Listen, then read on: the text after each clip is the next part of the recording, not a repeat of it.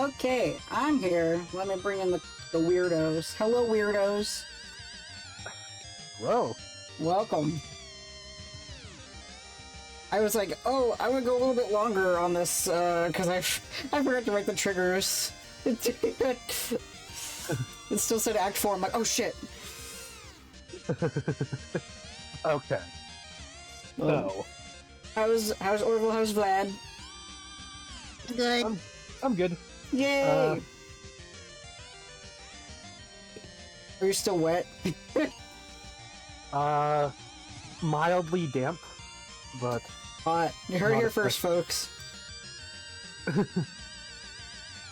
Alright. Boy, damp boy. Damp boy! Alrighty. So, would Orville like to explain what happened last time? Okay, so we found out that the baby is you is real, and this comic is about 13-year-old boys giving birth to each other. Yep. That is actually, in fact, true. Mm-hmm. So that blew my mind the most out of anything else that happened. I was holding on to that shit. So that my belief that the comic is about 13-year-old boys giving birth to each other turns out to actually, in fact, be correct.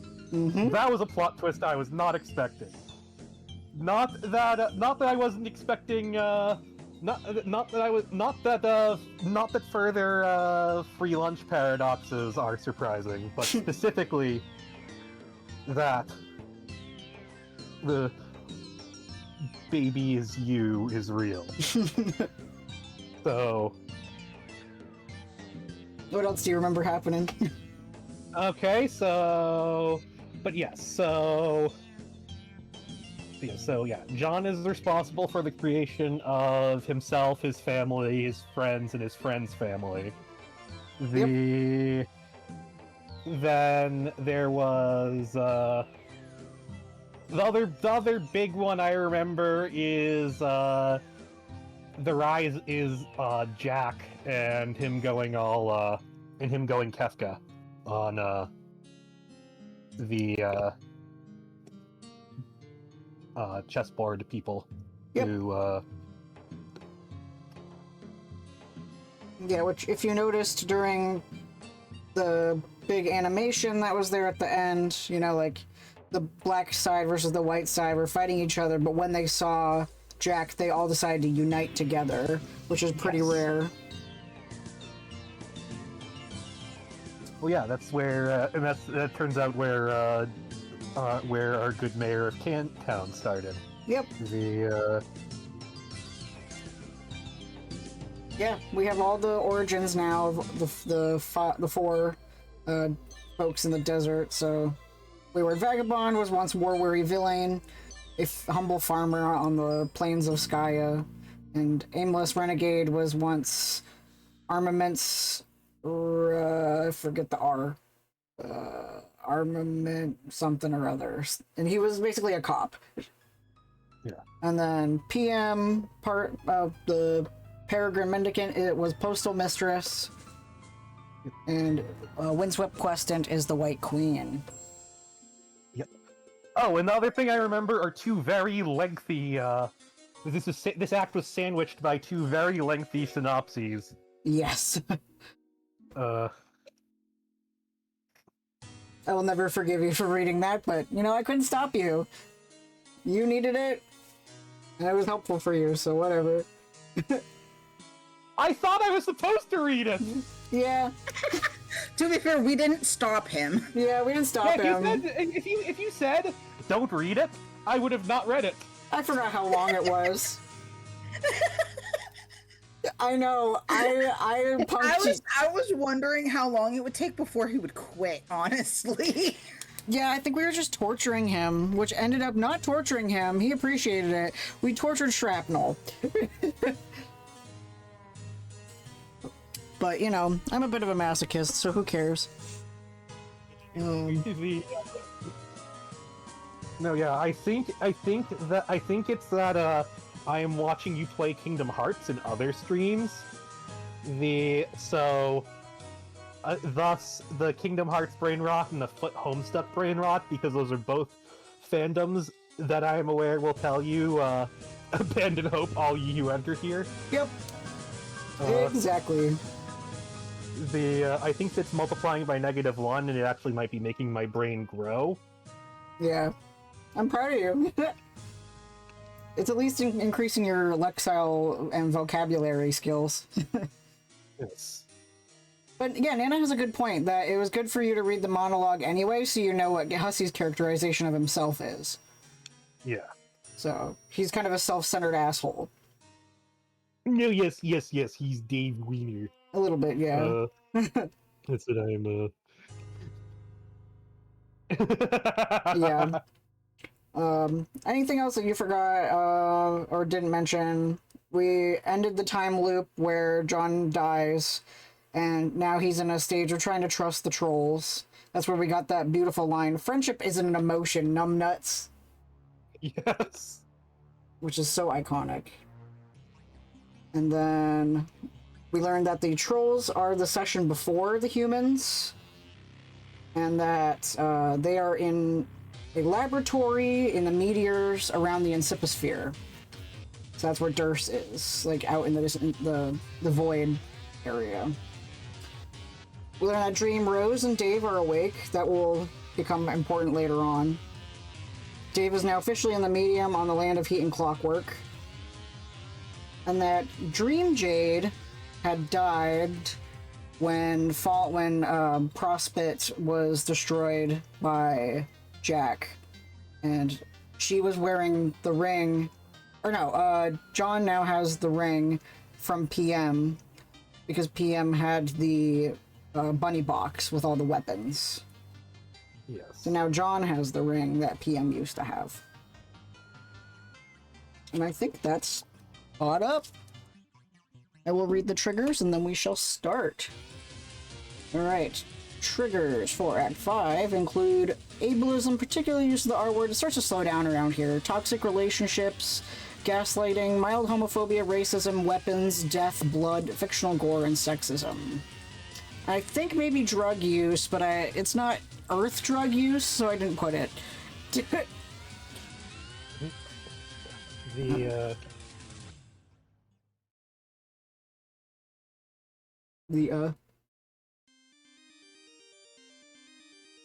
Oh yeah, it's like that. I will say that I am pretty sure that Tales from Jabba's Palace is a Homestuck at this point. Probably. There are a couple elements that could theoretically be Magnus Archives, but I think they're still, I think it is a Homestuck. I would recommend you moving your veto tube window so your mouse is not over it. Yep. Oh, okay. My bad.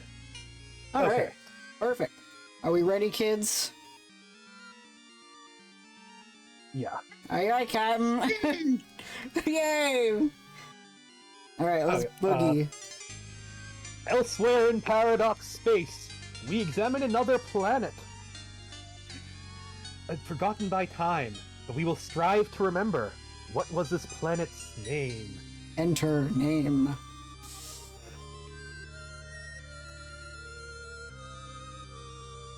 Is that written in Daedric? There's a... It should pop up on one of the next few pages, but a text cheat sheet. I think it's Daedric, but reverse. Yeah, so this is... Anyone watching can see that this is what the alphabet looks like. Yeah, backwards and upside down. Yeah. Oh, today I learned trolls are Lesser Daedra. Yep. So yeah, the Elder Scrolls is important. For once. Yeah.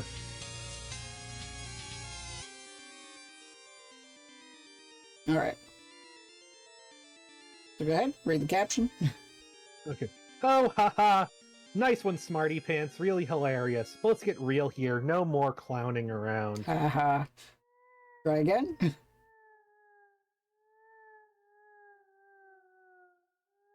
That is much better. In fact, as it happens, your guess is precisely correct. What are the odds? We examine the planet Alternia! Somewhere on this planet, there is a young troll. Okay. I've bent. Well, trolls are basically from a previous Kalpa, so that is very Elder Scrolls as well. This young troll stands in his respite block. It just so happens that today, the 12th bilunar perigee of the 6th dark season's equinox, is the day of this young troll's larval awakening, also known as his wriggling day. Though it was 6 solar sweeps ago he was given life, it is only today he will be given a name. 6 Alternian solar sweeps, for convenient reference, is equivalent to 13 Earth years. I know, poor Shrap. I hope he comes in. Earth, also for convenient reference, is a planet that does not yet exist. What will the name of this young troll be? Enter name.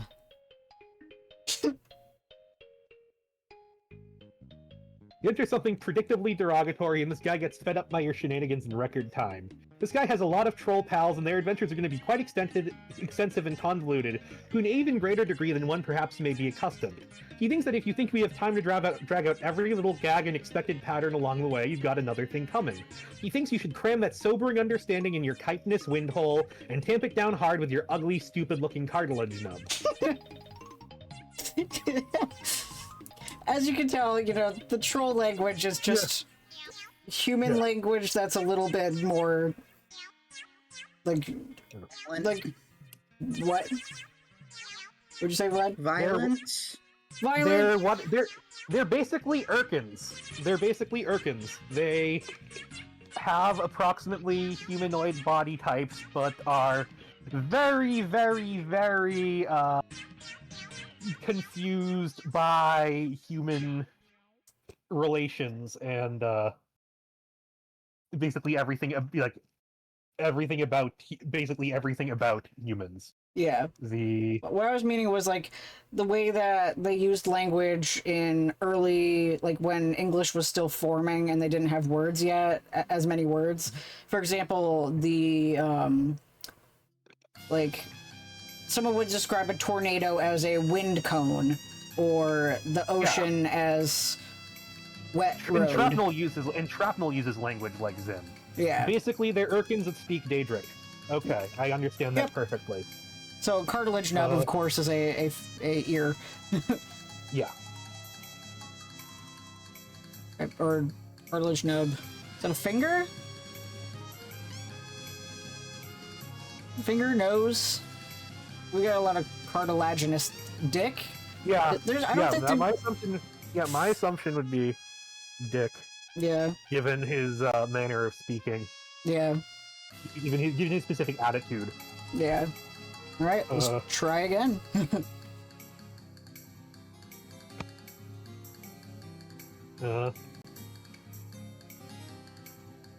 Your name is Karkat Vantas. As was previously mentioned, it is your Wriggling Day, which is barely even worth mentioning. It is an anniversary, if anything, to lament the faults of your existence, of which there are assuredly plenty. Equally plenty, and somewhat related to that topic, are your interests! You have a passion for ridiculously terrible romantic movies and rom-coms. You should really be embarrassed for liking this dreadful cinema, but for some reason you are not. You like to program computers, but you are notoriously pretty awful at it. Your programs invariably damage the machines on which they are executed, which is just as well, since you like to believe you specialize in computer viruses. When you mature, you would aspire to join the ranks of the most lethal members of your society, the Threshecutioners. You like to practice with your really cool sickle, but just wind up looking like kind of a doofus by yourself in your room. You like to chat with some of your other troll pals, most of which drive you batshit up the fucking belfry. You've been trying out a new client chat beta called Trollian, and you're not really sure what you think about it yet. Your troll tag is Carcinogeneticist, and you speak in a manner that is almost exclusively ornery all the time. Later, you will play a game with 5 other friends and go on a big adventure with them. This game, for convenient reference, is a game that does not yet exist, but it will soon. What will you do? Before we introduce any more people, I hope that you have a piece of paper nearby so you can take notes, or on like at least the character names, the color, and the symbol. Okay, I have a notepad document open. What I would like to do is grab more. I'd like to grab a bit more water if we are going to be saying a lot of things. Oh, that's true. I just realized I have. You wetted your body, but not your throat. Yeah. Does Vlad have water? Swalla. Yay! I'll drink my oiter. Yeah, go drink your oiter, freak. Yeah, because I remember when I was reading this for the first time, I had a Word document open where I would make sure I copied the colors of each character and their username and their symbol. Which troll is your favorite, since Orville's not here to hear names? Controversial choice, but Eridan. That's a good choice, honestly. I gotta say, it's a good choice, but also a controversial one. Yeah. But, like, then again, you're the kind of person, like, you know, you have your idea of a comfort game is Little Nightmares, so... Yeah. You're one of those people. I just like idiot Ducky is. Yeah. So many people to voice today, yeah. My favorite is either Karkat or Terezi. I'm kind of basic. But Nepeta is my Borbos, and I want to protect her.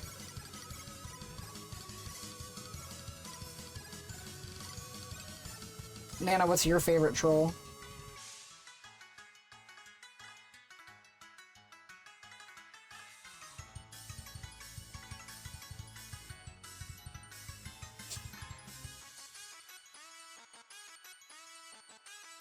Terezi. Yeah, that's what I thought. I was gonna say, it's probably Terezi.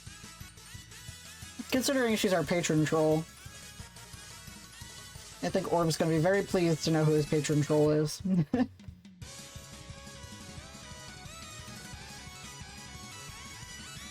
gonna be like, ain't no way.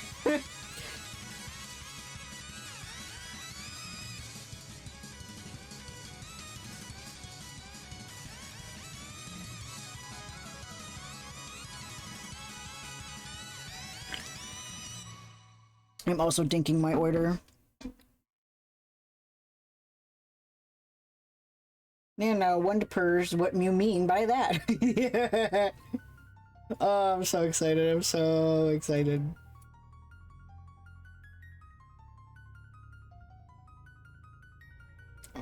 Okay, there I'm you back. are. Found you. Okay. So as I was suggesting, writing down their name, like first and last name, their username, their symbol, and their color. Okay. So Carcat Vantis, carcinogeneticist, gray, Cancer. Okay, so I'm assuming that Terezi is a troll name, but I don't know which. We'll get there. We'll get there. Find out who's who. Yep. Yes. No, I'm just reading Nana's. All right. Okay. Now that you got that, Carcat examines slimy purple pod. It is your recoup raccoon, full of nourishing soapware slime. Every young troll enjoys the cozy embrace of such a vessel each night, and the relaxing ooze helps assuage the terrible visions of blood and carnage that plague the dark subconscious of your species. It is so inviting, a few minutes couldn't hurt. Get in. Okay, this sure is cozy and all, but you can't be napping all day like a chump. Damn it, you're a busy guy. You are sort of a big deal. Goddamn slime, now you have to change your clothes too. What were you thinking? Luckily, all your clothes are the same. Trolls think fashion is stupid. Carcat examine movie posters. Okay, it's time to get serious here. Sweet troll Gigas. Let's get real and get down to some major business. You space out and get caught up reading the titles of the films for about 5 minutes. Wow, these movies are great. You don't care what anyone says. Pure magic. Is that John Cusack? The thing that most people don't realize is that John Cusack is a universal constant. Also, now the arrows are 6 equals long as opposed to 2. So the number of equals in the arrow is based on half of the amount of people in the session. All right. This movie. Okay, this one even you have a hard time defending, but still it's so good. The best thing about it is how Troll Sandler doesn't make you want to punch anything. Like nothing at all, really hard or anything. Capture sickle. You grab your trusty sickle with your encryption modus. To retrieve it, you'll need to hack the code to open the card vault left behind. This will obviously prove to be a completely ridiculous and untenable way of managing an inventory and lead to a great many follies. Later on, you would swap your modus with your hacker friend, a guy who, unlike you, happens to be competent with programming. It would only make sense. But for the time being, it makes your life kind of a nightmare. There are so many stupid things that happen just because of this modus. So many, you have just no idea. Which one I more? feel like that they're basically just making fun of like what the first 2 acts were in their Basically. entirety. He's a lot like Yeah. he's a lot like John in ways that he doesn't quite realize yet. Which Well, yeah, he's the one who wants to fuck John out of hate, right? something like that. We'll get there. But just so you know, their ship name was Hammer and Sickle. Our ship name. Play the Soviet Union theme. Yep. Carcat, take card vault. God damn it! You hear some unhappy grumbling through the hole below. This is not the coolest thing you could have done just now. Carcat, examine large black book.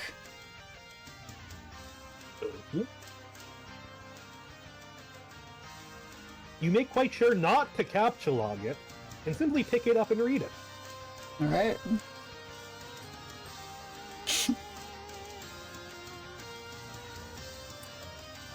Does Vlad want to read the quote from Troll Will Smith?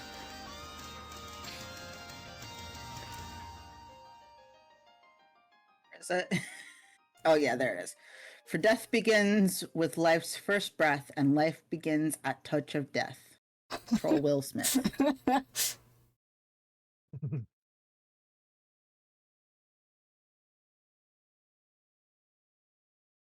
Right, go ahead. Did Troll Will Smith slap Troll Chris Rock?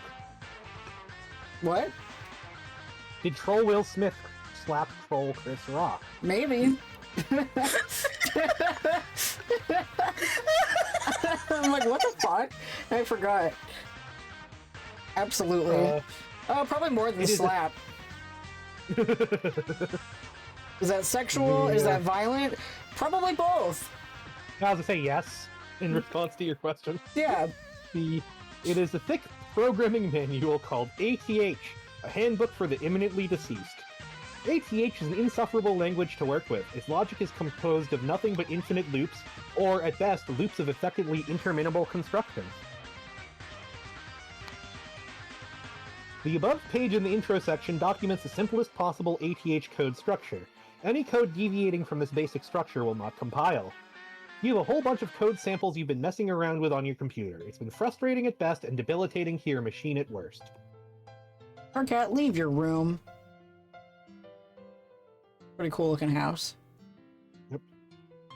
Or excuse me, respite block. Yeah.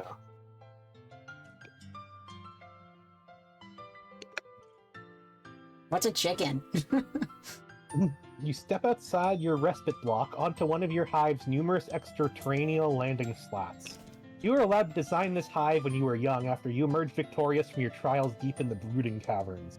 You've lived here with your custodian ever since. It is almost as if your people have placed great cultural importance on teaching children to become architecturally adept while very young. It has been this way since ancient times. No one seems to know why that is. Getting to build your own hive at a young age using whatever meandering design you chose likely has left you jaded to the notion of customizing your abode. You certainly wouldn't get all that worked up about a game that happened to allow you to do such a thing. At least not for that reason. Okay, examine neighborhood.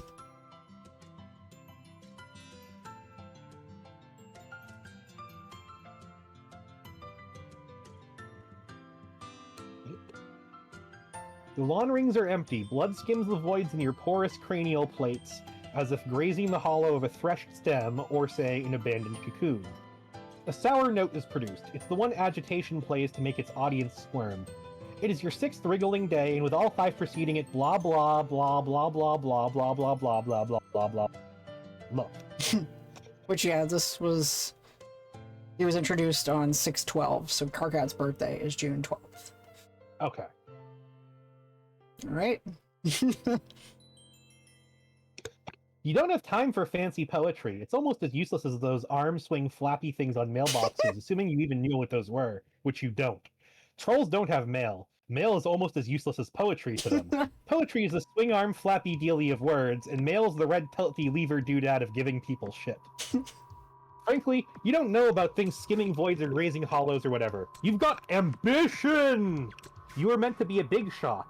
Spamton intensifies. To be in charge of something huge and really important, to be totally ruthless about it. You just haven't found the dominion in which you're destined for greatness yet, or even a vague concept of it. You haven't found your purpose, but you will tonight. You stew in your own impotent aggravation in the cool dusk breeze. During the dark seasons, it remains dusk for most of the day. It can stay dark for many bilunar perigrees at a time, but even if it didn't, you would still have this feeling. You have a feeling it's going to be a long night. So yeah, that perfectly mimics the exact same page from Act 1, where John steps outside of his house. Okay. It's like poetry, it rhymes. Yep. And impotent aggravation. Who does that remind you of? Alright, Carcat, go back inside.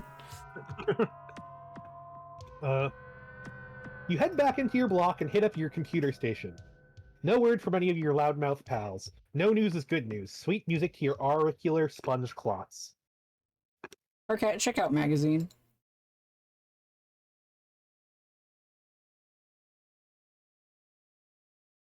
It's the latest issue of Game Grub! This one appears to boast about exclusive leaks. They all boast about that. You're not even really sure what it means. Carcat, check out DVD. It is a DVD of one of your favorite series, The Thresh Prince of Bel-Air. It's about a green Thresh-ecutioner who sasses up the blue bloods in his flay squad pretty good. Their blood is literally blue, lousy snobs. But Troll Will Smith shows them all how to loosen up. He's pretty much your hero. Troll TV shows have shorter titles than Troll movies because TV is a much newer form of media in their society. Which is a good thing because it'd be pretty hard to make this funny joke otherwise. Okay, get down to business on the computer. Okay, enough messing around, time to get some work done, maybe a little programming, or oh god. It figures that installing this new beta chat client would open the floodgates. All your moron friends are going to be hounding you relentlessly. Not that they needed an excuse before. You wonder what this chump wants. Arcat, answer troll. Alright, for this character, TC, it's gonna be your first troll that you get to voice. The kind of voice I recommend is just being a tired stoner. Very much stoner. Yeah. Okay. Terminally capricious began trolling carcinogeneticist. What is up, my inverted brother? What in the sweet almighty taint-shaping fuck do you want? Not a motherfucking thing, bro! Other than I be checking out how my best motherfucking friend is at, yo! I really can't stand you, and I hate how you type. It bothers me so much. Have I mentioned that? You say it pretty much every time we talk, yeah? But, I don't have to. See? But I mean, man, this feels so motherfucking unnatural and shit. You just gotta be going with what feels right where your heart's up in, you know? Best friend? I wonder what kind of shitty thing I did to deserve such an awful best friend. Or maybe what terrible thing I'm going to get punished for in advance. Maybe I'm just like preemptively the worst fucking piece of trash who ever lived and don't even know it yet. But hey, look, your friendship is Exhibit A, I guess. Like what Nana said, there's one voice that I have to do that will be perfect, and I don't know what it is or when it will be. I just want to know that I just want to be informed when I have reached it. Okay. Yeah, not for a while. Quite a while. Okay. I just didn't know. I wanted to, Very long time from now. It's such a beautiful thing! This troll disease called friendship. Friendship isn't a disease, a shit sponge. It's like a mistake, a big joke of nature. It's a miracle! Oh, no, don't! Don't start with the miracles again! Man, everywhere I look, all I see is motherfucking miracles. It's so spiritual, all these miracles and shit. Okay, I just be taking this fucking tits bottle of fucking Fago I just cracked up open. And now it's being all like hissing and shit. A motherfucking hissing hand. Who went all and told it to do all that? How would it even do it that? It's crazy. It's a miracle. It's carbonation, you ignorant douche. Try getting school-fed sometime instead of slurping down that weird swill all day and funneling your stupid horns. No, bro, I don't want to know. Don't even tell me. No one shit just steals up all the fucking magic from my miracles like a motherfucking thief. And that ain't cool. Do you understand the character yet? I was to say, this is Insane Clown Posse Miracles, right? Something like that. Yeah. Is this guy, I know juggalos are important somehow to Homestuck. Is this guy a juggalo? Yes. The only miracle is that you like that disgusting sludge. Where do you even get that stuff? It's also a miracle how you dress like an imbecile and are basically the stupidest asshole I've ever known. Actually, you're right. There are miracles everywhere. I've been a fool. Steven, I'm straight up telling you. Miracles. It's like, alright, computers, right? What the fuck? Miracles is what? Fuck you! Fuck you for me just reading that. Anyway, what's up with your bad self? For serious here. Isn't something big all going down? What? I heard something big was going all down. Just all be telling me all what motherfucking it's all up and all about. Stop saying all. Are you talking about TA's thing? Yeah, fuck yeah, man. So mysterious. I'm never getting ceased to be amazed by all these fucking mysteries life's got for us. Anyway, I don't know what's up with that. Maybe I'll talk to him tonight about it. Maybe I won't. It's probably just another one of his projects that winds up being completely useless and a huge waste of time.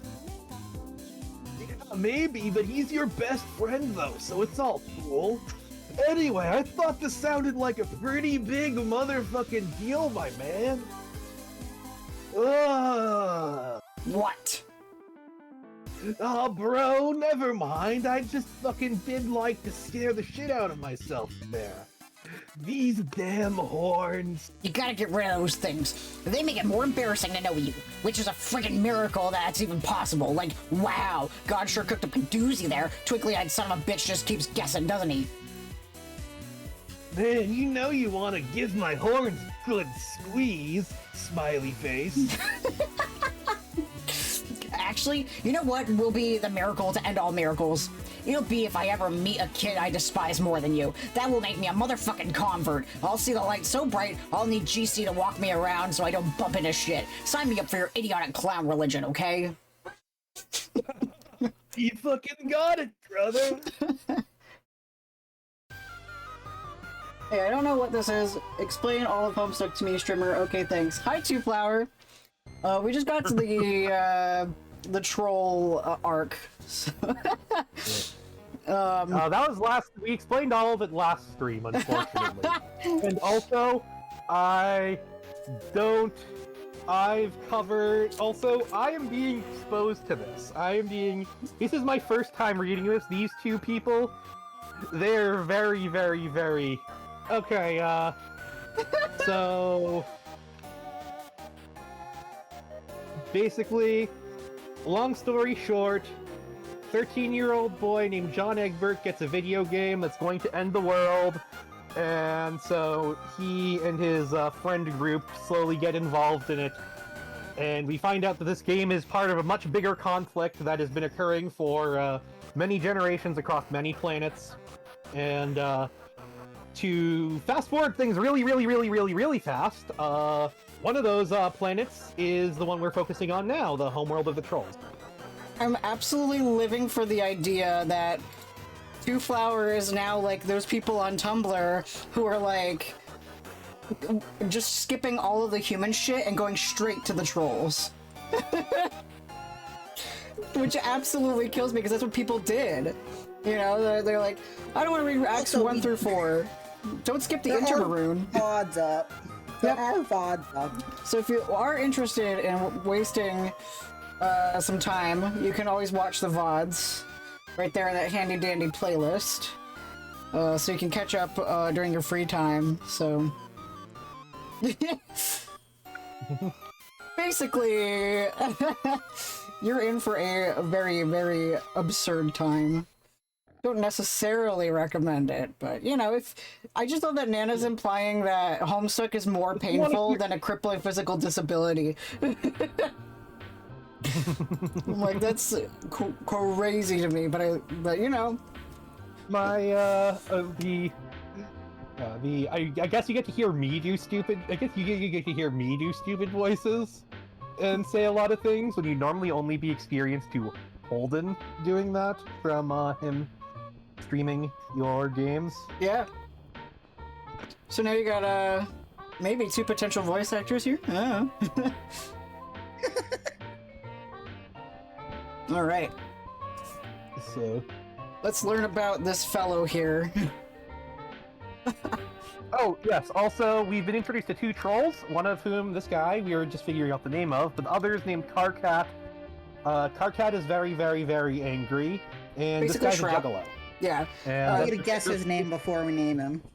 Yeah. Oh, Yeah. okay. Oh, good. Oh, God. What was the one the name I was going to use? Like Vorlock? Yeah, his name's Vorlock. Vorlok. I like it. Which Carcat was the inspiration for Nana's Hate 5000 user or voice. I do Carcat a little throatier and a little deeper. If I had done, I would have probably just done my best to imitate what the voice he had in The Baby Is You, which I think was kind of like this. Yeah, everyone just does him angry and loud. Which, yeah, that's you know, shrapnel.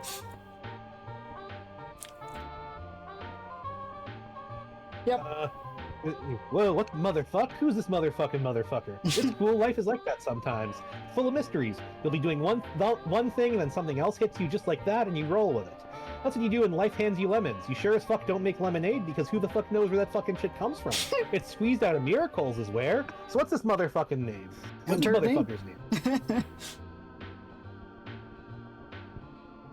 Your name is Gamzee Makara!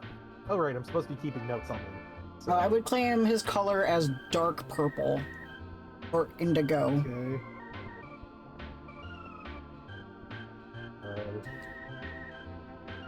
And that is a Capricorn. Okay. Yeah. Karkat is Cancer. Player call. Hence Carcino. Yep. Hi, Meldon. Welcome in. This is a weird Homestar Runner short.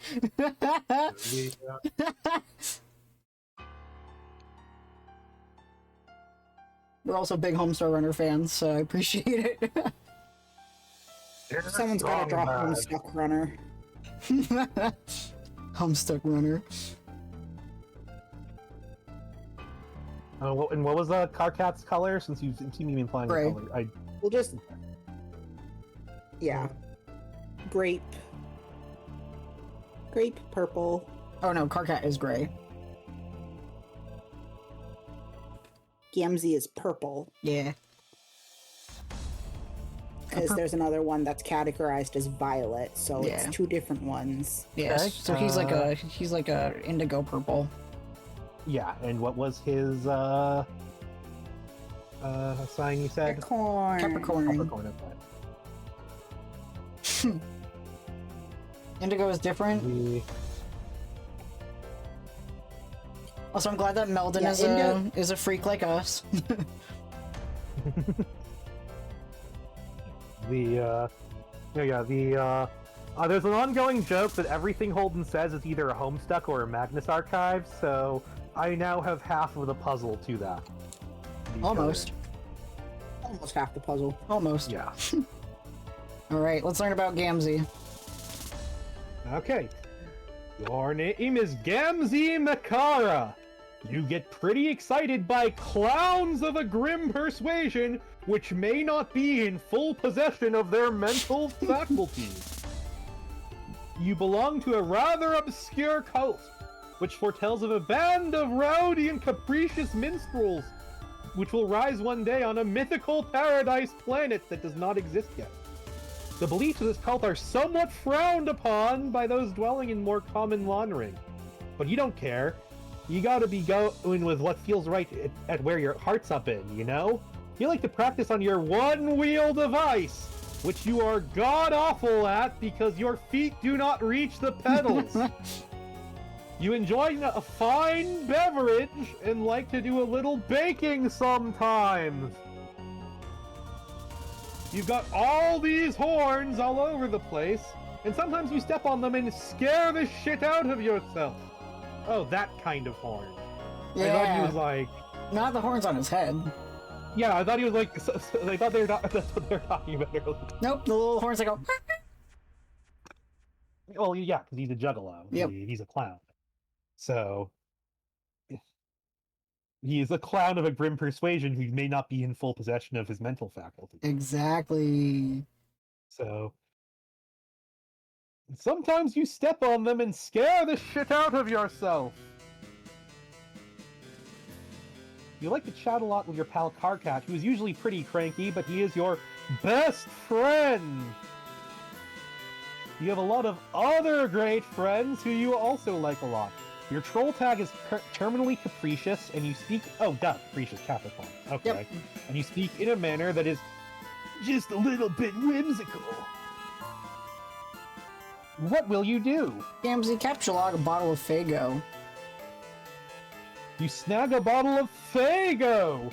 Consume the beverage is what you fellow devotees refer to as kickin' the wicked elixir! Holy I just got a like on my Blue Sky post from Troll Kamala Harris. Her name is Lord Compliant. Oh my... I'm fucking dead. We didn't have our own. We were denied a troll president. Sad. Troll Kamala Harris. It's not even zooming in. There we go. I'm fucking dead. That's so funny. Okay. It is capsuled through your miracle modus. You have absolutely no idea how this thing works, and you don't want to know. Capsulon computer.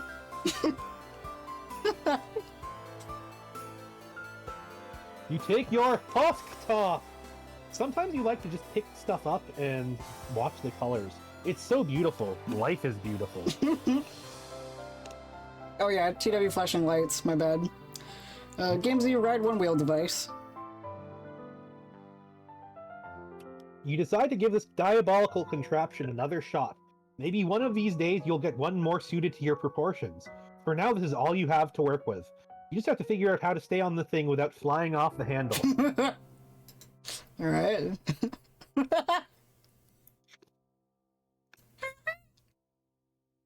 You do some sort of acrobatic fucking pirouette off the handle and into a big pile of horns. Gamsey sample delicious pie. I think Vlad is our sound effects. Oh yeah. If Discord picks it up. Honk. Gamsey sample delicious pie cooling on the counter.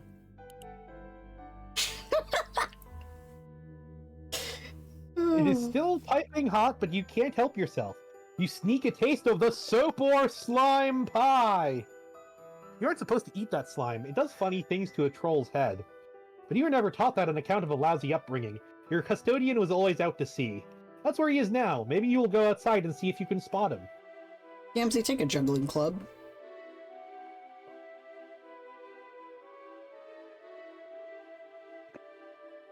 Yeah, there's no human equivalent to soap or slime.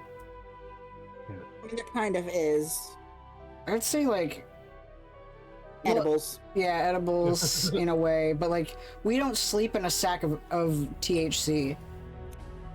We could. We could.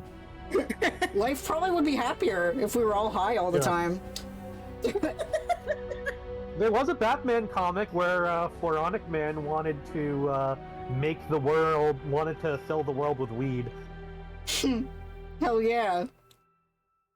He was like, I was like, honestly based. I need weed to rest well.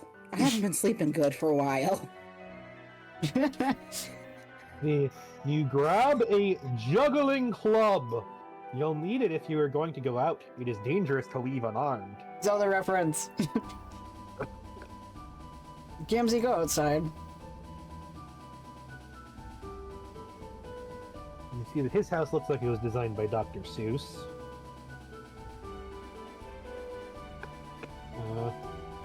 You leave your hive and head out to the beach. There is no sign of your custodian. You should not stay out here very long. The sea dwellers are quite hostile. Alright.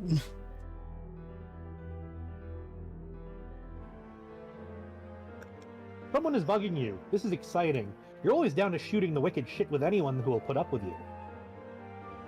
Now, if only you could figure out how to get your husk top out of this stupid thing. It'll be a miracle if you can manage. Think they'll make it? It'll take a miracle. Gamsey, retrieve husk top. We look very closely at that top image.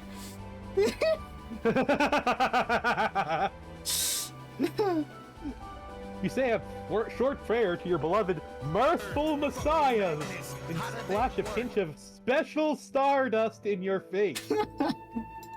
Oof. Alright.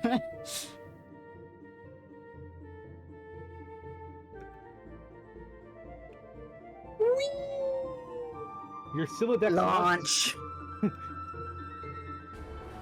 Your Silodex launches your beverage far, far into the ocean. Not the red ball. This is so Gooby Hat. You wonder if you can just sort of reach over and... Alright, Gamsey, answer troll. This is our dear friend that you have named Borgos. Yes. Who I presumably will discover the name of at some point during Very this, soon. but... Very soon. But yeah, Hey, I was. Gamsey, you want to play games with me? Hey, yeah, that sounds like the motherfucking shit's bitch tits. It sure is hard to ignore the weird things you say sometimes, but I'm gonna. The only reason I'm asking you is because your name is like game, and no other reason. Get it? Well, I heard of worse fucking reasons to be getting all about to do something. Smiley face, honk. No, that should bother you, that reason. Why don't things like that bother you? No wonder Vantis can't stand you. But who cares about him? We're going to have some motherfucking shitty bitches playing together. Or whatever you said. So, is this the game I've heard about? The big mystery? Yeah. Well, okay, this is going to be fucking insane. But can we play a little later? I'm outside keeping an eye out here for the old goat. You know how it is with family.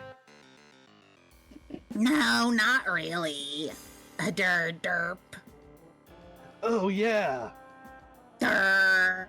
Way to go. How does that stupid bottled syrup of yours taste with your hoof so far up your mouth? Sorry. Anyway, I'll go inside in a while. Why don't you get Carcat to fire up the motherfucker with you? He likes games. Oh no, can you imagine all the bitching and moaning? I used to try and play stuff with him, but wow, did I learn my lesson. Alright, well, I'll try to get in and get up on my chill real soon and we can play. Just give me a minute. Bullshit. You know you're just going to sit there on the beach and space out and lose track of time. Hello, Gams. Hold on, I'm getting a phone call. I'll be right back. Oh shit. That's so funny. That's perfect timing. Literally perfect timing. Oh man. Oh, I love this shit. I'm glad everyone here is enjoying this. Here We to got experience this with us. yeah, we got the Homestuck pros, you know, and then we got the Homestuck noobs. Ready to go fucking wild. The virgins and the chads. I'm having fun being a Chad at something for once. Since usually stream is always me knowing, or not, it's usually me experiencing things for the first time. And this time, you're usually the virgin. yeah, usually I'm the virgin, you know, it's like, here's my first time playing Zelda. I am very sorry. My mom called and I didn't know if it was an emergency or anything. She's just telling you to shut the fuck up? No, she's out. So Okay. I can... Be as mirthful as you want. Yes! No, it was just calling because, yeah, she was out. She was like, yeah, I just want to check in, yada, yada, yada. The first you have no clue how perfect of timing that was. Yeah. Okay. Oh, it's just perfect because, like, you always say that your mom is allergic to mirth, and here you are with the character whose whole thing is mirth. Yes. I am literally voicing an alien clown man. Stoner. The Juggalo. alien stone, yeah. Alien stone, an alien juggalo. Yeah. Which is like a type of clown. Yeah. It's like a breed of clown. It is. Alright. Wanna do the hello gams again? Oh, yeah. Hello, Gams. What? Oh man, sorry. I spaced out.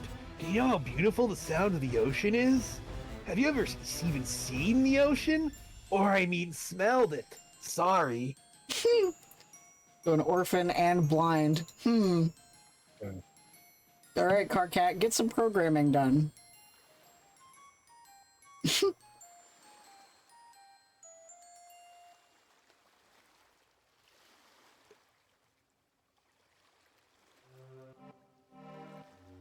Hello? Finally, some peace and quiet. Now you can bear down on your coding. This will surely last all evening without interruption. You reopen one of your ATH projects you started recently. You're still horsing around with the conditions for terminating the loops.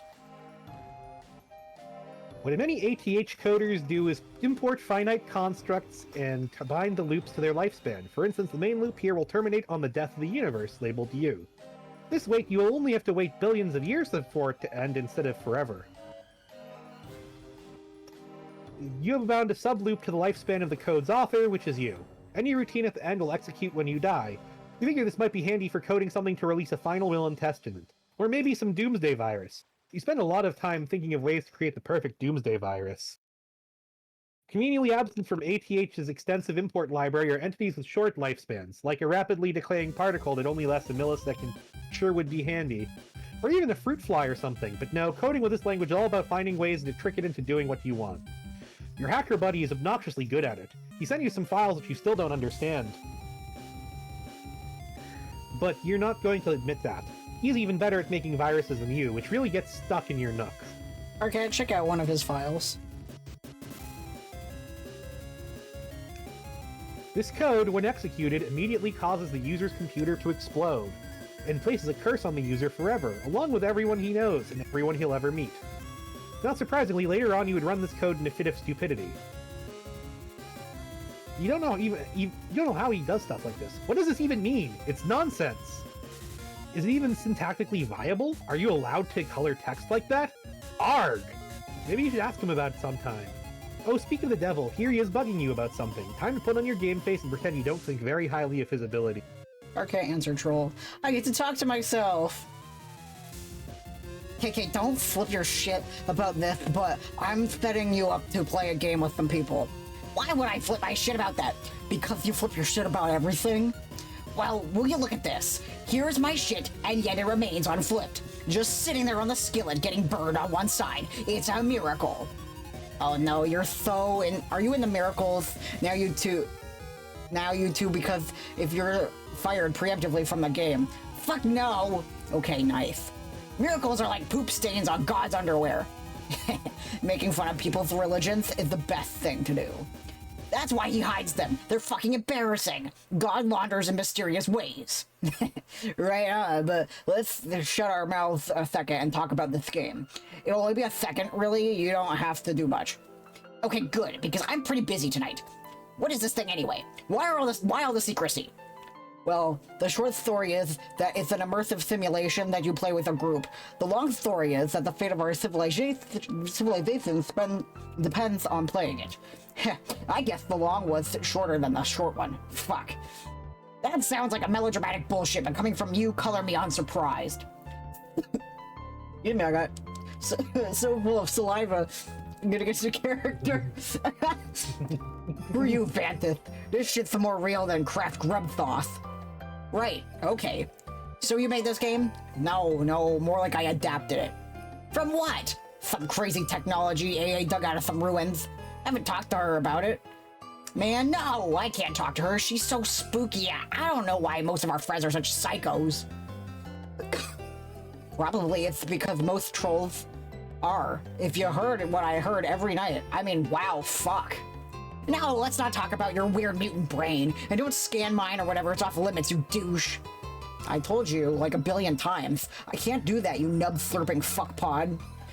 Why are you two up to this secret stuff? Why haven't you told me anything about this? KK, I'm sorry, but really, it's kind of private matter between me and her, and I'd appreciate it if that was respected. Oh god, stop being so sensitive! It's a repugnant quality. Okay, how about you take your own advice? You're such a blubbering hypocrite. You're lucky I'm so fucking magnanimous and charitable, because otherwise, there's no chance I'd waste my time on you. What a load of shit. This act that you actually think you're a hotshot, you know you hate yourself. Nobody hates themselves more than you, idiot. Yeah, well, I hate you way more than I hate myself, and that's fucking saying something. In fact, I hate you more than I hate myself, and you hate yourself, and you hate me combined. Oh, fuck that noise, and every leaking orifice, it's got you. It's got, you know, I hate the combined product of you and myself more than you could ever begin to hate me and myself. And you do yourself on your worst day of your fucking, worst day, so fucking deal with it. Okay. Time out for the idiot. The idiot gets a timeout and shuts up for a second. That's you. Just tell me what to do about this game. Okay, well, I'll send you a download soon. I'm getting up two teams, like two separate competing teams, so that there's a better chance of at least one group winning. And also, I guess, to see which one can win faster. Okay, let me guess. There's a red team and a blue team, right? Yeah, you're on the red team. I will be the leader of the blue. Okay, then I guess I can pick my teammates? Bro, you're not the red team leader. I picked GC for that. What? Dude, I did not think you'd be interested in this, so don't act all offended. Oh, wow, now I see. Really fucking clever, picking the blind girl to lead the team you're competing with. I knew you were a cheater, low-life fucking scumbag with no scruples or self-esteem and were basically worthless on every level, but somehow I'm still disappointed in you. Yeah, I'm such an idiot for not rewarding your bubbly personality and impeccable people skills with leadership gig. What an inconsiderate knuckle-sponged asshole I've been. I am a hatched leader and you know it. I know your filthy seed flap is fluttering in the profane breeze that's shooting out of your stinking meal tunnel. I do know that much. How do you get out of your cocoon in the morning knowing you're the worst thing a universe was ever responsible for? Also, it must be hard with your hands persistently bothering every mutated set of genitals, peppering that ghastly husk you pawn off as a body. Has a female ever looked at you without it once turning skyward and erupting like a vomit volcano? Answer me that. This is so immature. I'm basically just laughing here at how immaculate you are, or how immature you are. Like, I really give a fuck who the red leader is. You want to be the leader? Fine, go talk to GC about it. Yeah, I guess these conversations we have to do get kind of embarrassing in retrospect. Are we not friends anymore because of the stuff I said? Yeah, you literally ask me that every time you're joking. I can't tell anymore. It's a joke, moron. Honestly, I'm just glad nobody else is privy to our conversation. Actually, why don't we make a pact to delete this one from our logs? I'm just shuddering here, scrolling up and reading this. Yeah, okay. Someone just followed. Thanks for the follow. Hello. All right. I had fun talking to myself.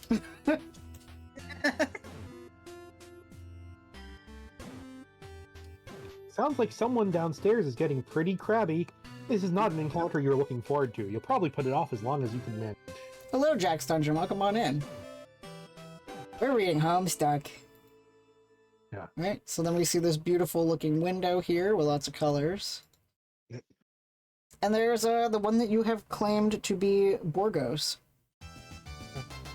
So let's see who Borgos is. Let's see the actual name of Borgos. We had to come up with names for all. I had to come up with names for every troll that I didn't know. Oh, thank you. Which is most of them. The troll sonas were designed by Vlad here. Yes. It's very talented. Yeah. I love Vlad. Are you taking commissions still? That's good. Yes, I'm still taking commissions. You can plug your stuff if you'd like. I will... Yeah, if just look for Cute Dark Arts on, like, Blue Sky, you should find me. Yay! Alright. Why? Who's this young lady? Enter name. Borgos, of course. Let's see. Your name is Terezi Pyrope. See, I was close. Yeah. Barely. Is that why there's an enemy is this why there's an enemy in Undertale named Pyrope? Yes, actually. Because, you know, Undertale is made in Andrew Hussey's basement. Yep.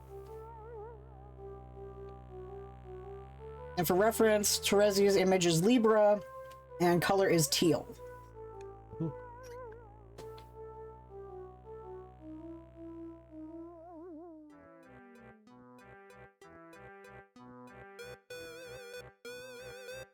Orville's just taking notes, so don't mind the... Yeah.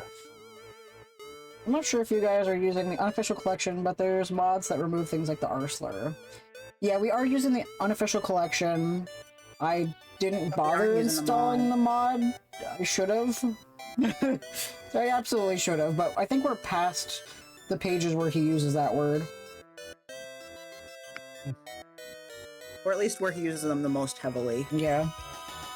It's sometime within the next act or two that he apologizes for it.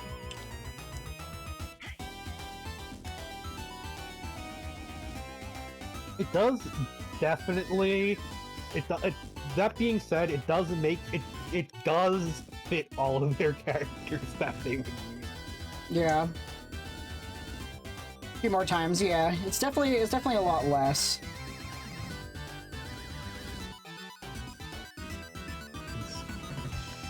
All right, you It's got made your it notes feel down? more like certainly feel more like a period piece. Yeah. That's not me trying to defend use of saying Oh yeah, for sure. hurtful language, just Yeah, when my as I'm just explaining what my experiencing it has been. And for good and ill, it has very much been what like 2009 era irony poison hipsters talk about. Yep, exactly. When my parents finish moving, I can finally dig through all my old stuff and try to find my one of my my Homestuck t-shirts. They might still have my Jade cosplay too. I won't be able to fit in that. Absolutely will not be able to fit in that. I was like 110 pounds when I made that. All right, you got your notes written down? Yes. All right. Terezi, aka Terezi Pyrope, aka Borgos, equals Libra Teal. Yep. Is where I am. Your name is Terezi Pyrope. You're pretty enthusiastic about dragons, but you have a particular affection for their colorful scales, which you gather and use to decorate your hide. Although you live alone, deep in the woods, you surround yourself with a variety of plushy pals known as scale mates. You often spend your days with them in rounds of live-action role-playing. You used to engage in various forms of more extreme role-playing with some of your other friends before you had an accident. You take an interest in justice, holding particular fascination for orchestrating the demise of the wicked. You've taken up study of brutal Alternian law and surround yourself with legal books. You have no need for copies printed in troll braille, because you can smell and taste the words.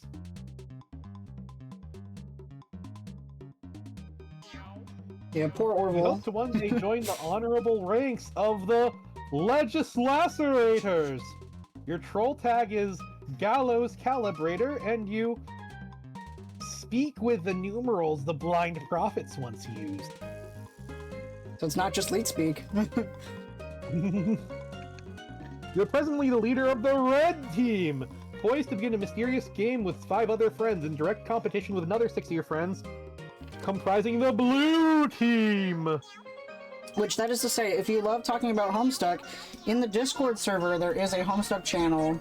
There's a Homestuck chat that I cannot see. Yep. Orville's the only person banned from it. I'm going to be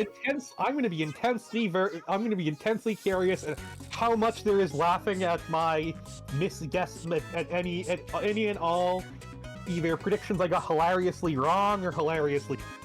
Yep. That's the part I want to see. How funny that was. How funny my flailing through this has been. Because I fully expect to be clowned on here. Clown down with that wicked elixir. I walked into that one. Yep. That's the purpose of the chat, Nana. Alright.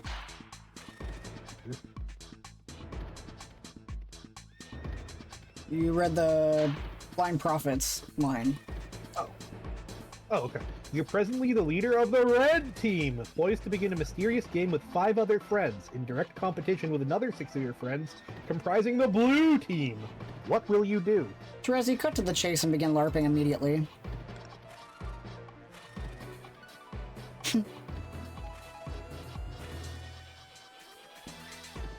It's pretty hard to live-action roleplay when there's no one who is alive nearby, but all of your skill mates are alive to you.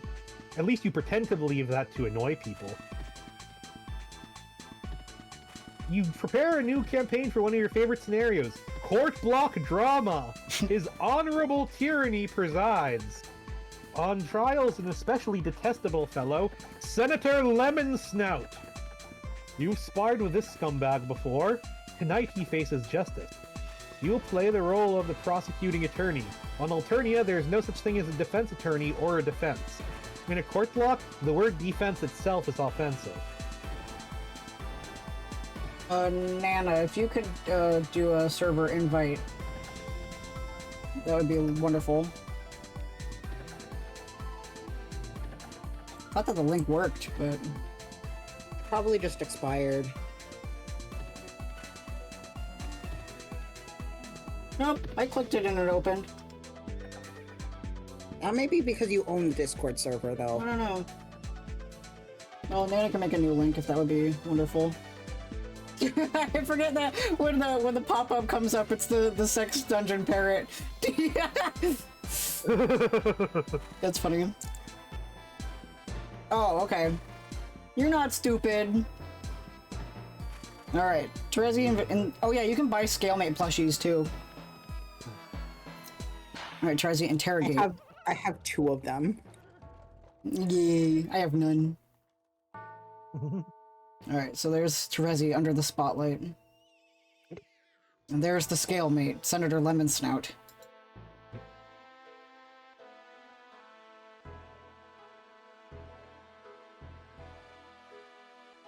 Most of the interrogation is in the intimidating silence.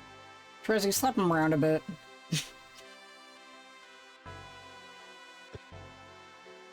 Your little sound effect. Yep, we got a sound effect here. Clap. You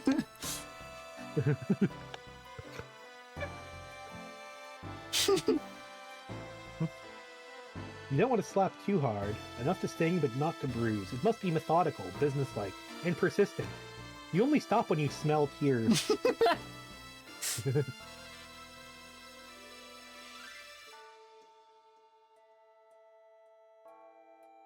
Sniff. Mr. Senator, you smell very nice. Your luscious yellow scales are like the sweetest gumdrops to the prosecution's nose. But your deceit stinks. Did you honestly think you could dip your corpulent snout into the Imperial beetle coffers like that and get away with it? Do you think your revolting abuse of the public trust would go unnoticed? Think again, good Senator! While the prosecution may be blind, rest assured the League of Legislaturators sees all. Terezi, call a witness.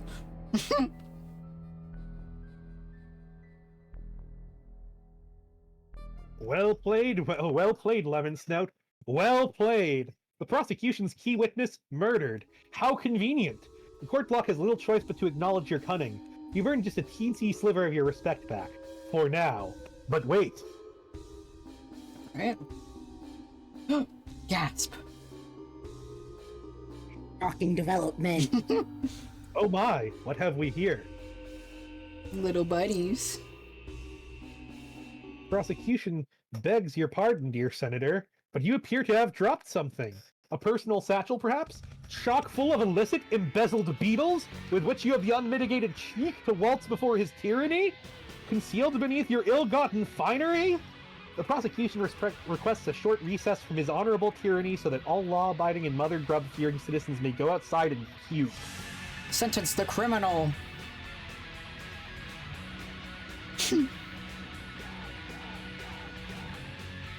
Flip. As the prosecutor, it is your job to reach a final verdict and sentence the reprehensible felon, while his tyranny watches in silence and submits grim approval. But you take pity on this miserable bureaucrat. You're feeling merciful. You'll give him a fighting chance. You'll flip a double-headed troll Seeger to decide his fate. You do this quite often, or if you want to go in classical troll Latin, Kygar. Do we want to go classical troll Latin or modern? Probably. It's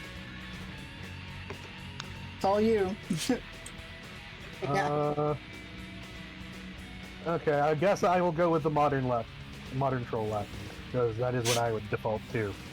But I very much feel like at least half of the characters in this comic would use classical troll Latin just to be contrarian. If you see, in Caesar is just modern Latin, classical Latin would have been said, Kaiser. yeah, which is where Kaiser and Tsar come from. so you do this quite often when making important decisions, kind of like Batman's nemesis, Two-Face, but a guy from No Country for Old Men. It turns out there are a lot of badasses out there flipping coins, but those are Earth things and you've never heard of them. It's safe to say you borrowed this gimmick from one of the many, many troll things out there that's got hard-boiled dudes flipping coins for major stakes. You base the habit on whichever one smells the most badass. Alright, Terezi, flip. Bling. Whoosh, whoosh. The coin tumbles through the air. Lemon Snout is sweating bullets. Alright.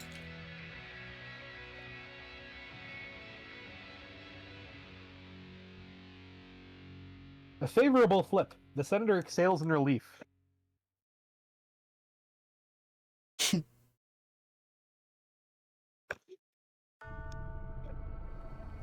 What are you so happy about, Mr. Lemon Snout? He looks a bit confused. He quivers his lowly proboscis at the coin.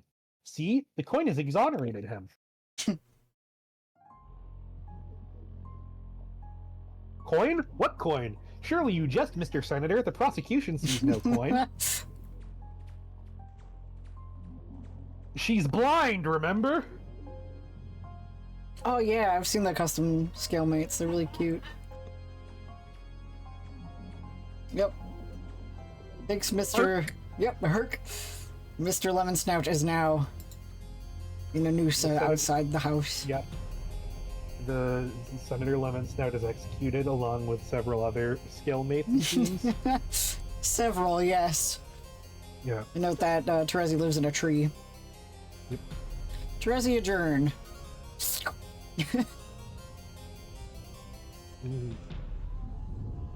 Another triumph for justice. The court block is adjourned. You offer final salutations to his tyranny in the customary manner. Okay, that's not customary at all. You're just kind of weird. It's just that your red chalk is the most delicious chalk! You cannot get enough of it. Anyone who says there is a more delicious chalk out there simply reeks of deceit. You sure had to go to a lot of trouble to do that. Terezi, go get Kane. You take your walking cane, which you use as a weapon kind of like Earth Daredevil, who you've never heard of. You'll use it to wall up enemies when you enter the medium. Nice. Like this. All up. Terezi, begin recruiting red team members.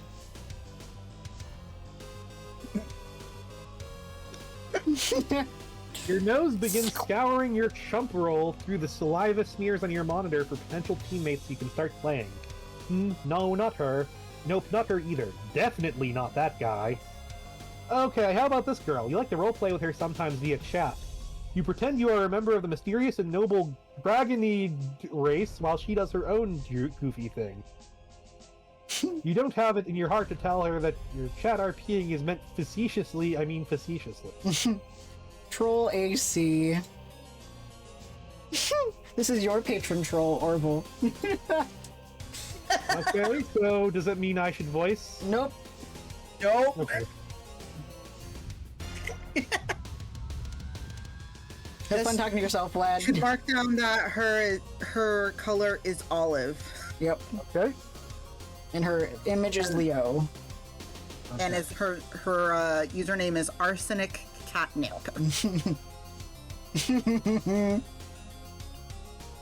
Alright, have fun talking to yourself, lad. AC lands on your whelping stoop and wraps on your cave with her noble and elegant talon, and once with her mighty snout for good measure. AC saunters from her dark cave, a little bit sleepy from the recent kill. Well, Orville guesses the name when he sees what they look like. Okay. So you can't guess Yeah, yet. I will. Yeah, once you see what Okay. she looks like. Anyway. AC uses one of her mouths to lick the fresh blood off her paws, and the other one to blow you a kiss. DC, with a mighty whisk of her mighty tail, plucks the kiss out of the air mightily. DC pockets the kiss in her enchanted rucksack for later to do something magical like make goblin wishes come true. Yes, AC finds that to be the most admirable use of a kiss. She thinks that That goblin wishes need to come true too, just like any other kind of person's wish. AC begs her pardon while she rips apart this tasty beast to prepare a meal for her cubs. GC eyes the beast hungrily and mightily. Uh-oh! GC eyes the cubs hungrily and mightily. Especially mightily. Don't you dare! I mean, EC shouts, don't you dare, indignantly. But it is too late. GC scoops up a plump cub with her glistening, majestic tail and flies off magically. The innocent cub is crying and crying and crying. AC says no and looks a bit crestfallen. AC gets a clever idea to slake the majestic dragon's mighty hunger. She prepares the lion's share of the slain armored polar bear for GC. GC's magnificent curiosity has been perked. Is it a bull polar bear? Oops, she asked that. AC pauses for a moment and nods knowingly with a couple of smug grins on her face. She confirms it is indeed the bulliest of bears.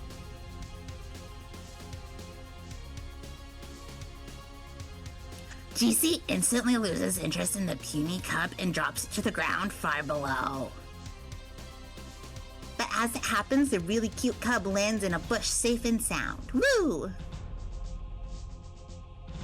GC's alarming and splendiferous girth settles over the succulent polar bear steak. When she finishes the savory red meat, she lifts her proud, wise head and opens her great big mouth and speaks the ancient tongue of 1,000 wisdoms. She says, "Hey, do you want to play a game with me?"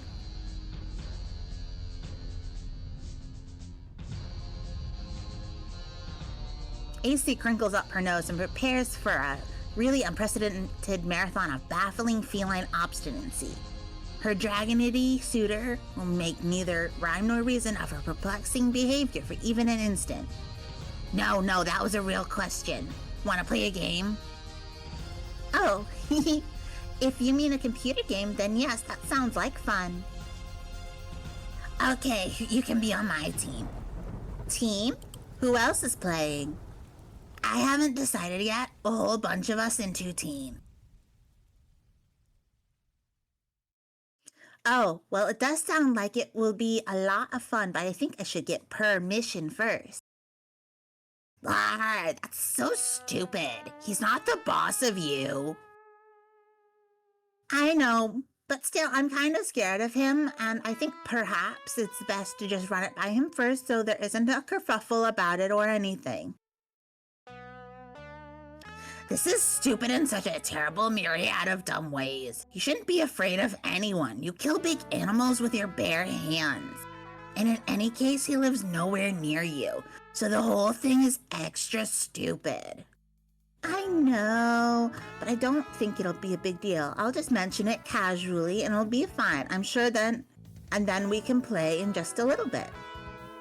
Fine. In the meantime, I will go round up some more people to play with. Okay? Terezi Troll TC.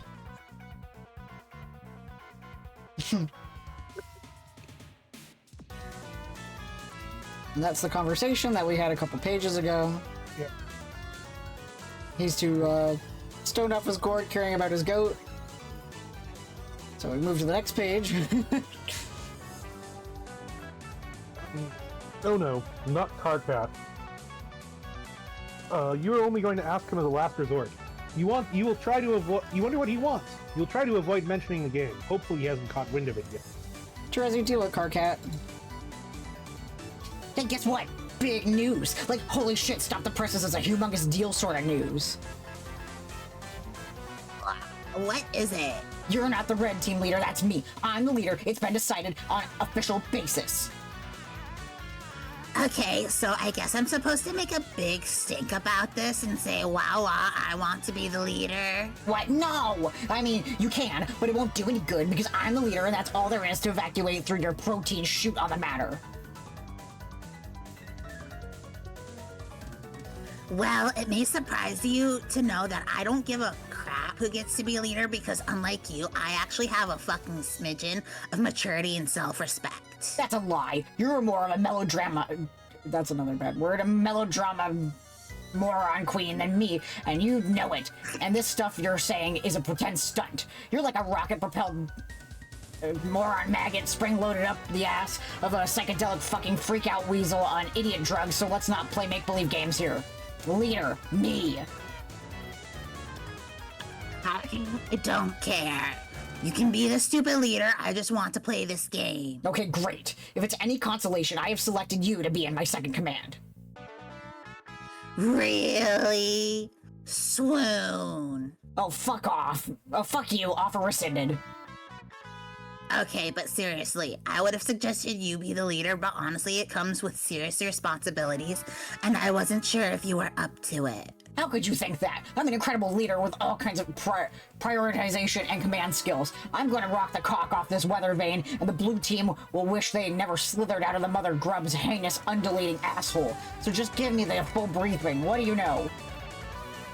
Okay, the thing you need to know is the leader starts out by running the client application, while I, the lowly second officer, can to you with the server while I remain generally in awe of your manly grandeur. And I sit at my computer doing menial chores in support of your escapades, which honestly I don't think you're ready for, but whatever. See, this is what I'm talking about. This is what I was made for. Being in charge of adventure, running around and stuff, and fucking shit up like a goddamn hero with a ripper wasp in his jock. Let's get cracking here. Launch your server or whatever. I'll install the hero program. The client. Yeah. Okay, if you insist. Far be it from me to stop you from being so dashing and courageous, and to be perfectly honest, a little bit handsome. Yes, exactly. Now you're making sense. This is the kind of thing that sane people say. Keep at it. There's hope for you yet. Okay, I'll try. Anything to get you to stop being such a baby.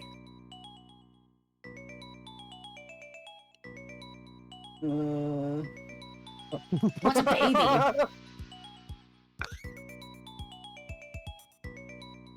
Oh, it's like a mythical little pink monkey, something my Lucis dreams about. I thought you didn't have one.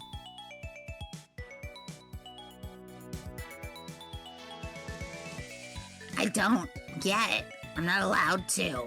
Why not? Why have you never mentioned this anyway? Honestly, Terezi, it sounds like more frothing loony block nonsense.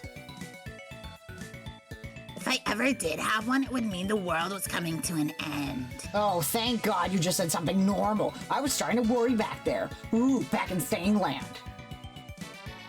It's true. I don't completely understand it, but that's what it told me. We need to get out of that fucking tree and into a proper goddamn lawn ring. You've been stunted living up there by the whispers of fucking bark gnomes or something. I think one of my neighbors was just cold recently. Maybe you could live there. No way, screw lawn rings. More like yawn rings. I love my tree, but you're welcome to visit sometime. It's especially nice in the third autumn. Okay, well, speaking of that, I should go downstairs and deal with this grumpy customer. It's going to fondle major seed flap, but hopefully it'll be quick. You can establish your connection and do your trivial sidekick stuff, I guess, in the meantime. Okay. A little later.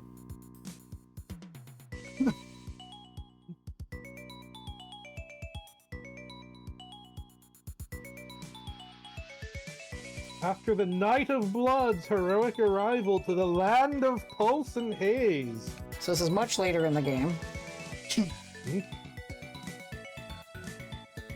I use this in a story night meme. What? Carcat holding the sickle. Oh, yeah. You quickly crafted a new weapon. Home, smell you later! Plus some other cool stuff. I can't deal with Terezi.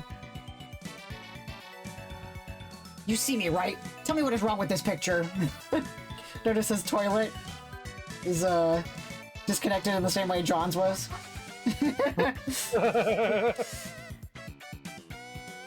See you, dumbass. Oh, yeah. Anyway, press your nose against the slobbery screen and tell me what is wrong with this picture. Smells pretty terrible. That's because you took a hard drag of my lobe gaper, which for some reason I have discovered outside this little island. You mean your toilet? Well, ooh la la, excuse my disdain for your blue-blooded vernacular. What color's your blood? Whoa, none of your business. Seriously, was that a serious question? Unbelievable. I will find out someday. What is with your obsession with colors? It's bad enough to waste all my hard-earned grist rambling my hive around like that, not even in the direction of the fucking gate. But then you go and spend it all on an ugly paint job. I killed a lot of imps for that grist. Her cat, please. Don't pretend you didn't enjoy going around killing things. And that you wouldn't enjoy killing a whole lot more, prancing around with your little sickle being all adorable. Yeah, right. More like adorable and thirsty. I'm prancing around being that, okay? Anyway, this is awful. This is no way for a leader to be treated. Sorry, this is what you wanted. The leader is the first one in. This is what the leader is supposed to do. No, this is not anything except for what bullshit is. A leader shouldn't be at the mercy of the hive renovation whimsy of a psychotic blind girl. When do I get the chance to fuck up someone's hive? I should be the next one to connect to a client. No, you can't. You have to be the last one to complete the chain. More lies. Think of it this way. I'm your server player, so priority has to be on me getting in the game before I get killed by meteors. In which case, you be screwed in there. Then the next guy comes in, and then the next, and then you bring the last one in. Whoa, wait, what? Meteors? What the fuck are you talking about? What does this have to do with meteors? Oh boy, you need to get with the program, Karkat. Have you talked to AA? 44 what? Apocalypse Arisen, sorry. No, of course not. Or TA?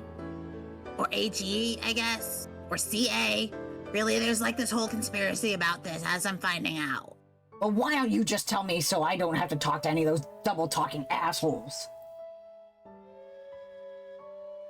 I can't. I gotta step out of the tree for a moment. When I come back, I will enter the game. See ya. Gee, Ran, if you showed up, you wouldn't have to earn more channel. But I'm kidding. You're adorable. A little while ago. You see, pretty familiar-looking ruins there, huh, Orville? Frog Temple. Yeah. It's okay, Ran. I'm not mad at you. And we see this really interesting character. You want to come up with a name for this character? We have not met them yet. Oh. Okay, let's see,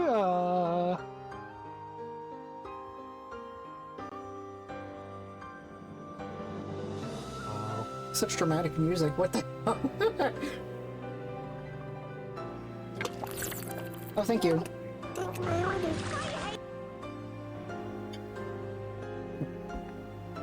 Glarta? Glarda.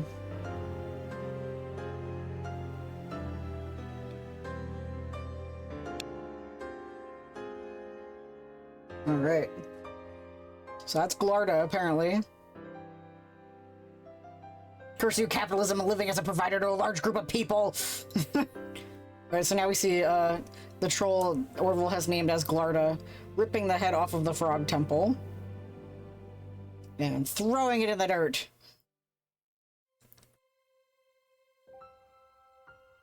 You're not sure why you did that, really. There'll probably turn out to be a reason. There's a reason for everything. It was originally going to be Glartha, but it struck me that that wouldn't fit. So my thought was Glarta. Okay, that's what I wrote down. Anyway.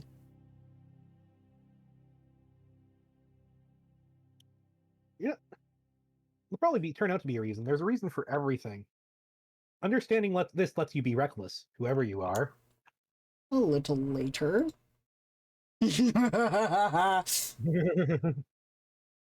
Somewhere else entirely. I've been waiting for this one. Rubbish from the land dwellers.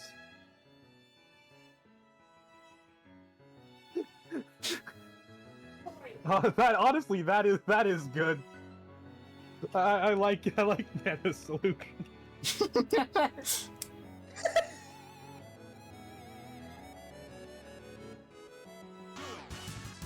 Anyway. Okay, makes you sick, whoever you are. And later still, we return to the land of pulse and haze so that we can rewind a bit. Before all that paint got slopped in your hive and before that mysterious hole was made. Man, how did that hole get made? It was when Karkat ran TA's accursed ATH program and his computer blew up. That's what happened. We'll see this happen later. It'll be startling and unexpected. Karkat, deal with crabby customer.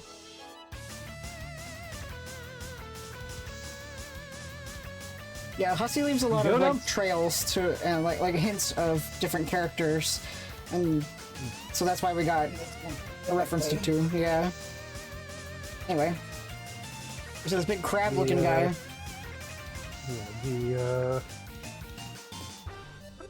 You go downstairs and confront your custodian, which is another term for a frightening beast known as a lusus naturae.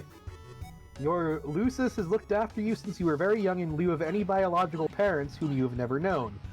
No young troll ever knows his or her blood parents, nor could such lineage ever be accurately traced. Adult trolls supply their genetic material to the file pails carried by Imperial drones and offered to the monstrous Mother Grub deep underground in the brooding cavern.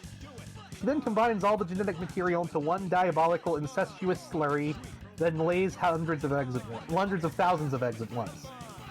The eggs hatch into young larval trolls which wriggle around to locate a cozy stalactite from which to spin their cocoons. After they pupate, the young troll with his or her newfound limbs undergoes a series of dangerous trials. If they survive, they are chosen by a member of the diverse and terrifying subterranean monster population native to Alternia. This creature becomes the troll's lusus, and together they surface and choose a location to build a hive. The building process is facilitated by carpenter droids left on the planet to cater to the young, but only for building. They're on their own otherwise. The vast majority of adult trolls are off-planet, serving some role in the forces of ongoing Imperial conquest, besieging other star systems in the name of Alternian glory. The culture and civilization on the homeworld is maintained almost entirely by the... Trolls sure are weird. So there you just learned something about the troll society. Yeah, they are just pretty much Urkins. Yep. They come in buckets, give the buckets to the grub. The grub lays all the eggs, and then they all hatch, and then the adults go off in conquest. And they're taken care of by animals, so Karkat's lusus is this crab-looking guy. Yeah. Alright. So presumably the most evolved lusus. Lususes are... That's the thing where one of them is idle from killer instinct, right? Yeah, one of them is. But you're not there yet. Okay. I just wanted to make sure. Yeah. But, no, yeah, these guys are just Arkans who speak Daedric. Like, with the caveat that we actually know more about their childhood than Urkans. Yeah. Alright, so this one doesn't actually have sound, but it gives you a link to, well, what song would be playing if there was sound, which is basically the song that was playing when John was fighting Dad with the cake. So this is just mimicking that whole thing. Okay.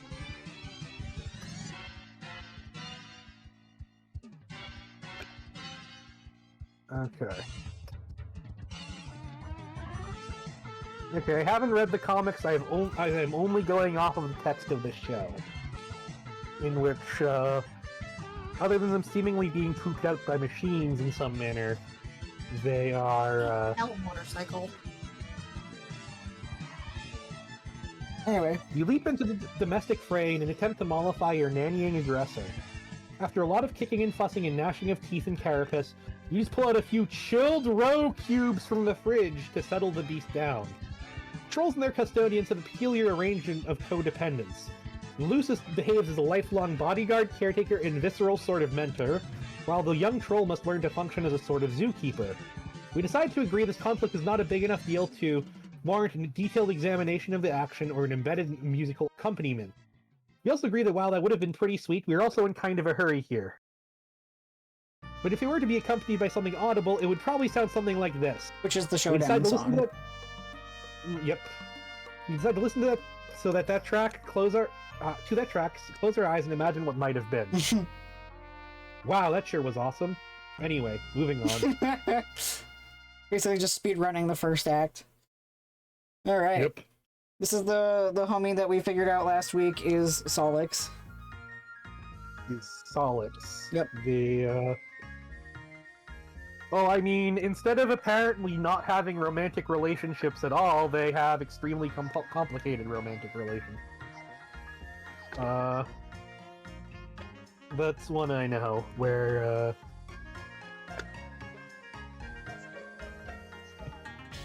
Anyway. and also they don't. Also they don't worship the tallest members of their species. Their elections are not presumably about picking the tallest candidate.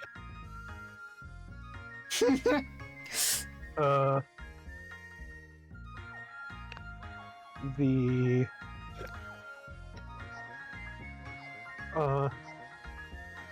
in fact, you're in such a hurry. You could almost say we need to get moving.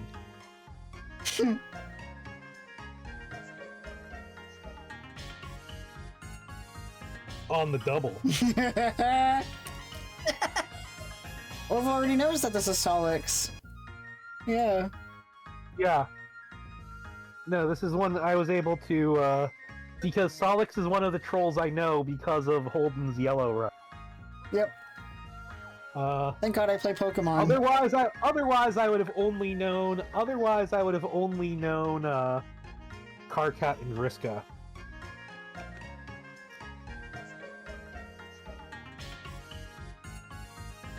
Hero, which has two Yeah. eyes. Yeah.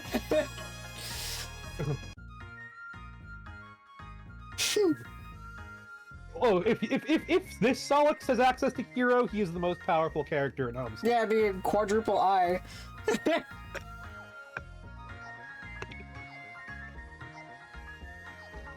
He's I love a that pretty my- cool dude, okay? We're going. Some people seem to think he's cool, sometimes. Well, he guesses they're right. I mean, maybe, if they say so. Actually, you know what? They're right. This guy's dynamite lit in a box of hot chips. Screw the haters. Anyway, he's standing around being all chill like cool dudes are known to do sometimes when they're not moping around or nursing migraines or cool dude like this probably has a real cool name. Or at least a name that doesn't completely fucking suck. Like the kind that the name, like, at least not the kind of name that belongs to someone you just want to perpetually wail on. Maybe a name that makes you cringe a little, but you guess you can deal with it if you've got to. It's just a guy's name, it's not like it really matters. Who cares? But he probably wouldn't just tell you what it was if you asked. He'd be way too moody for that. In fact, this guy probably thinks you got some attitude and probably doesn't want a damn thing to do with you. You can always try to guess his name, but instead of that, here's a better idea. Why don't you just fuck off and go to hell? Here, name this kooky broad instead. Alright, this is the one that Vlad just voiced. What do you want to name this one? Okay. Okay, let's see. Well, we have all the... So we have a very clear cat theme here. So... how about Meowdy? M-E-O-W-D-I? I'm down for it.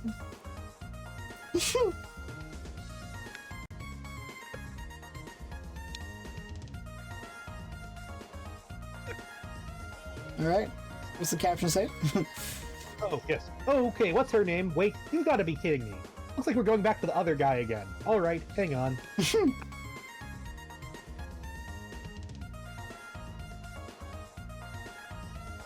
Yeah, we'll get there though.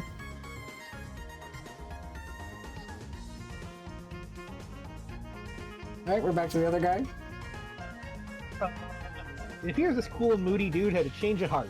He feels pretty bad about flying off the handle like that, as if shit wanted nothing to do with the handle. He would like to reconcile with the handle and perhaps seek marital counseling. So what's his name gonna be? Enter name.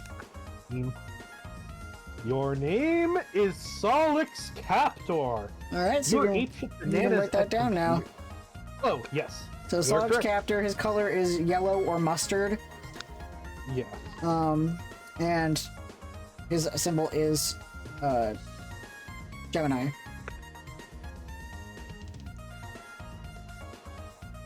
Also, hi Jill. Orville's taking notes so he doesn't forgore. Who are you texting 50 times a day? IDK, my BFF Jill. That's not notes. Tell your BFF Jill that I'm taking away your phone. Solix is the one who has idol app. is Lucis, right? You'll see. Once you get your notes on, start writing or start reading.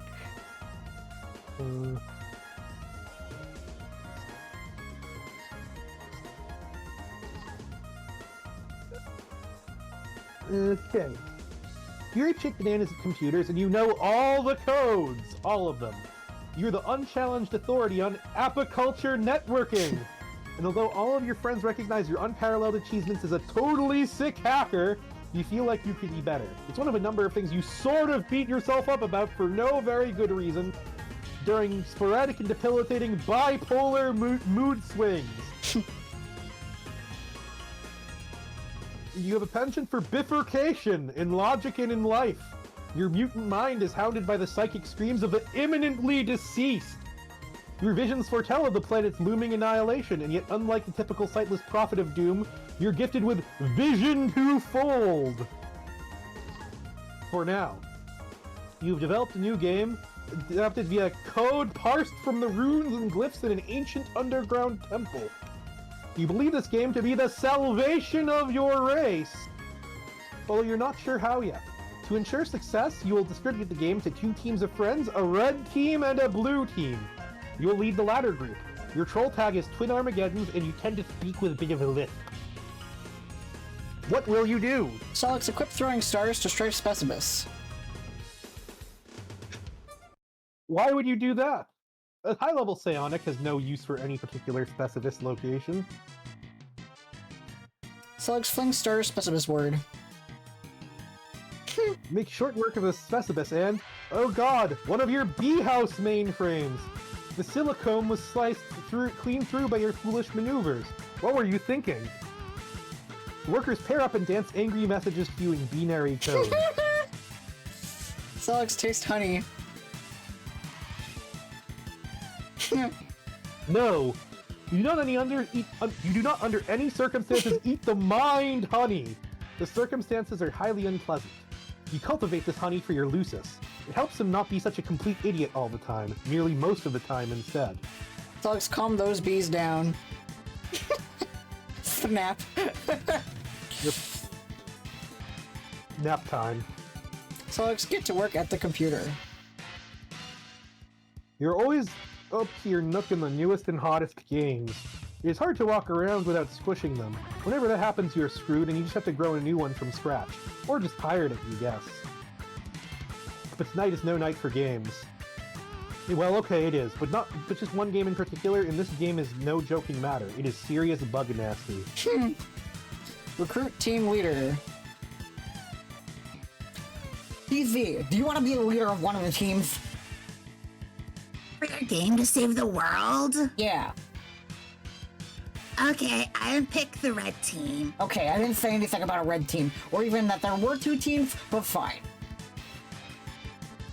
Obviously, you're going to set up a red and blue teams. Come on. You don't know what I'm going to do. Stop being as though you can read my mind. It's not a power you have. Your strengths are being blind and tricking people about stuff. And I guess being generally savvy and pretty decent at other stuff, but that's why I'm picking you and not some other fucking schlub from... yeah. Solix, please. You are Mr. Appleberry Blast, and everyone knows those are your favorite. Even though you type in yucky mustard, which is weird. Maybe there is more to me than you think. Maybe I am not the 2-trick hoof beast that you want me to make me out to be as.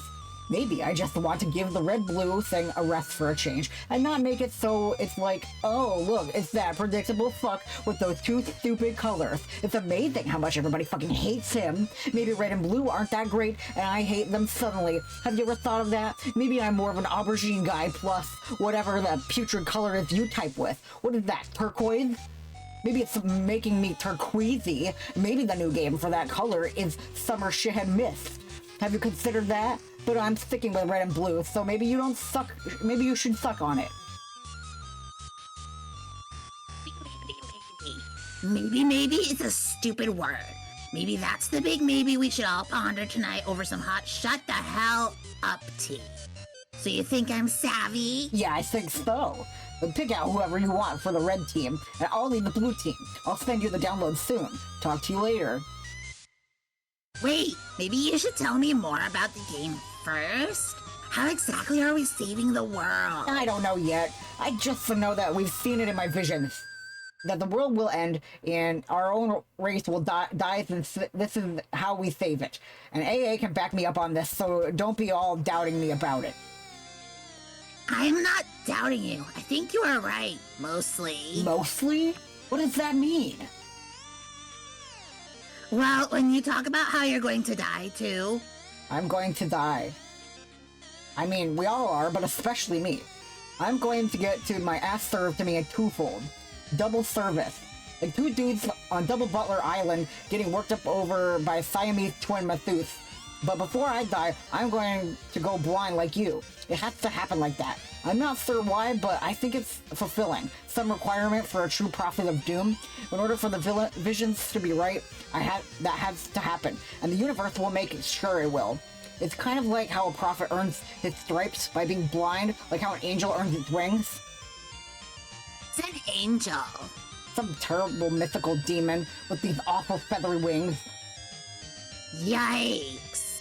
Paradox Space uses them to usher in the end. How does it know what angel to use? Huh? Huh? So yeah, we will all die, but mostly, especially me. End of story. But don't take this the wrong way, but how can you be totally sure about all that? How do you know some of the real visions you're having aren't getting kind of tangled up with, sort of the way you are about yourself? What do you mean? How you get mopey and you are always the victim of something, and how sometimes you think you suck when you really don't? Maybe that is clouding your vision? Okay, that's just some personal, private, emotional issues that I'm dealing with that, and honestly, I'd appreciate you not always throwing that in my face every goddamn opportunity you get. Like, this is a big circus act to you, and that is your special clown pie. It's so sensitive. Seriously, talk to AA. She will corroborate everything. You and she are pretty tight, aren't you? Not really anymore. She used to be a lot of fun, but now talking to her, I don't know. It just somehow always makes me sad. Okay, well, tonight's not about fun. This is serious. Deliriously so. We are in a Sumerious shit-stained city. Screw you and your shit stains. I will have a fucking blast and you can't stop me. Blue team scum. Oh shit, it's on, sucker! Alright, we see the one known as Larta hovering above the frog ruins again. A little delightful sound effect. Look. That was completely meaningless. What was the point, whoever you are? Sullux, deal with Apocalypse Arisen.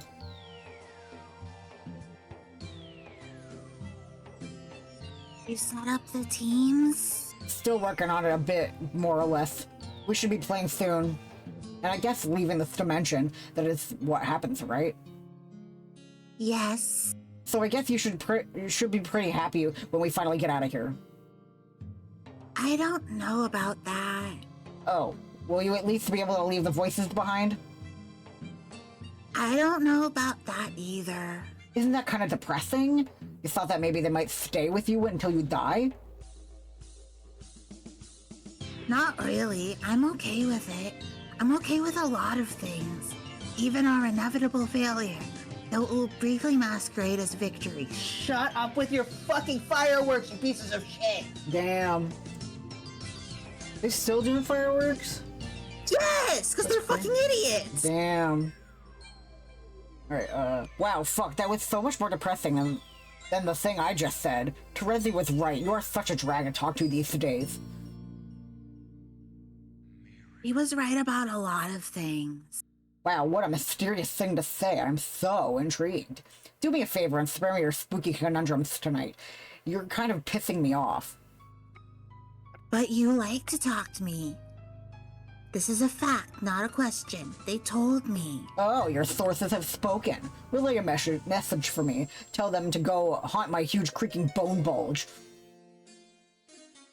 Why do you like to talk to me? Oh, I don't know. Maybe because we're supposed to save the world together. I also talk to you because, in case you haven't noticed, I despise myself and perpetually seek to duplicates through emotional pain and cacophony of physical pain. My hideous mutant brain causes me every day. Oh my god, I just had a breakthrough. Thank you so much for this. It was great. That was a joke. Here, type ha. Now type it again. There you go. You're officially the life of the party. I just took an embarrassing video of you cutting loose there. Boy, I sure hope this juicy nugget doesn't wind up on the internet. Solix, I actually would like it if you were happy. Okay, thank you for saying so. You seem sad and angry all the time. What does anger feel like? I forgot. Have you ever been angry? I don't remember you getting angry about anything. Maybe I never was. I feel like I was, though, once. Why don't you ask Carcat? He's way angrier than me. For that matter, why don't you get on his case about it instead of mine? I think his anger serves a greater purpose.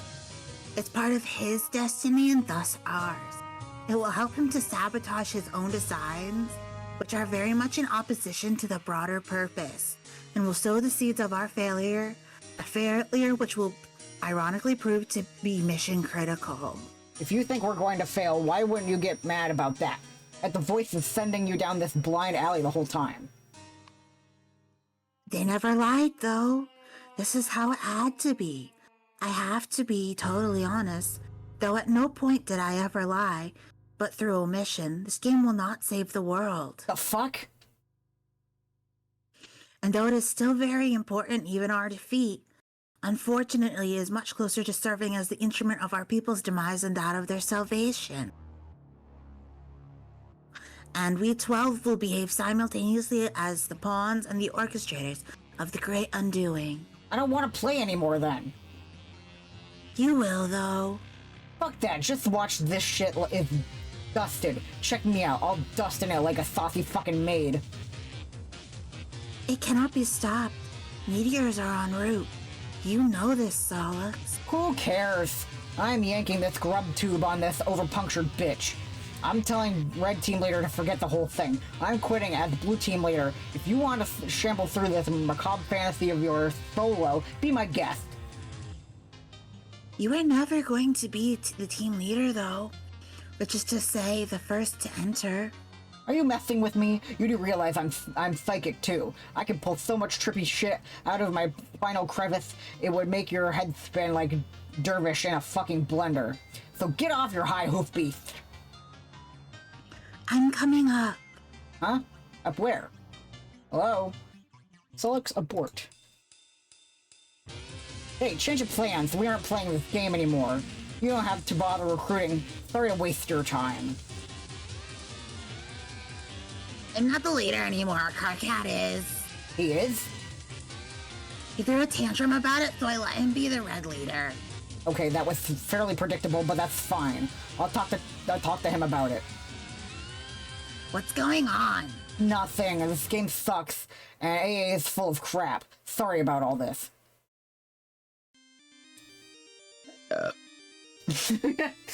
Perfect. Hey, change of plans. Change of plan. We aren't playing this game anymore. Hey, guess who the red leader is? I'm the leader. It's me. Your plan to cripple your rival team has failed. I know. She told me I don't care. The game's bad news. It will cause the end of the world, not stop it. So forget it. Just go back to whatever you were doing, writing your shitty code or whatever. Haha, so pathetic. This is yet another feeble attempt to weaken your opposition. Terezi and I have already established a connection. We are making great progress here. We are a great team, and I am a fantastic leader. We will beat this game in no time, while your team is clearly still asleep at the thorax. Oh god, you idiot. I don't care about the game anymore. I just quit. I'm not playing, you should too. Amazing. You're either being really persistent with this transparent ruse, or you're really just that sad and incompetent. Neither case deserves my respect or my friendship. In fact, you know what? Friendship canceled. There, it's official. Bye-bye friendship. Oh, like you haven't said that a billion times. You aren't in any position to question my competence. You're the worst programmer I've ever seen. You don't even know anything about computers. Why do you bother? The only thing you're good at is yelling and making huge mistakes. And being ugly and horrible in every way and having stupid little nubby horns. To be honest, I don't see what's so great about your programming or hacking. What is a hacker even? Just some smug asshole in movies doing fake things and making up words. It's not even a real thing to be. It's just some bullshit title you give yourself so you feel a tiny bit less loathsome. Oh no, more childish burns. I don't have to prove anything to you. I'm a great hacker, period. No, it's all so clear now. You were a fraud all along. What does this all nonsensical code you wrote even do? It's all nonsense, like a bluff. You just say, oh, Carcat will never understood what I wrote is bullshit because he's too dumb to figure it out. Well, you're busted. These viruses here, I bet do nothing at all. Wait, KK. I bet if I ran them, nothing bad would happen. Might even improve my computer's performance. No, don't. How about this idiotic program with the red-blue code, which is meaningless thing to do with code anyway? What does that even mean? What does that even mean? It's another one of your scams. Why not sneak some bad clip art into the files too and pretend that's code? Oh god, no, don't run that, I'm serious. What would happen? I'm not sure, but it would really be bad if you ran it. Just don't. Just as I thought. You can't even come up with a good lie when I press on it. Your bluff has been called. Compiling as we speak. It will auto-run when it finishes. And now I have to go attend to something outside because Terezi's doing something just unspeakably stupid right now. Whoops, forget I said that. It was privileged information. You are the dumbest grubfucker on the planet, I swear. Later, douchebag. KK, do not run that code. Hello? And CG's computer exploded. Oh my god. I like that the troll chat can announce that a computer exploded. Yep. And now here we see Carcat's house completely obliterated. You are highly startled by the totally unexpected explosion.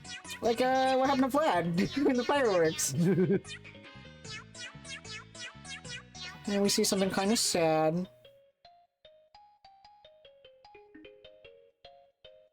Carcat and his friends and everyone they would ever meet thereafter would experience great misfortune on account of the curse unwittingly implemented through Solix's esoteric Mobius double reach-around virus. Every troll's Lucis would soon die. All but one of their kernel sprites would be prototyped with a dead Lucis, each prior to entering the medium. Upon entry, they would each have a bittersweet reunion with the creature after the kernel hatched, triggering the sprite's metamorphosis. For the first time, the trolls would be able to have verbal conversations with their custodians, and be guided them along their journey. Unfortunately, the underlings and royalty would gain the benefits of the monstrous prototypings as well. Each sprite, except for one, would only be prototyped once. The players would learn quickly that while one pre-entry prototyping player was absolutely necessary for ultimate success, traditional pre-entry prototypings merely empowered their enemies necessarily. And then we see Gamzee and his Lucis.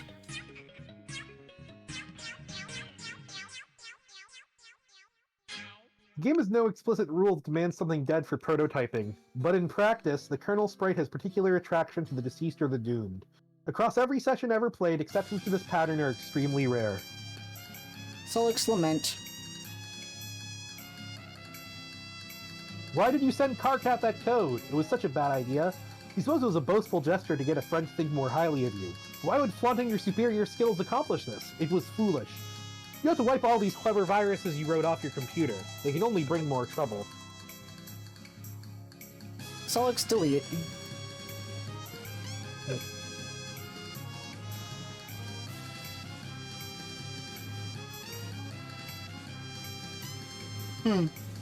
Interesting. Oh yeah, I wonder when we've seen pool balls before. Yeah. While deleting your virus folders, you pause on one oddball file you have lying around. You did not write this virus. You copied it from an obscure server far beyond your planet's global network. This application is running on that server perpetually. It is an extremely simple ATH program. Its main loop is tied to the lifespan of the universe. When the universe dies, a mysterious subprogram will be executed. You have no way of knowing what that subprogram does. It runs on a protected part of the server. It is completely unhackable. You delete the file, but it won't do much good. The program is already running elsewhere. Luckily, whatever harm it will do will not be done for many billions of years. And even then, what harm could a virus do after the expiration of the universe? This file always struck you as quite odd. Okay, after bringing this up a sec, the first time they brought it up, I could have just believed it being a bit of quirky flavor. Now the universe ending is definitely going to be a plot point. Yep. Also say, I think this is a good time for a bathroom break. You're so right. Okay. Everyone go piss I while agree. you look at this, listen to this sad music and look at this rotating cue ball.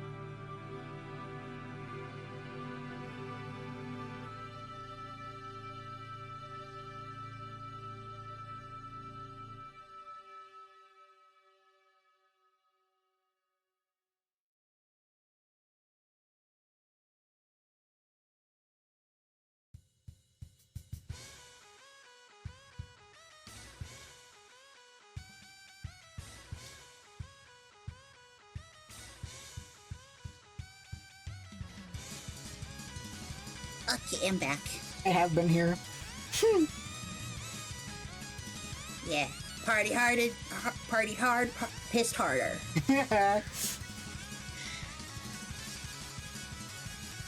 Oh my god, do they? I didn't even know. Possibly. I believe I it. wouldn't put it past Toby. Good old Toby. Tobean. Yeah. Tobean Fox.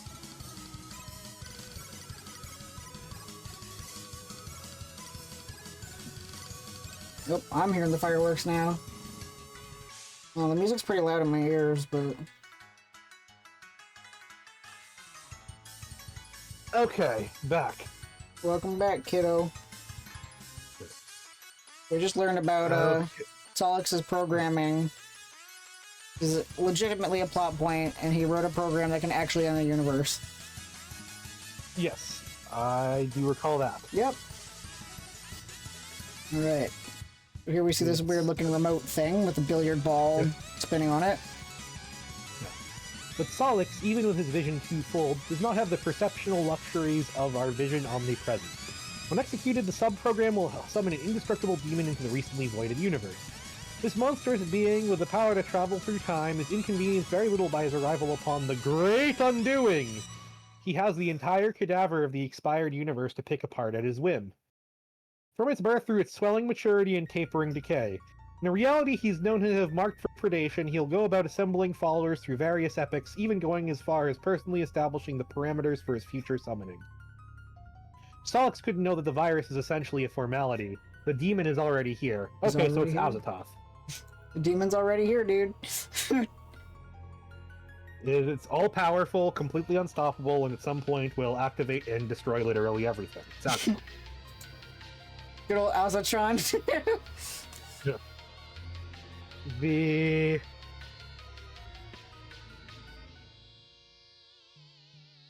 Yeah, no, there's the kernel of a... So yeah, there's the kernel, her, of a very good, like, story here. The... Like... And we Yes, just got this dumpster fire. Yeah, it's just... Again, the character writing is beautiful. yeah. And I'll even go so far as to say the prose is very well written. Oh, yeah.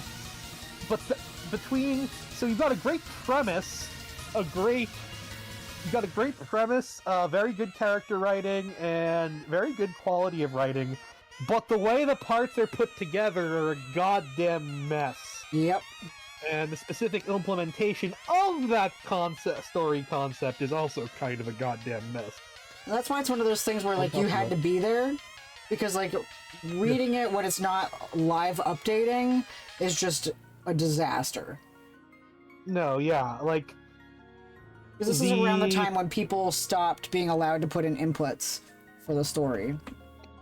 This is, again, Homestuck is very much in the Kingdom Hearts or Danganronpa scenario where nobody actually cares about the story.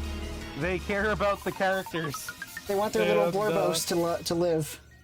Yeah. No, yeah, I mean, all of them are basically an advertisement for making your own coffee shop, because they do render very strong emotional attachment to the characters. It's just that for various reasons the stories they're in are disastrous. That's the beauty of Homestuck. There's so many AUs. You have no idea, yeah. I've read many a coffee shop AU. Oh man. Read many webcomics. So yeah, many mini comics. Many that fan people have comics, done. yeah. Yeah. Oh, They just get so ridiculous. It's amazing. Like the one where they ran a superstore. I love that. Oh no, yeah. I 100%. I cannot even. It's one of those things where I have just enough imagination to realize I cannot possibly imagine what the actual number is. But that it's really, really big. Yep. It was a satisfying pop. Oh yeah, sorry, that was my water bottle popping open. Yeah, dink that oiter. Yeah. Oh, Vladdy getting an Addy. Yeah, Domino's isn't even Pizza Hut, so... Anyway. Sounds like your Lucis is agitated about something up there. You already gave him his serving of honey today. If he thinks he can get more, well, that's just greedy. You wonder what could be bothering him. What if his Lucis is Winnie the Pooh? And here you see... Okay, no, it is Idle. Yep. It is just Idle from Killer Instinct. You keep your enormous Bicyclops chained to the roof of your communal hive stem. It is the only place there is room for him. Dueling with him on the roof during feeding time is a daily ordeal. Yeah, down to the part where you have to fight him off the height of a really tall place. Yep. And there's Glarda. This guy is literally just fucking Idle. Yep. You see Glarda floating there. Be the other girl. Ooh, Glarda canonically won Killer Instinct. This one you've already named. Okay. Yeah. This is Snarla, right? Yeah. Okay, you are now one of the 5 other girls. Alright. There she is floating on her Lussus. Yeah. It's like a skull worm thing with horns. Yep. And you see... Her house looks kind of familiar, doesn't it? Yeah. Yeah, no, that's the, whatchamacallit? The, Jade's house. That... Yeah. Yeah, Jade's tower. Yeah. And near her tower is another frog ruin. Interesting. Yep. Alright, stop being the other girl. This one you've met as well. Yeah, this is Hornets. Yeah. I remember Hornets. You're now no longer the other girl, or any of the other 5 for that matter. What's the name of this dude sitting in his 4-wheel device? Alright. Now I guess we'll see. Okay, what's something like Tauros? Yep, Tavros. And his color is brown. And his icon, of course, is Tauros. Taurus. Yep. Yeah. Pupa Pan.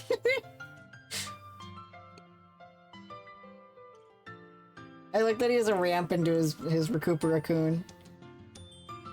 Accessibility matters. Yeah. Yeah. Okay, technically bronze, but you know. That's the thing that I really like is that most of the characters in Homestuck are disabled. Like, unfortunately, sometimes Either it's physically or mentally. physically or mentally, yeah. You know, like Solix has bipolar and severe migraines. You know, Terezi's blind. And Tavros has not working legs. I was gonna say Taros is paraplegic. Yep. All right, let's read about Tavros now that you've taken your notes. Yep. If I named them, I also very specifically mentioned what I named them Good. on my notes. That is important. Yeah.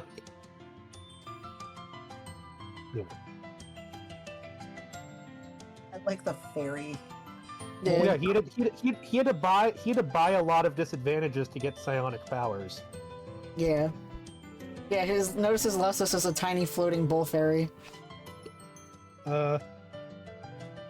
Your name is Tavros Nitram. You're known to be heavily arrested by fairy tales and fantasy stories. You have an acute ability to commune with the many creatures of Alternia, a skill you have used to capture and train a great many. Oh, he's a Pokemon trainer. Yeah. They're all your friends as well as your warriors, which you pit in battle through a variety of related card and role-playing games. You used to engage in various forms of more extreme role-playing with some of your other friends before you had an accident. You like to engage in the noble practice of Alternian slam poetry, possibly the oldest, most revered, and certainly freshest art form in your planet's rich history. You certainly have a profound fascination with the concept of flight and all lore surrounding the topic. You believe in fairies even though they aren't real. Your troll tag is Adios Toreador, and you speak in a sort of a faltering manner. What will you do? Yeah, remember he was sexually harassed by Dave via white boy rap. Yeah. Tavros, cut to the chase and play card games immediately. Sound effect! Youth. You kickstart a rousing match of Fight-a-Spawn with the only friend you've got to play with in person, your loyal Lucis Tinkerbull. You gotta take a look at Tinkerbull. Even sounds like the name of a Pokemon. It's so cute. I think that's my favorite Lucis. You take a look at the favorable hand you dealt yourself and crack a mischievous smile.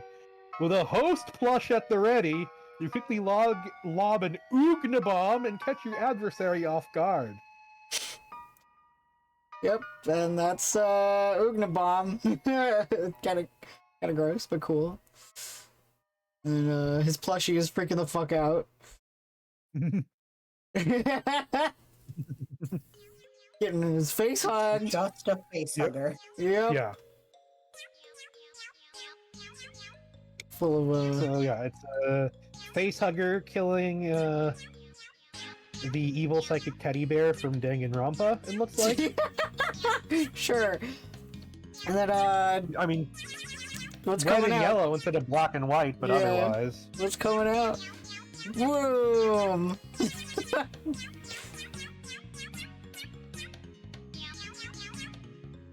Horseroni, I choose you!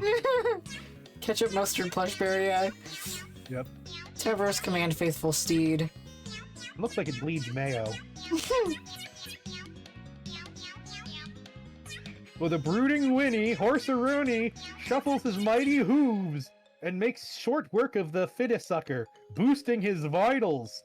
Horseroni is now primed and raring for battle. Look out, Tinkerbull! Tavros, Horseroni, Spawn Tech, Slumber Buddies. Use your awesome bestial communion abilities and bend the ferocious stallion to your whim. Tinkerbull can't stand the suspense. Nap time. Everybody wins. Horseroni gains a bunch of levels. In no time, he'll be ready to breed and you can put him out to stud. Yay! Fucking damn it. Good game, fireworks? everybody. That was a lot of fun. Yes, Time to do more some other stuff, fireworks. I guess. It's so Alright. cute. He's stimming. 5. Yeah. If I could 5 hold, fireworks in a row. if I could hold you, I would. It's more that at this point I just wanting to throttle the people putting the fireworks off. Yeah. All right, Tavros, roll up your ramp. This is how you get up to your Coop Raccoon when it's time to rest. It's kind of a production getting in and out. Tavros, hop in. You can't fit all the way in because of your huge horns. It makes it hard to get any solid shut-eye. Oh great, now you're covered in slime. Why did you do this? You're gonna have to change your clothes. There goes another solid hour down the tubes. Aw damn, and there goes your four-wheel device down the ramp. That happens a lot. Poor guy. Tavros, take 9 Lance. fireworks. He's one of my favorite characters. I feel so bad for him all the time. After a major cleanup rigmarole and a lot of crawling around your respite block, you equip your jousting lance. This epic field with a scarecrow-looking thing. You like to practice your jousting outside. One day you hope to prove yourself worthy of recruitment in the halls of the dreaded Imperial Cavalreapers. Assuming you're not slated for calling first on account of your disability, or really any other arbitrary reason. Tavros, admire posters. Oh boy. You wheel over to your favorite poster featuring Pupa Pan, which is your favorite thing. You've always fantasized one day intrepid young Pupa would come and take you away, and together you would fly to a beautiful paradise planet of legend. There's all sorts of fanciful stuff like pirates, treasure, a cruel villain with a missing arm and a missing eye, and these weird aliens called Indians. You've left your window open since you were very young, just in case Pupa stopped by one night and decided to splash a pinch of special stardust in your face. You've had this interest far prior to your accident. Being paralyzed isn't what made you want to fly. That would be dumb and make sense. Being paralyzed does sort of make you want to be able to walk, though. No. Way in the future. Of the course of your long journey, at one point you were fitted with a cool pair of robo-legs. The guy who likes to build robots built them for you. But then he does like to break them more than he likes to build them. It's usually why he builds them in the first place. Occasionally, though, he will allow philanthropy to override misanthropy.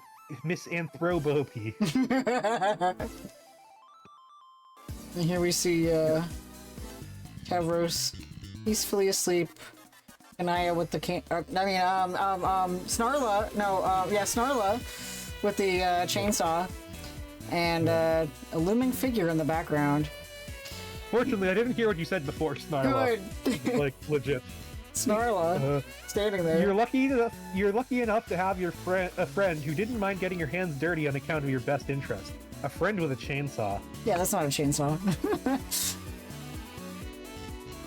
The guy who likes to build robots just stood there and watched. It would always make everyone uncomfortable whenever he would just stand there and watch. And way back again. Before that, you had to scoot around in your wheel device throughout the various worlds of the medium, and endure all sorts of follies related to your disability, which on account of their great plurality and marginal relevance we will not get to see. Just as well. Well, look what happens when you face out and contemplate the future like that. The messages start piling up. I do really like about this how much it's taking the piss out of like the first like 2 or 3 acts of Homestuck. It's literally just like, yeah, no, it would be really stupid. It would be like really bad to just drag this out and give us every single. Yeah. Because like we look here already, this was published the 29th, so this act started on the 12th. We've already introduced so many characters and gotten the gist of the game already. Like she's like, okay, chop chop, let's go. No, yeah, the character introductions are a bit speedrun in this case, but the speedrunning of the story is otherwise has been very refreshing. Yeah. Hussey learned a thing or two. Alright, Tavros, deal with AG. Whoopee! Okay, so who's AG? I'm AG. Okay. Give me a minute for the fucking fireworks. Yeah, you can anchor yourself. No, they're like genuinely pissing me off at this point. You can use that to channel this character.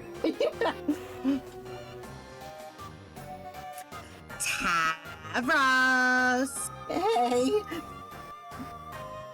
Red team is going to bite the dust. And I know you are on the red team. Whoa, really? Yeah, you totally are.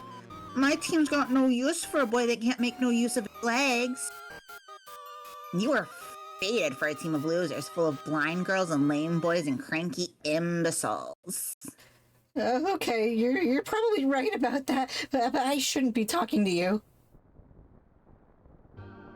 Oh? I promised I wouldn't talk to you anymore.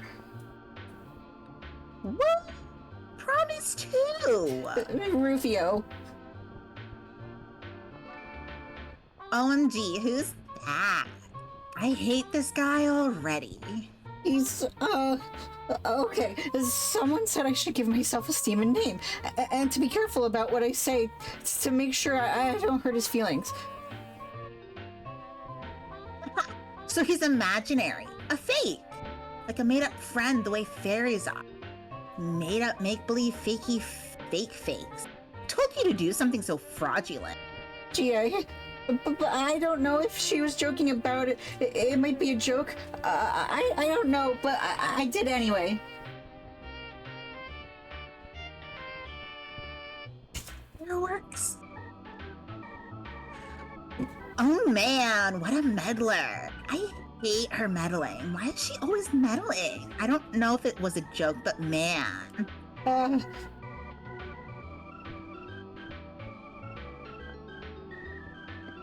don't think it was a joke. It was more like, okay, complete this analogy. Laughing is a joke as meddling is too. Exactly, that's what she just did to you. It's worse than a joke. It's worse than anything you can do.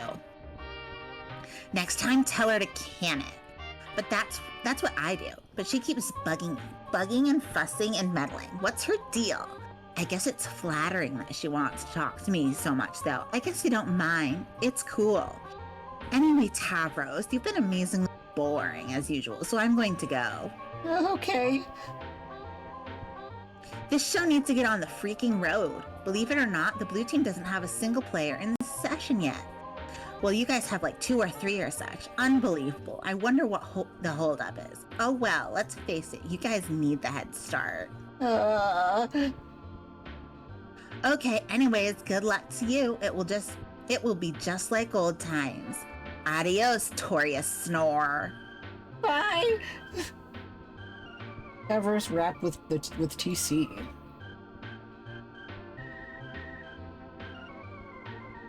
Yeah, that was so mean, and now we get a nice wholesome interaction.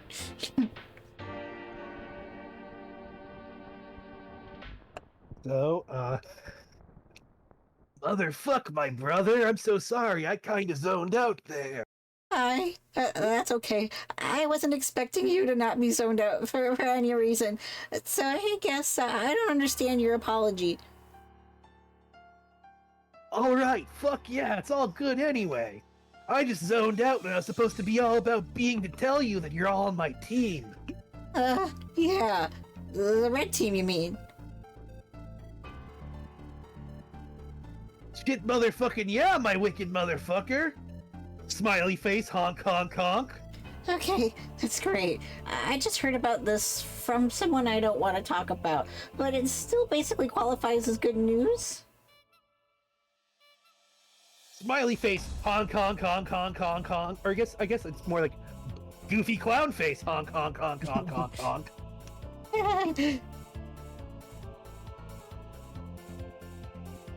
Haha, fuck, you stole my fucking nose, bro. What even got you up the gumption to do all the fucking shit like that? I don't know, it's just kind of the obvious thing to do. Stick the circle in front of the dots and behind the bendy one. Plus, oh yeah, my horns. Maybe we can slam about it. Yeah, I can kick the shit out of some rhymes, bro. I'll stir up some fucking hell mirth and rip open a fucking bag of harsh whimsy. Yeah, you could talk about the clown things, which I don't really understand ever, but that's okay, because it's kind of funny, whereas I'll address some topics pertaining to my interests and, I guess, personal motifs. Yeah, fuck yeah, that's be how shit's all usually up and fucking locked, bro. But first, here's the thing with the game. Oh yeah, I almost forgot about the red team game. Oh yeah, okay, if I remember right, this is how we're juggling this shit. Lots of fucking balls in the air, ha ha ha. Terezi connected to Carcat, so he's fucking chill. Then I'm supposed to connect to her soon to get her all chill too. But she's in the woods doing something. When she comes back, she starts playing. So in the mean motherfucking time, I'm supposed to get you to connect to me. But I fucking spaced out and forgot. This house way too motherfucking chill all up in this shit, ha ha ha ha. Yeah, I understand. So just download this motherfucker I'm sending you so we can kick this bitch down the stairs. Okay, I'll do that. And in the meantime, shall I queue up the strict beats? Brother, now you all fuck up and done it.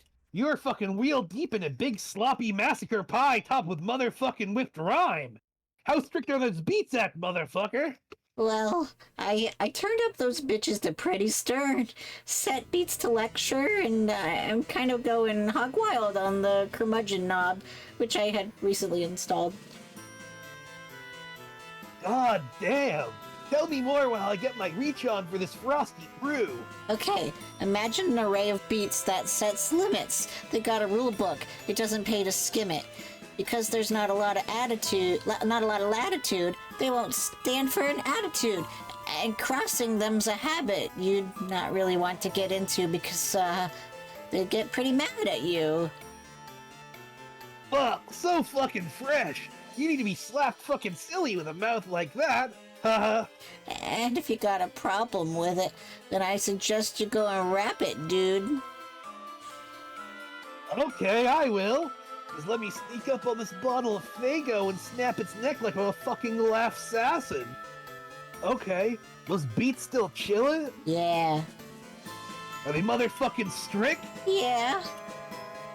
Bite. Crack. It's... Motherfucking kick it!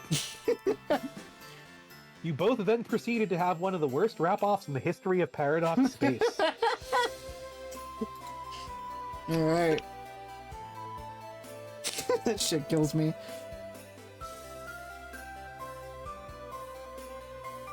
I mean, they are by far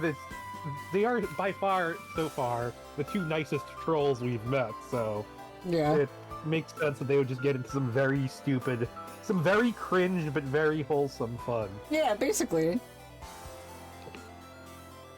You make your way through the burning woods to meet the Lucis you never had. It's time for her to hatch. It's now or never. Pretty cool looking scale here.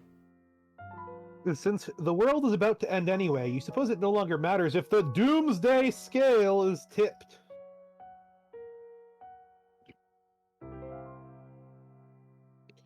The counterweight is the skull of an ancient mother grub slain thousands of solar sweeps ago. The egg contains a rare species of dragon which remains blind until maturity, using its other senses to survive. It has balanced the skull here for millennia, waiting for the warmth of a meteor-sparked forest fire before hatching. In case it wasn't clear, dragons are real. Unlike fairies, apparently. Yeah. But bull fairies are. Yes. While she slept in her egg, she would communicate with you in your sleep. After your accident, she would use your dreams to teach you to detect the world around you without vision. Pretty cool.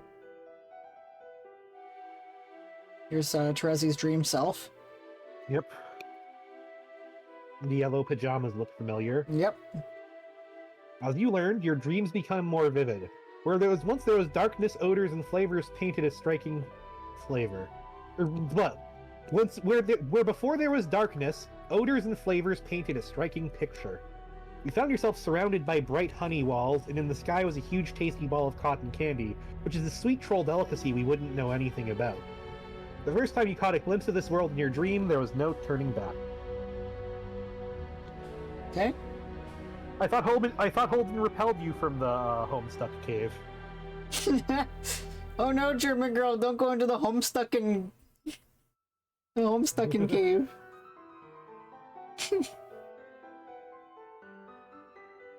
Young Lucis would take to the sky and promptly get herself killed. This would be much more shocking and maybe a little bit more sad if we didn't already know it was going to happen. We already knew this, but of course, you didn't. Let me see. Flying up into the air, and then... Oh, actually, no. These It's are a sound things that, effect, probably, yeah.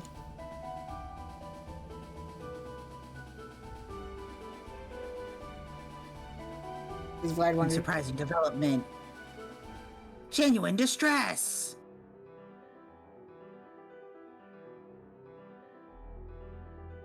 The dragon never smelled it coming.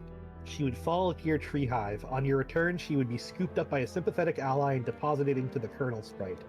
Then you and she could talk. There would be plenty to discuss. There's the clock. The Doomsday device would display the amount of time you had to get back to your hive and enter the medium before the forest was destroyed. At the time, it wouldn't occur to you to wonder whether the device was directly responsible for the apocalypse or merely served as a precisely calibrated harbinger. It certainly wouldn't occur to you to cast doubt on any perceived differences between those two things. It wouldn't until later, when you better understood the game you were about to play. Notice it's at 6:12, which was when this act started. Yeah. Be the other girl. The other girl. Yes. You are now the other girl. Glarta. Render the girl in a more symbolic manner. That's better. We can now be properly introduced. Who's this spooky lady? Ready to know her name? I guess. Enter name. Your name is Aradia Megaido. Aradia Megado. Okay. Yeah. Which if you want to write that down. Aradia Megado. Okay. Her color is like a dark red, like a Rust. burnt. Is it rust? It's usually called rust, I'm pretty sure. Fucking fire! I'm petting you. I'm shoosh-papping you. Angry noises! And her symbol, of course, is Aries.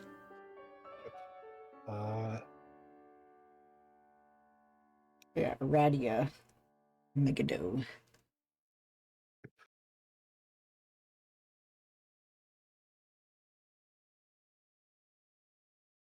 Some people would pronounce it Aradia, but like, it's rad. It's a Radia. Radia. It's a Radia. I just said Radia because she's rad. No, it's a Radia because I know that the name is specifically from like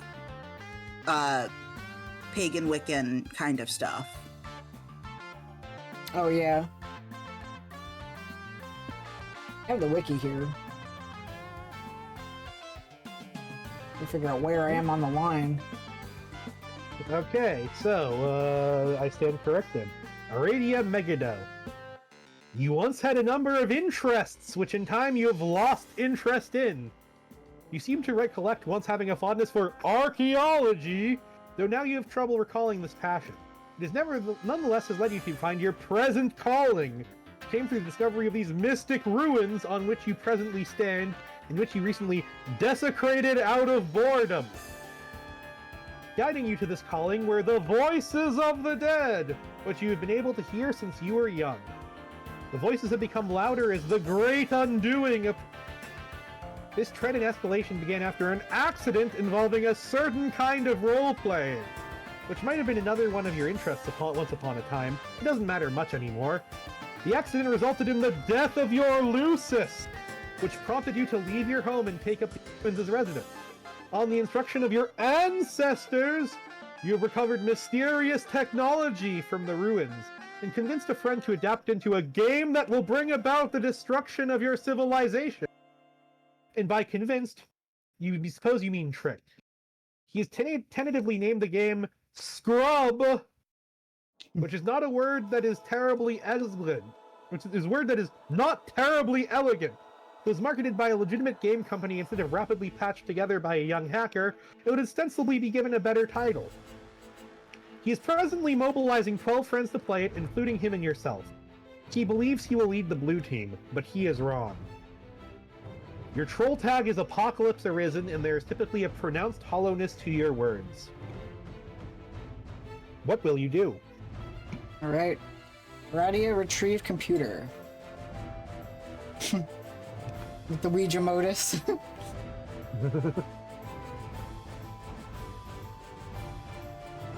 It's not up to you to decide what you retrieve from your Siladex, it's up to the spirits.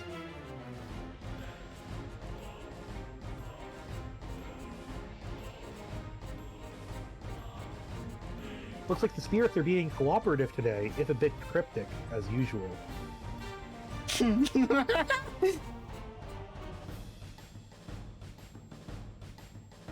Who's this douchebag? It's the Crosby top. Yeah. Alright. You found this baffling artifact some time ago on one of your digs. The creature on its facade is completely mystifying. You've taken to using it as your primary computing device on account of its bizarre novelty, as well as convenient portability. Oh, look who's bothering you again. She's always bugging you, bugging and fussing and meddling. What's her deal? You guess it's flattering that she wants to talk to you so much, though. You're okay with it. You're okay with a lot of things. Radia humor GA. God, I get to talk to myself Yay! during the middle of my idiot neighbor setting off fireworks. I'm spiritually holding you in my arms. I'm going to throttle someone. You need to stop me from committing crime.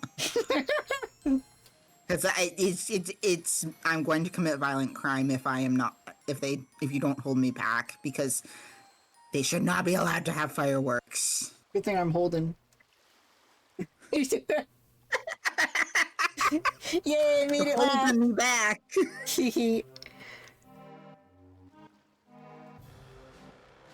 Okay. Hi again, Aradia. Oh no. So I guess tonight is the night you blow everything up. Is there nothing I can do to change your mind? No. Or yes. There's nothing. And no, you can't. But you shouldn't pretend as if you believe this has anything to do with the state of my mind, or the decisions it will make or has already made. Yeah, I guess not. I thought I'd be friendly, though, and remind you that you do in fact have a hand in all the terrible things that are about to happen, because that's what friends are for. And the fact that what ensues will be terrible is an immutable fact I am stating for the record. And the fact that we will not be on the same team is similarly immutable. It does not mean that teamwork is what isn't taking place here. Sorry, I didn't follow that. I'll be here to help if you need me. Okay, thanks.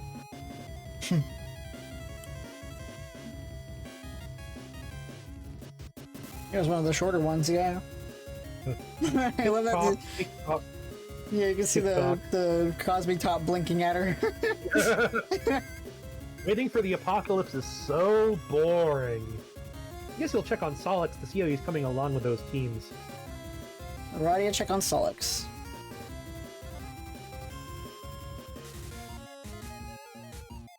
This is a conversation we already had. Yeah, you So- then had a conversation we already read. Yeah, Hussey's polite this time and tells you what conversations you've already had. Yeah. Radia, go up. So here she is lifting up Idol. Or Bicyclops. No, I am glad I've got you calling him idol.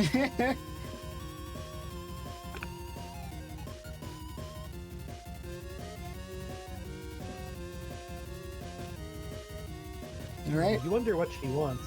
What's with all these girls bugging you? Bugging and fussing and meddling? Radia, get bugged by AG.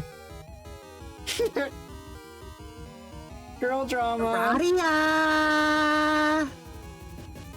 Oh boy, that's way too many of the same letter in a row twice. I know! So we're about to get started, right? Have you tricked Solix yet? Do you have Mr. Two Eyes all befuddled and flustered in your web of lies? Or Mr. Four Eyes? I don't know. Which nickname do you think is suitably derogatory in this case, Aradia? How about 8 Eyes minus 7? I didn't trick him. It's not like that. Okay, whatever. The point is, once you have pulled the finely woven silken mesh over his dumb, different colored eyes, you and I will start playing the game and be the blue team leaders. That's how this will work, right? Wait, do you mind if we are co-leaders? I forgot to ask. I just assumed it was okay with you. I don't care. Great, that's the spirit. And when I bring you into the game, whatever the hell that means, then we can send each other stuff, right? That is how that works, right? Yes. Awesome, because I have a present for you. It's a surprise, and it's going to be great from me to you. Just from me alone and nobody else. I can't wait to see the look on your face when you see. Okay, well, I'm sure it will be very thoughtful. Hey, speaking of which, what will the name of our team be? The blue team? No. I know that. I mean the name of our team. You and me. Just us. I haven't given it any thought, nor did I think such a thing was up for consideration. But if you want to pretend we both have a separate team together and name that team, then knock yourself out. I just thought it would be really fitting, you know? Kind of like a fresh start, you know? I don't know. What are our shared interests? I guess I never really thought about this. I guess I'm used to thinking of you as the enemy. There must be some overlap in profiles. Come on, let's brainstorm.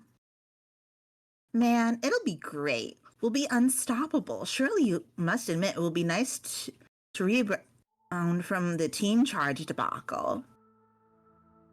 I never think about that anymore. Oh man, I'm so dumb. Here I am running my mouth in old wounds while at the very same time trying to make amends. What an idiot. It's okay. Hey, speaking of which, that loser isn't going to be on the blue team. Is he? Which loser? Your old team buddy. No. Oh, thank fucking goodness. Talk about dead weight. You made the right choice, leader. I mean, co-leader. I didn't exclude him for that reason, or at all. You're just not getting it. You never listen. Man, now I've got this huge beef grub lodged in my nook. I'm just thinking about him. I'm going to give him a hard time. Let me know when you're live. Later. Don't do that. It's really childish. Wow. You do her voice so fucking well. Alright, be Which the one? AG. Yeah, the mean girl voice. It's so perfect. You have that perfect layer of manipulativeness in your tone. It's so good. Alright, be the mysterious spider girl. Orville, you want to name this spider girl that we, No, I think I know who this is. Who do you think it is? I think this is Vriska. Congratulations! Congratulations, you've met Vriska! Yeah! Apparently she did nothing wrong! As I said, Karkat, Solix, and Vriska. Those were the three I knew. Yep. So, Yay! the she who did nothing wrong, according to the meme. Yep. Clearly, she seems like... Which, again, variations of the meme at the very least are always with characters who did everything wrong, and I assume that it is no different with them. Yep. Which, speaking of disabilities, she's missing an arm and an eye. She's not missing an arm. Yeah, she's got a robot arm. You try to be the mysterious spider girl and fail. She's way too mysterious for you to be here yet. Seriously, what's up with those glasses? What's up with that robo-arm? What's her deal? She guesses it's flattering that you want to be her, though. She guesses she doesn't mind. It's cool. We'll learn all about her a little later. So let's get back to Aradia. Alright, let me get my saliva ready. my monitor is like covered in spit. Just like Terezi. Aradia, I would like to apologize. I flew off the handle there. It was like the handle with a bald guy going really fast, and I was his toupee. So I'm sorry, it was my fault. It's okay. I hope we're still friends. Yes, we are. So anyway, I think even though I quit as the leader, I'm still going to play the game now. Because it's either that or get totally creamed by all these fucking space boulders. Hey, maybe we can make the best of the game anyway, even though I guess we're going to lose. No, I'm sorry. You can't, Solix. Not yet. Oh my god, you're going to give me shit again after I crawled on my belly like that, all groveling at you like some low-class guy with whatever color blood is lower on the hierarchy than mine. What's worse than yellow? Fuck this confusing caste system. Anyway, screw you, I'm playing this game right now. No, you're not. Trust me. Wait, what's this? Are you hearing that spooky message from the grave? It is from my ability to give two shits which just died. This is where you laugh again. Come to the window. Why? Because I'm outside. BS. Take a look. I don't see anything out there. Come closer, you'll see me. I promise. God, I am just bulge deep in the fecal matter of wildly incontinent hoof beasts. But okay, I'll indulge you. Here I go. Solix, look out the window. Yes. Okay. Looking out this lousy, stupid, goddamn window. Lousy, stupid, goddamn psychics. Take a little snap.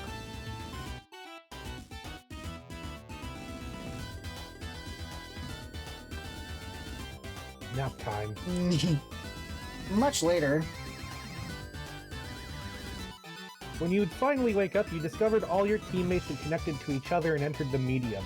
You would be the last to enter. Your long nap would facilitate a series of important dreams that would prove essential in support of your teammates. But here and now, the destruction of your hive would be imminent unless you could quickly establish a connection to the first player of the group and complete the chain. Solix, wake up. The mind honey. Some of it got in your mouth. Oh, yeah, trigger warning for flashing images. You do not under any circumstances eat the mind honey. There he is having a chaotic migraine shooting red and blue lasers out of his eyes. That, destroys his hive. But anyway.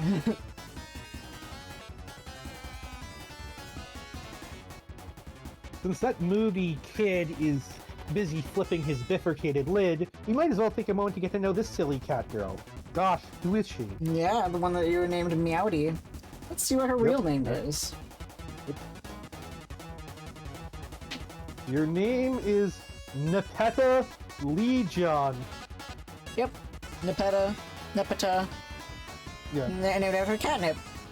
Her color is olive. You live in a cave that is also a hive, but mostly still just a cave. You like to engage in friendly role-playing, but not the dangerous kind. Never the dangerous kind. It's too dangerous. Too many of your good friends have gotten hurt that way. Your daily routine is dangerous enough as is. You prowl the wilderness for great beasts and stalk them and take them down with nothing but your sharp claws and teeth. You take them back to your cave and eat them, and from time to time, wear their pelts for fun. You like to paint wall comics using blood and soot and ash, depicting exciting tales from the hunt, and other goofy stories about you and your numerous pals. Your best pal of all is a little bossy, and people wonder why you even bother with him.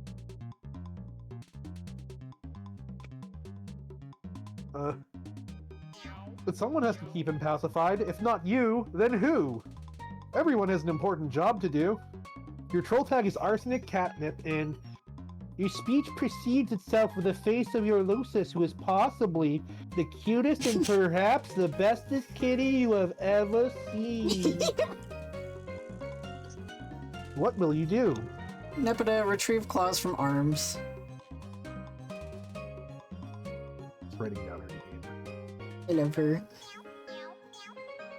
And I love that my playlist just happened to end up on her theme right now.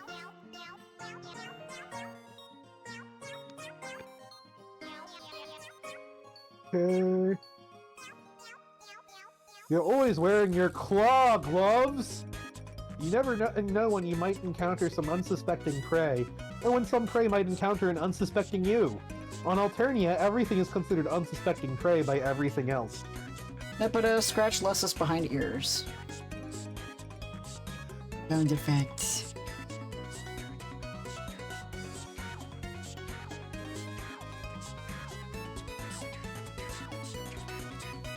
Sound effect? He sure enjoys. Oh, right, yes. Yeah. Scritch, scritch. Purr, purr.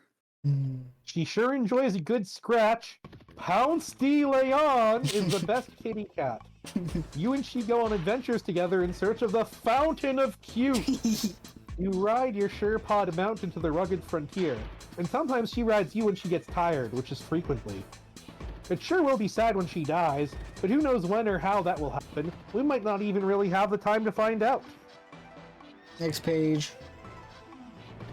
Later there was a cave-in. Oh. Examine computer. You saunter over here, drawing tablet computer. Use this to draw on a computer. It would be cool if this could somehow be adapted to serve as a fetch modus as well. That'd be so much more fun than the frustrating one you're using now. You wonder what this grumpy fellow wants. Probably something to do with that game. That seems to be all anybody's talking about lately. Nepeta, answer Carcat. Hey! He perks up curiously. She wiggles her rear end a bit and then chases something bounce into one of Carcat's shoes. Carcat can't believe he has to sink this low. Carcat can't believe he's asking an autistic girl in a cave to join his team. Carcat mystifies in infinite befuddlement over the fact that you're presently the best remaining candidate for the red team. I am? I mean, AC says I am, wondrously. Yes, and Carcat can't fucking believe that. Carcat thinks about that a bit, and his jaw drops open and breaks a huge column of bricks like a fucking kung fu master. AC gathers up all the brick pieces and builds a cute little house and invites Carcat inside. Okay, good. It's good that you're talking about building. Even if it's in the most inane possible context. You're gonna be doing a lot of it. Like Fortnite. Homestuck built stuff before Fortnite did. Well, you know, it was also Minecraft before Minecraft. True. So.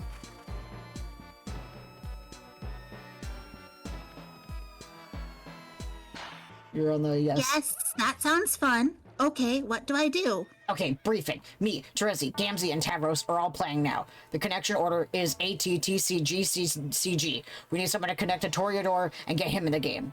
I have GA lined up for the red team because she is one of the few remaining sane ones left to play. Okay, the only sane one, but she doesn't want to connect yet because of some mysterious bullshit. So I was like, whatever, what else is new? So I guess that leaves you. Terezi said she had lined up to play back when she was the fake leader. So I said, fine. So just connect to Tavros, and later we'll worry about getting you in. Fortnite for assholes? Isn't that just Fortnite?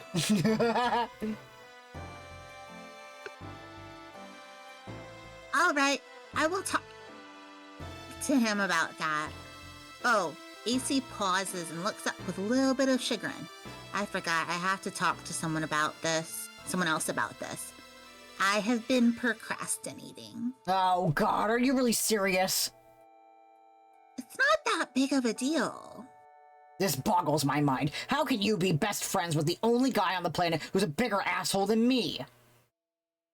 He's not so bad. He's scum. But do whatever you've got to do, I guess. Tavros is waiting. Nepeta consult with friend on the matter.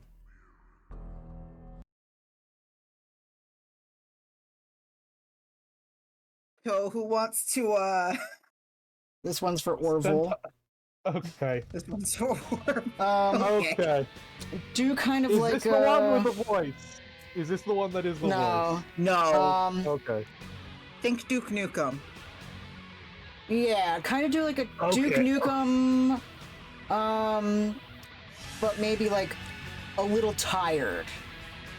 A lot of people do like like Duke Nukem whispering, but not quite like a little bit above a whisper. So like this? Yeah, that's how people usually do his voice. Okay. And you can see his silhouette. Do you want to guess his name so you can see his entire face, or just his silhouette? I guess I'd want to wait until I have more than a silhouette to work with. Yeah. Notice his name. Yes, no. He has the best username out of any of the characters so far. AC twitches her friendly whiskers at CT. Bye. CT perplexes over where he put that important wrench that he needed for building a fancy robot or something. He says, "Now where did that silly old wrench go?" 100K. Well, that's supposed to be look. Oh, look. What are you expecting to accomplish with this? But oh look! CT peeks around the corner to find that a very playful kitty has stolen the robot wrench and is now kicking it vigorously with her hind legs. This is foolishness upon 100,000 prior, equally unsolicited foolishness. You'll stop right now. Rawr! You're so lame. I'm not. I'm fine. No, lame. No, I'm not. Lame. No. You've never played a fun pretend game with me ever, even once. Even Carcat does it sometimes, even if he does mean it in a grumpy and insincere way. But at least it's still fun. Yuck. Don't pollute my incoming data stream with his name, or any sort of excremental language you pick up from his ilk. I see right through your stupid act. Who are you trying to kid? Look how you go out of your way to use words that have X's in them so that you can use your silly percent sign, or use those absurd words that you can shoehorn a 100 into, even if it's not strictly replacing Lou. You are so transparent. I can tell you like to play games. Deep down, you are a guy who likes to play games. I can smell a guy who likes to play games from so far away with his nose. You have no idea. If you're looking for a loophole through which you may extract concessions from, you'll have to look elsewhere. See? What the hell? Nepeta, what did I say about that awful language? I won't stand for it, and you'll stop. Oops, sorry. Your fraternization with the base classes have loosened your morals. Can't you see this? No, I don't care. They are fun. And I don't know anything about classes or bases or blood color. It doesn't matter. What does green blood even mean? It doesn't mean anything to me, and it shouldn't mean anything to anyone else. Well, green blood is okay, but it's not great. That's why you're lucky to have me to look out for you. Because you don't know better, and you can't fight the role the mother has in store for you. Rawr, you are such a hypocrite. You pretend to be so high and mighty, but I know you're not. And I know you like games. Look at that silly little bow and arrow you always type. It's always there. You never forget. Why would you do that if it wasn't a playful, fun thing? I am so on to you. My bow and arrow are highly dignified symbols. Lol, BS. Archery is among the highest and most exceptional crafts, held in tremendous regard by the most aloof classes for centuries. You suck at archery. No. Yes. No. Yes. No, I don't. Yes. Yes, yes, yes.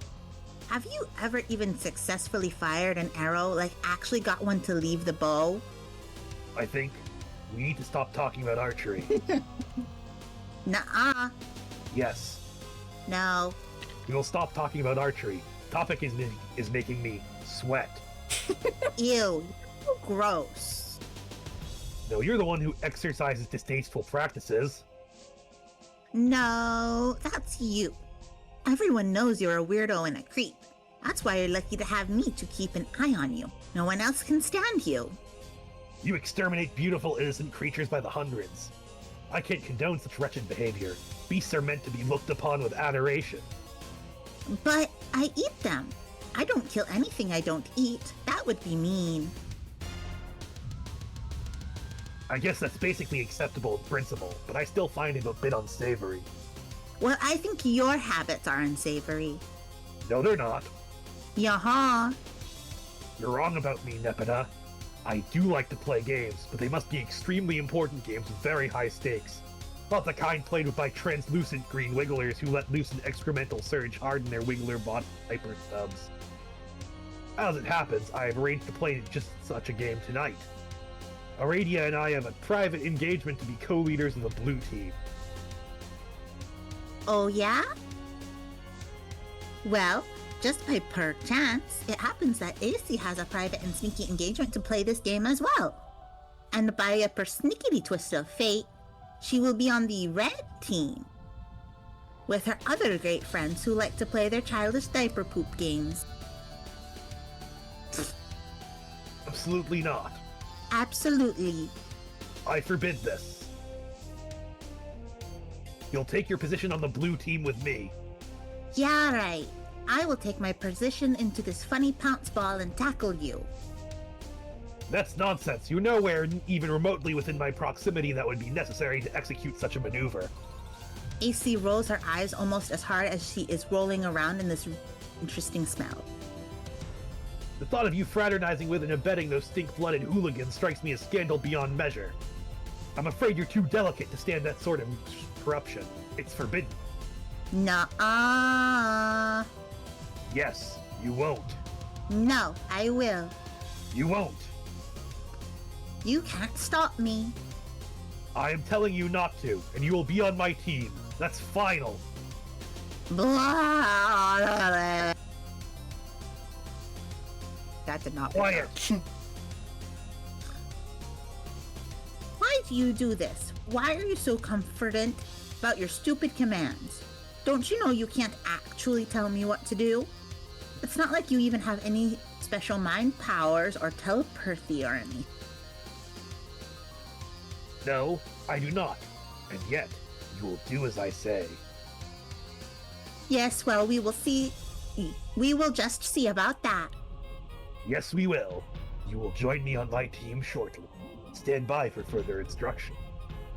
Yes. You're angry, and I appreciate that, but it doesn't matter. Discussion over. Again, he's fucking racist. Yeah. Well, yeah.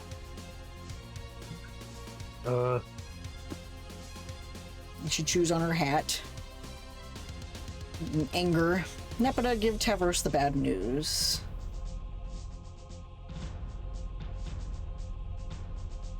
AC curls up in Tavros's lap. Okay, for the time being and for the sake of this fantasy scenario, I pretend that my cat allergies aren't that bad.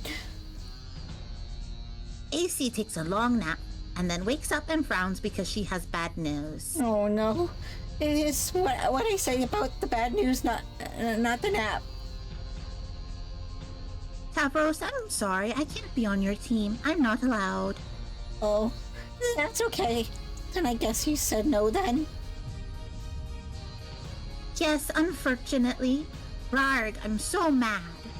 It's probably for the best that you listen to him. I don't know. You think so? Well, if you didn't listen to him before, you might have played games with us before and something bad might have happened to you. Perhaps, but I still feel bad. I'll find another player. It's not a big deal. Good luck being on the blue team. Hey, thanks. No. Yeah, he's not racist, he's homophobic.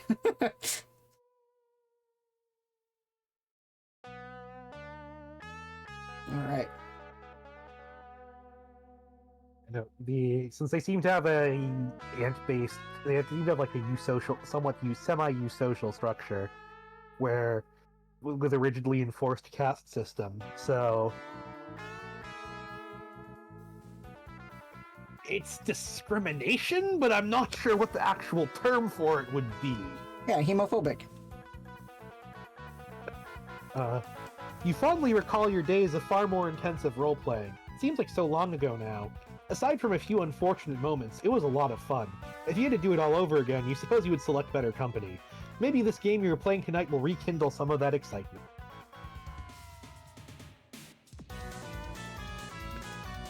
Okay.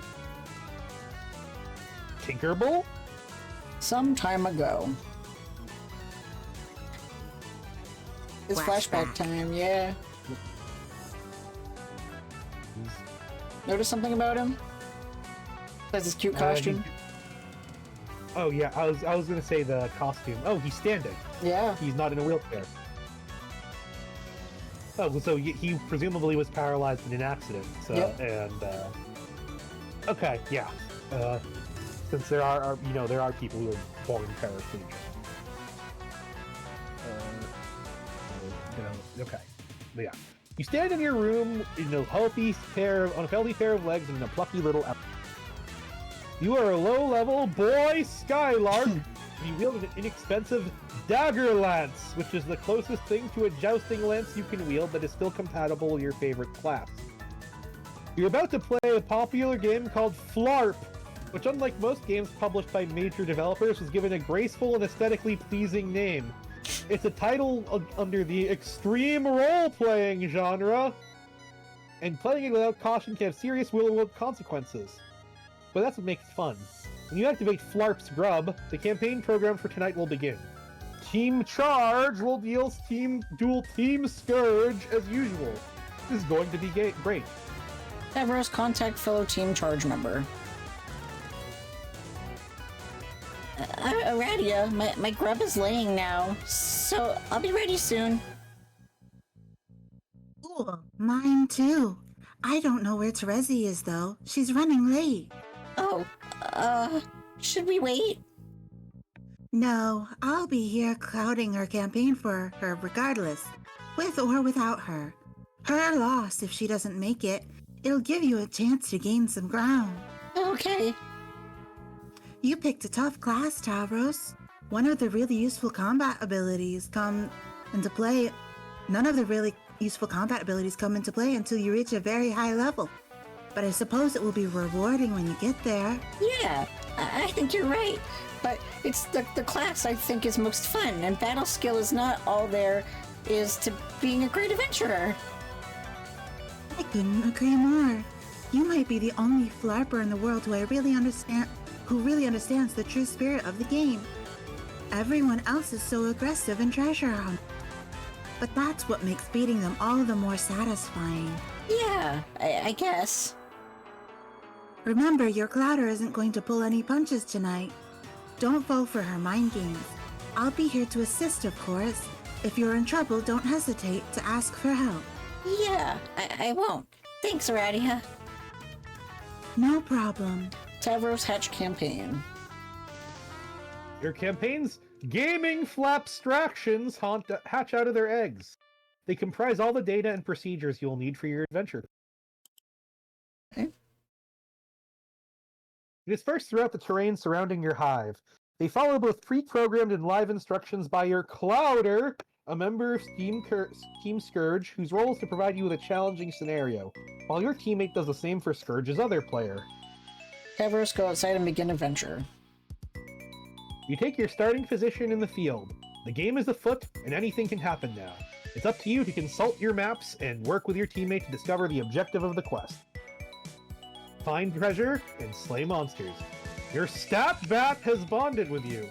This keeps track of every attribute for your character, including vitals. While these attributes in principle remain abstractions due to the fact that this is extreme role-playing, they will always relate in some way to your real-life attributes. You've got to be careful out here. A little later.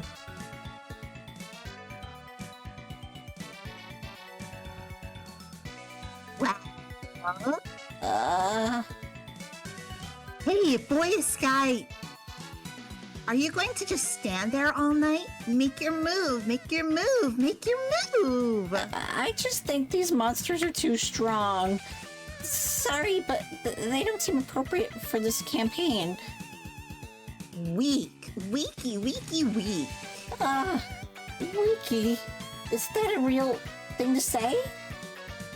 Yes, your blatant excuse making is the weakest lame that ever shit the coward ate it.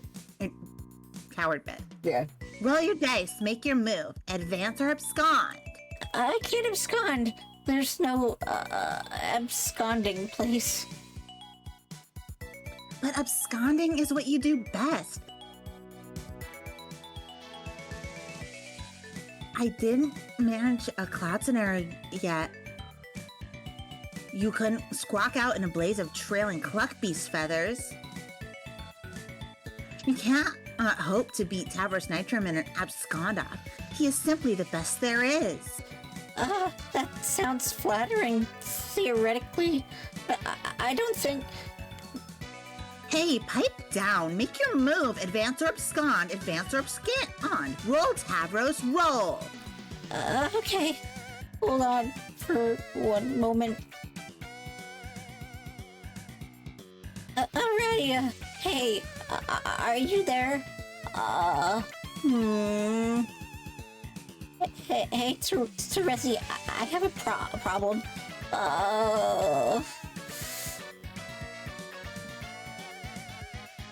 No one can help you, Tavros.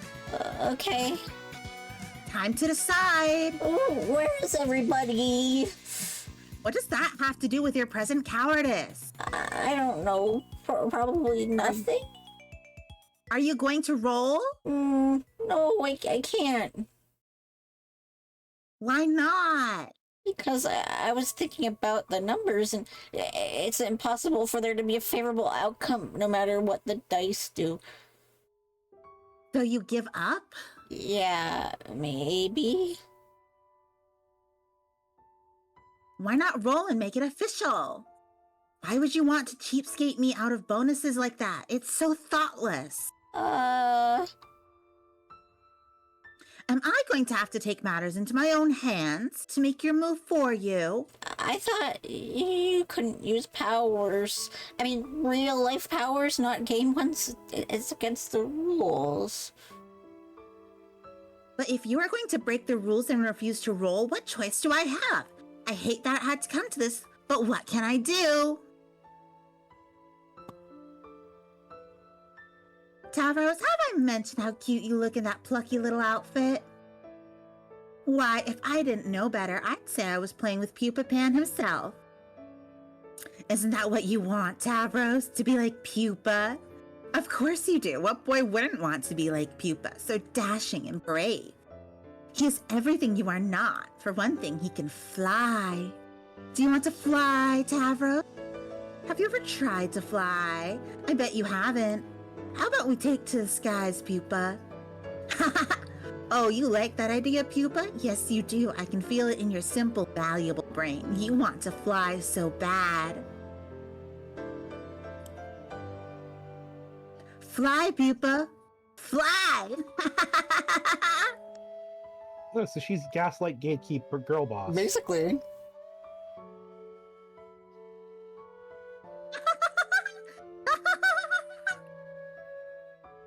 Adios, Toria dumbass. Yep. Poor guy jumped off a cliff and broke his fucking legs. AG just jumped me off a cliff with my brain and my legs. Also, and now they feel invisible. Wow, I'm sure there was a better way to say that.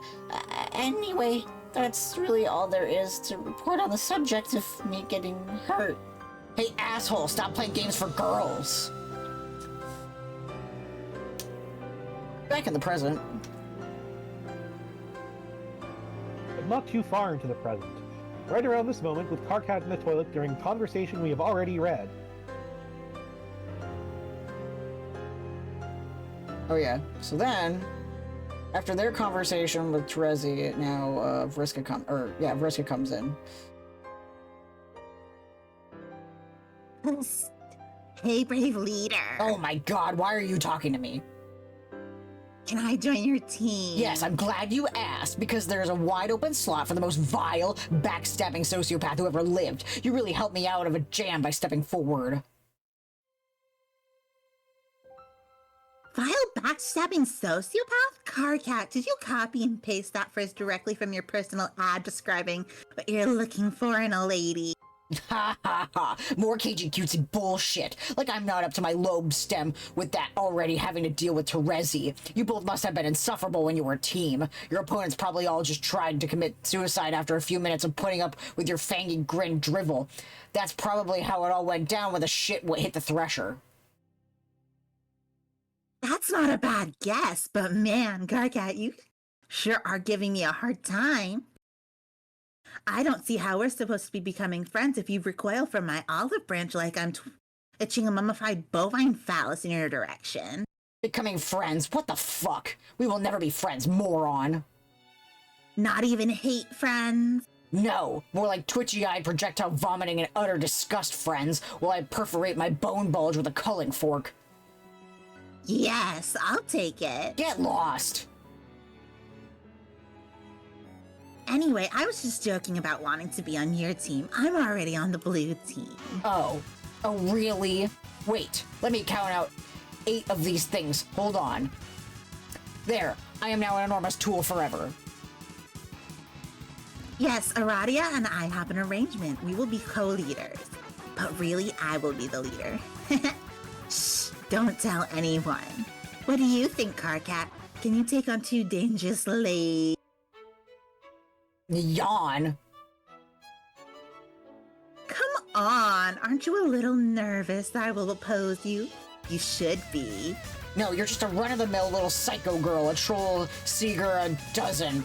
I'll be taking apart the blue team with brutal efficiency, you'll see. You never played one of your dumb games with me, so you never had the privilege of seeing what I can do. Enjoy the show, sweetheart. Just don't even think about using your mind control tricks on my players. Remember your truce. Ush, those days are far behind me. Anyways, I can't control just anybody. They've got to be impressionable, like you. You can't control me. Sure I can, I just choose not to. Yeah, okay.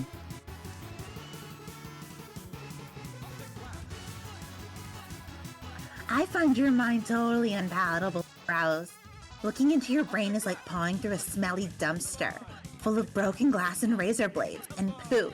Whatever, don't even try it. I've got the better Scourge sister on my team, and if you break your truce, you'll have to answer to her. The funny thing is that she's always way better than you, even without any powers. Yeah, that's right. I know your whole story. You were always jealous she could manipulate people so well without resorting to cheap mind tricks. Ha ha, I can tell this burns you, and I can't even paw through your dumpster. Chalk it up to another infuriating victory for gutter blood over aristocracy. Oh, what's that? Nothing to say? Wow, speechless, I guess. You're probably crying right now. That would make my fucking day. Hey, look at me being the one who can talk shit at warp speed, then log off before you can reply. Bye, idiot. Oh, back so soon? Did your thumb slip up on the button? I guess you can't get enough of it. You made me do that, and you know it. You haven't got nothing on me, and you can't prove shit. Anyway, Karkat, I just wanted to say, heart. Karkat be the other asshole. A lot of interesting images there on the walls, huh?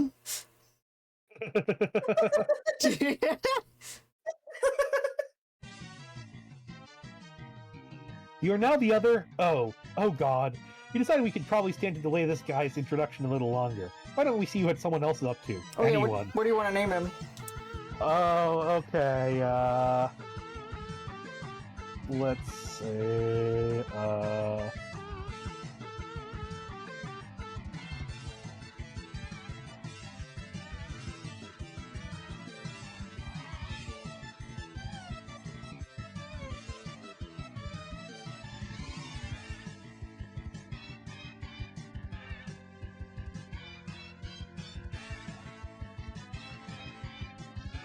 I believe in you. You can do it.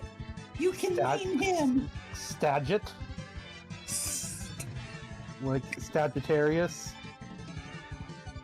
Stajet. Yeah, sure. All That's right. better than how I was thinking of spelling it. Hurry. Nana got how I was intending to spell it, but your spelling's better.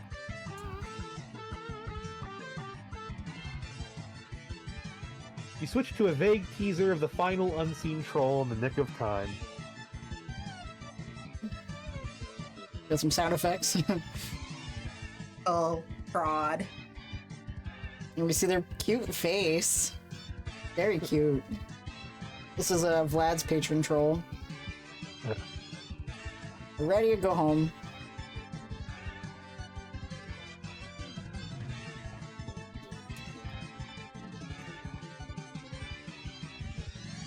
You head back to your hive to get the blue team session started. It's been a while. Oh, to be flying through the air on a giant frog head. I wish. Revisit the remains of your quaint rural hive. You're laundering in the small excavation sites you dug up for practice are all overgrown with vegetation. You haven't been here since the night of the accident. On that night you found your calling! The voices of the dead grew louder, urging you to return to the ruins you discovered not long before. You left so abruptly you didn't even have time to bury your Lucis. But that's fine because trolls don't typically bury their dead. Leaving bodies to be consumed by wild animals is more customary. Ready to begin session. Like Diogenes wanted to be buried.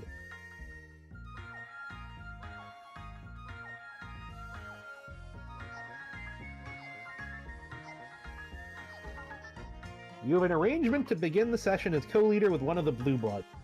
You understand this player intends to make a power grab and take sole possession of the leadership role. Such subterfuge is typical of their cast. But you are perfectly okay with this. It's one of the many things you're okay with. You allow your co-player to take the lead and enter the medium first.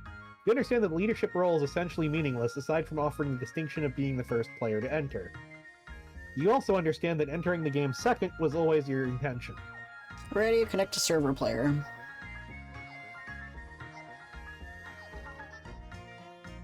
You have a server player connect to you, someone you personally selected for the role. The devices required for entry are deployed. The kernel sprite awaits prototyping, but unlike all 11 other players, your dead Lucis is not available. You have to use something else. Ready to tier 1 prototype. Prototyping with the frog head just before entering the medium would prove to be critical for later success. Just another of many assurances whispered by the dead. You've long since stopped questioning them or doubting the future significance of even spontaneous acts of frivolous desecration. Compelling your non-plus server player to perform this task might have proven difficult. Luckily, your telekinesis, an ability greatly magnified through your calling, would be sufficient to move the massive object, whereas the game cursor likely would not. Your server player simply watched in mystification. Here we see her servers, Nepeta. Yep. It's Kermit. Oh god. She really just did no. She really just had no idea what the hell was going on. Ready to enter. You enter the medium, taking your place in the land of courts and melody as the Maid of Time. Meanwhile, your client player has been exploring another world. The blue blood has a present for you. The present cannot be duplicated via alchemy at this stage of the game. It would cost too much grist, a detail which this player had not been aware of. The player would have to progress to the second gate of their own world, arrive through the gate above your and deliver it in person. Facilitating this delivery was one of the reasons why it was important for you to enter second.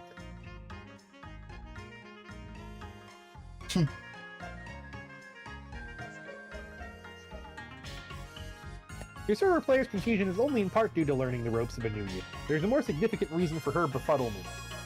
While she followed your advice and went through the simple motions of game setup, at no point were you visible on her monitor. She saw your damaged hive, she saw the alchemitter and other devices she deployed, she saw the strange computing device on the floor bearing the visit of a species she didn't recognize. She even saw a great big stone frog head fly through the air all by itself and become the frog sprite. And though she would ask why, and you would always delay the answer, the fact remained. She couldn't see her. She couldn't see you. Why am I stumbling across this? You're good. We're at a tier 2 prototype. She couldn't see you up until the moment after the sprite's second prototyping, because you were dead all along. Dun, dun, dun. Yep.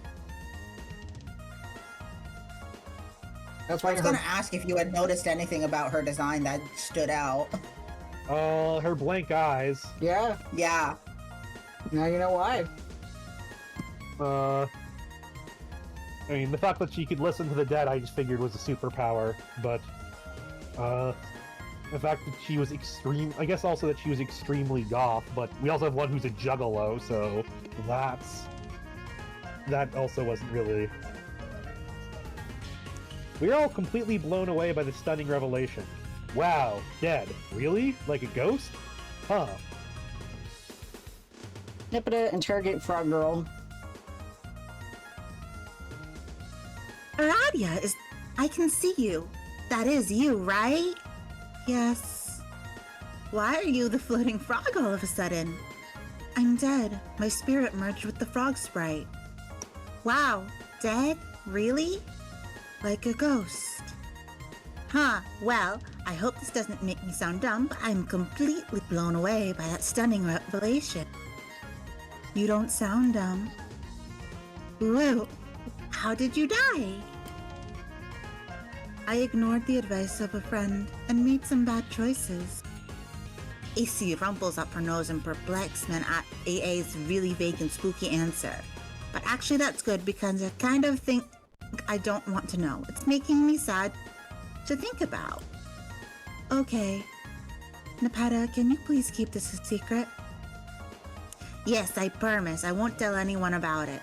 And by promise, I mean promise, just so you know I'm serious. Thank you, Ribbit. Whoops. Ready to be the huge bitch.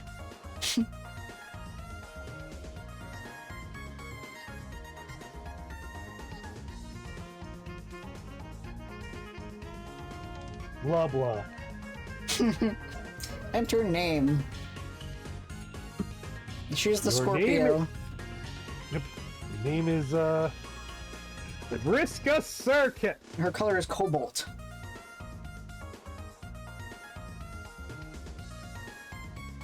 I'm just writing down your last name. I was thinking, I'm looking ahead, the best time to stop would probably be, 2,225, is that... 200, Yeah, I can do 245, I mean. So you guys okay with 50 more pages, or are you tired? I could do 50 more pages. As Vlad. I think I can. Cool. Scorpio, Cobalt. I'm just gonna put in, did nothing wrong? Sure. Question mark. On my notes.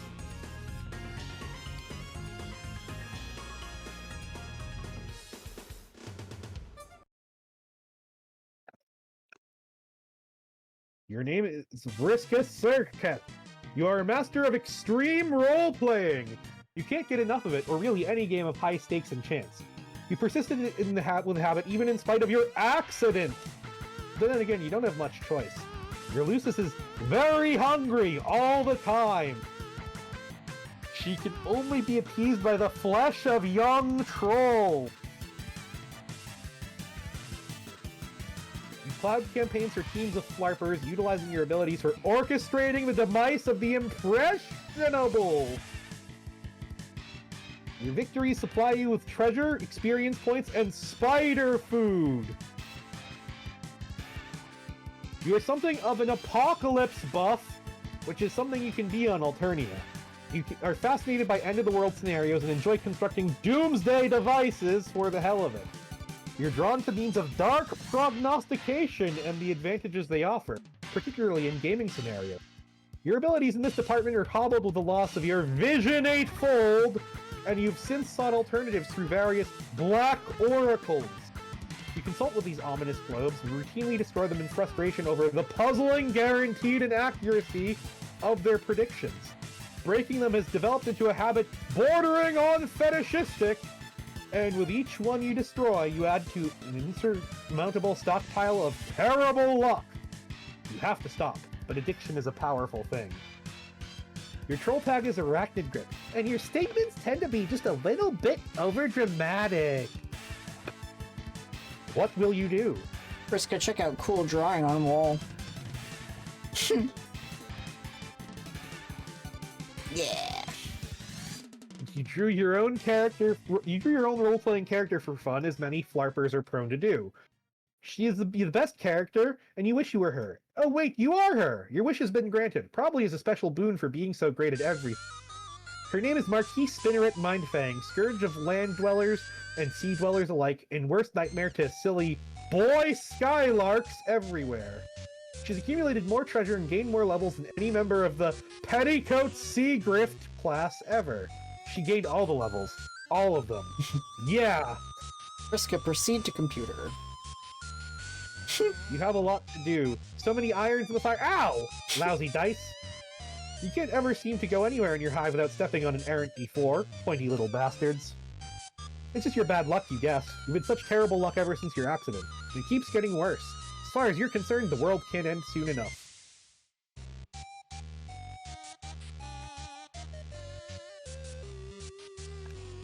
As you were saying, so many irons in the fire. Such a tangled web. It is a web full of flaming irons and mixed metaphors. Tonight is a big night. You have a lot of meddling to catch up on tonight. Bugging and fussing and meddling. Friska, take dice. Oops, I hit the wrong button and I just deployed my dancing cat.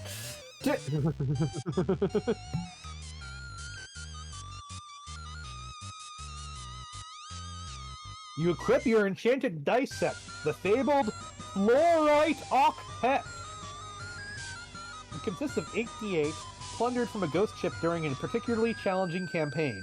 In ancient times, such weapons were employed by roving bands of gambligants, deadly marauders with a passion for chance. They all died off, though. Took too many crazy risks. Rolling the dice will execute a wide range of highly unpredictable attacks. Very high rolls can be devastating to even the most powerful opponents.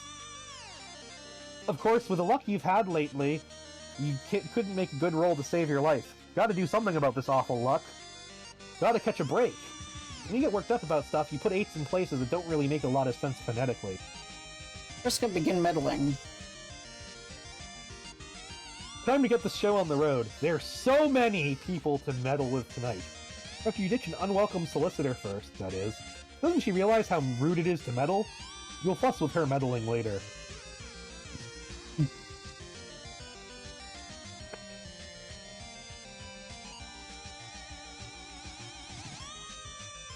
What now?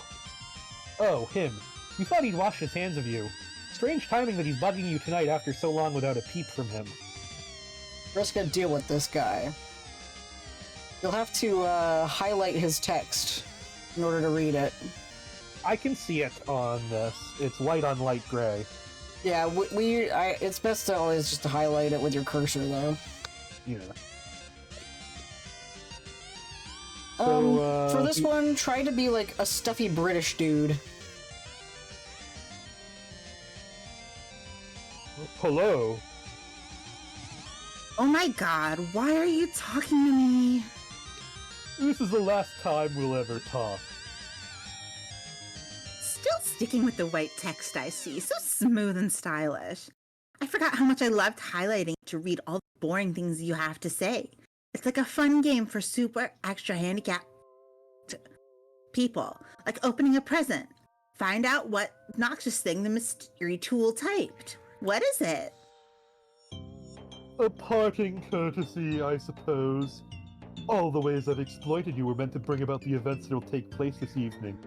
Knowing this will provide context for the events in your near future, it will affect how you behave in response. These events will be just as important as those preceding it. I've gone to great lengths, you see. You didn't exploit me. You are just a petty douche with a bad temper who likes to play games, and all I did was humor you. I did exploit you very thoroughly. It was easy. So full of yourself. Have I ever lost a game? Don't change the subject. What subject are you referring to?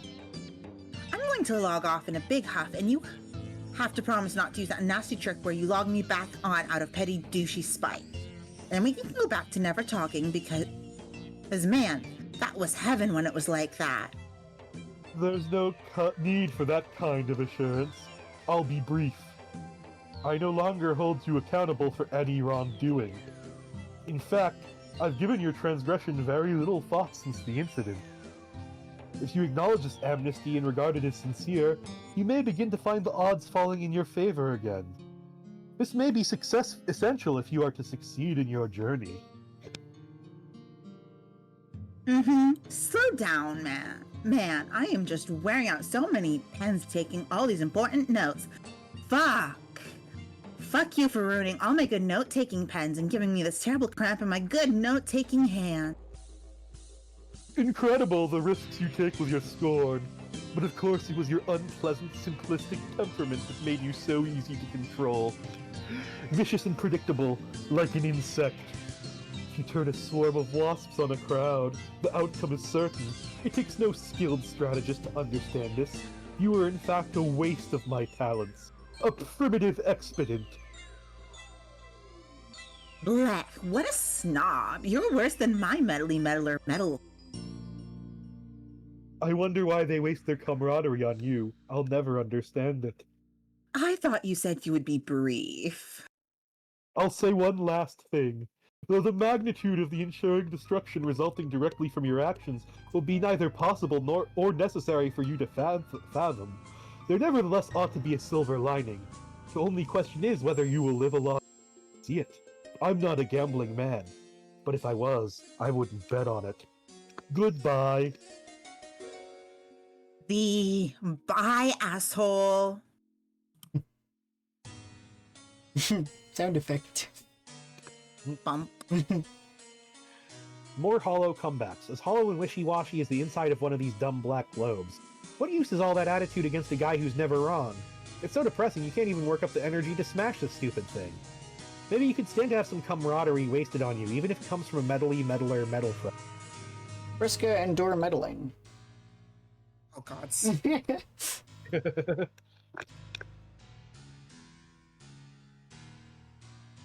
What? Just wanted to know, is your Lucis dead yet? Huh? What kind of question is that? Is this a trick? Are you trying to sabotage me? Are you in cahoots with someone? No. Cahoots, I say. You sure do seem to be saying cahoots. I'm just asking because mine's dead. What? Oh no. How did that happen? It was just her time. Fucking fireworks! Always when you gotta do your stuff. Gonna throttle some people. Really? Are you sure it wasn't sabotage? I would suspect sabotage if I was you. No, there's no plot or a conspiracy or any trace of saboteurs operating through special and magical union. One can only describe as being in cahoots with another. When a virgin mother grub abdicates and renounces brooding, her time will be relatively short. I always knew this. She was so cool. You had the coolest Lucis of anyone I know. I wanted to meet her someday. Maybe you still can. Yeah, meet her corpse, I guess. That's not so bad. A consolation prize. Seeing a big, dead, cool mother grub. Wow. You were so lucky. My Lucis sucks anyway. Why did you ask if she's dead anyway? Do you know something? They're all dying, or are going to soon. I believe it's a preemptive consequence of the game we are about to play. If a preemptive consequence is a concept that can be said to hold any meaning. But from what I understand, if it is applicable in any sphere at all, then this game holds that sphere. Okay, I don't really get that. Go ahead and think I'm some dumb flighty broad again. I wasn't going to think that. You know what? I don't think even I really understand what I just said, so never mind. Now you have me a little worried. Man, I hope she's okay. Why would this happen? This is just my luck. Have someone die beside yours? And, you know whose, I guess? Yes, a few. Karkat thinks it's his fault. He believes his actions triggered an suspicious chain reaction. You mean a curse? Sure.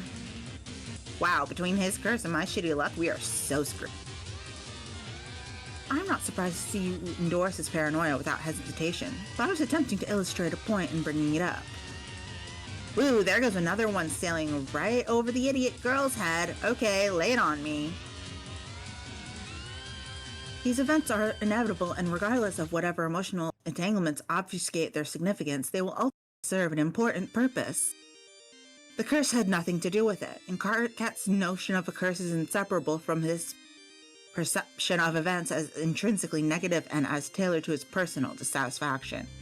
And your bad luck is the same way, I believe, anyway. Okay. What would happen if you just cleaned up a bit? Don't you think you would step on a few less hard triangles? Why do you try to help me and stuff? What's the point? It's kind of bothersome, insulting sometimes. So I have a messy room. Big deal. My luck just fucking blows. It's got nothing to do with it, and you just don't even know. Meddler, why are you so meddly? Miss Meddlesome McFussy Fangs? Because you're dangerous. No way. I'm just fine. Why don't you can it? Every time you tell me to can it, I think it's funny. I mean, it's just a funny thing to say, don't you think? It's okay to be dangerous. Lots of people are. And dangerous people can be really important. Maybe even the most important sometimes. But it just means there's got to be someone around to keep an eye on them. And if not me, then who? Everyone has an important job to do. Okay, so maybe you're spying on me. Kind of creepy. Man, maybe you should get a life. Where, you know, maybe you're so high and mighty and think you're so great. Maybe you could, oh, I don't know, try and stop me from doing bad things? That wouldn't work. If I tried to stop you, you would regard me as an enemy instead of merely as a nuisance. And what good would that do? So I'm afraid McFussy Fangs it must be. Ugh! Okay, great, fine. I'm going to check on my loose now. And I'm starting to think you're full of shit, and I'm quite sure you'll be quite fine. You're right. Anything can happen, I guess. But just so you know, I'm sorry for your loss, Van. Ah, man, why didn't I just get the last word and sign off real quick like I usually do? Let you sneak that stinking little ninja quip in there. Ugh, so mad. Lousy, stupid, goddamn supportive friend. First, go check on Lucis.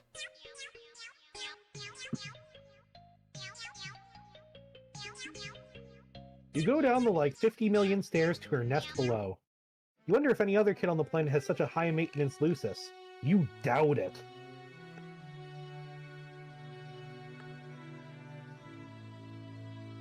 You pass by one of your completed Doomsday devices. You promised you'd build it for an especially powerful and influential member of the nautical aristocracy in return for his collusion during your campaigns. Some guy you were in cahoots with. I guess none of it mattered now, though. It was tough to build and isn't perfect yet. Luckily, one of your pals nearby is pretty handy with technology. He can be tapped for parts and favors frequently. You wonder if any other kid on the planet has as many irons in the fire as you. You doubt it. Big fucking spider. See? Look at this. She's fine. Fine and huge and hungry as ever. You guess you're relieved? Yes, of course. You. Why wouldn't you be? It would be devastating if anything happened to your dear sweet custodian. To be fair, Yeah, that's what I thought. Nana, that's what I thought we were going to do. yeah, to be fair, Vlad said, I can do the girl voices, and I didn't think anything of it. Yeah. Maybe we can do 4, 4, and 4 with the other trolls. Alright. We see the spider and the Doomsday Vices above the spider. Yep. And then we see the house. And this asshole.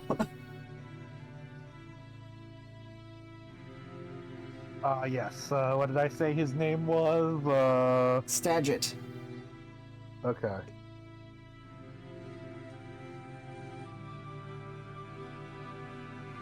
Yeah, that's also true. Gives Vlad more chance to talk.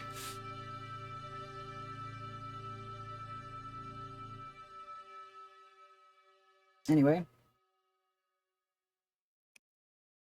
Okay, so I'm putting. I was just putting. I guess there's no delaying this guy's introduction anymore, as long as we're in the neighborhood. Enter name. Your name is Equius Zahak. Equius. You love like, beings. Like the horse play. Yeah. No, yeah, I was gonna say the one with Daniel Radcliffe fucking a horse. Yeah. Yeah, so his color is blue, like royal blue.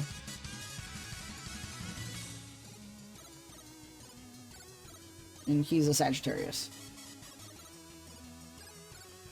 Okay.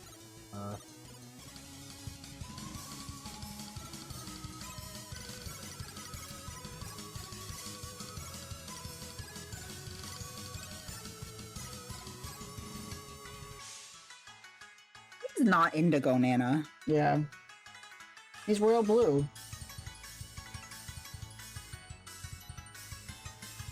You love being strong. You are so strong, you would surely be the class of the elite legions of Ruffian Annihilator. And while such a calling would be quite honorable, you would prefer to join the ranks of the Arch Eradicators, perhaps the most noble echelon the Imperial forces have to offer. Unfortunately, you suck at archery. You've not successfully fired a single arrow. Every time you try, you break the bow. You're simply too strong. You've broken so many bows, it is developed into a habit bordering on fetishistic. You have to stop, but addiction is a powerful thing. You have a great appreciation for the fine arts. Use your aristocratic connections to acquire priceless masterpieces painted in the oldest and most represented Alternian tradition of nude muscle beast portraits. These striking depictions of the exquisite fauna native to Alternia remind you of the purest physical ideal that must be sought by anyone who professes a love of strength. When those of lesser bloodlines turn up their uncultured noses at such stunning material, it makes you furious. Practically everything makes you furious. You have so much rage, it can only be expressed through staggering quantities of physical violence. You build strong and sturdy robots, set them to kill mode, and beat the shit out of them in caged brawls. Sometimes you lose teeth, but they usually grow back. Your troll tag is Centaur's Testicle, and with your bow and arrow ever at the ready, you take exception to lewd language unbefitting of blue blood. What will you do? Check on Lucis. He's got my other favorite, Lucis. Okay. Now where did that craven excuse for a custodian go? It makes you furious when he goes missing like this. Probably off somewhere nursing his bruises. You swear the old boy is made of glass. You're starting to get agitated. Arthauer, where are you? I always pronounce as Arthur. Okay. But yeah, he's a little cow butler thing. Yeah. Centaur thing. No, there he is. He's just preparing an ice-cold glass of nutritious Lucis milk for you, with a thick foamy head on it, just the way you like it. You cannot hope to beat Arthauer in a butler. A butler tar, He's simply yeah. the best. Like we just think he's Arthur. Oh, sorry. He's simply the best there is. Like we just think Arthur. You accept the frosty beverage and give the good fellow a grateful pat as gently as possible. So, at some point, the trolls have raided Centaur World, is what I'm gathering from that. And he was someone they took along with him. With them. Seriously, he's like a soft summer peach. Like we just drink Lucis milk.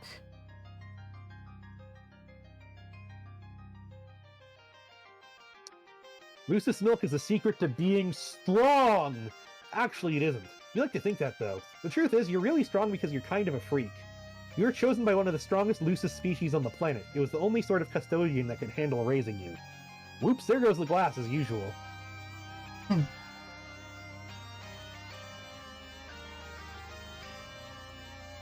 Just as usual, it sends you into a rage. Distilled milk quickly evaporates. Gotta do something to calm yourself down. Let's off some steam. Equip a bow. You mean equip. A little archery practice ought to cool you off. But of course the piece of shit snaps like a twig the moment you pick it up. Actually, the feel of the brittle wood giving way under the astonishing might of your man grit is starting to calm you down already. You equip it to your half-bow kind specibus, which is pretty much worthless. And useless.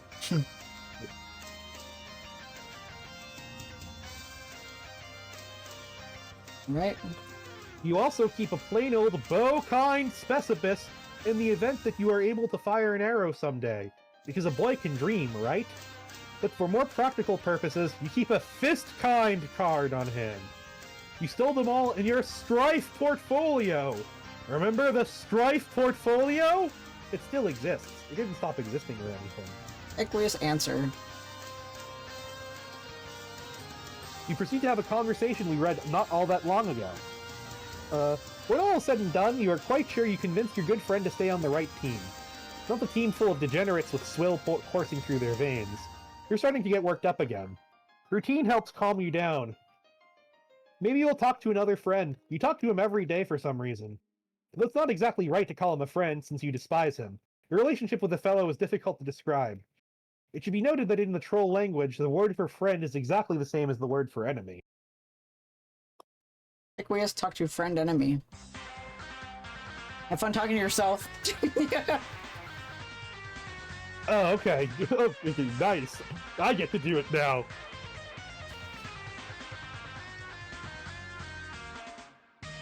Have I ever told you what a reprehensible disgrace you are? Fuck yeah! Only every motherfucking day, bro! I'm not in a very good mood. There are a few things I'd like to get off my chest. Motherfucking spill it! Don't be keeping all that shit bottled up! Can I get some more water? Yeah. Some of these voices are a bit rough on my throat. I'll be right back. Yeah, we're pretty close to the end. We're gonna end at 225. I mean, 2,245. So, yeah, go get milk or Fago, yeah. So we're pretty close. We're about 20, I'm bad at math, 24 pages to go.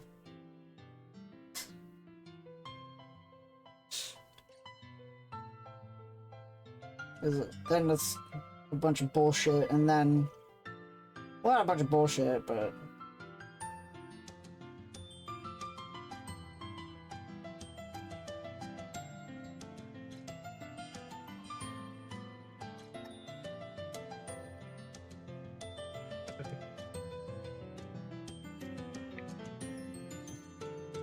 By astonishing coincidence, Nana, if you mix milk and Fago together, they turn into water. Mago. Milk!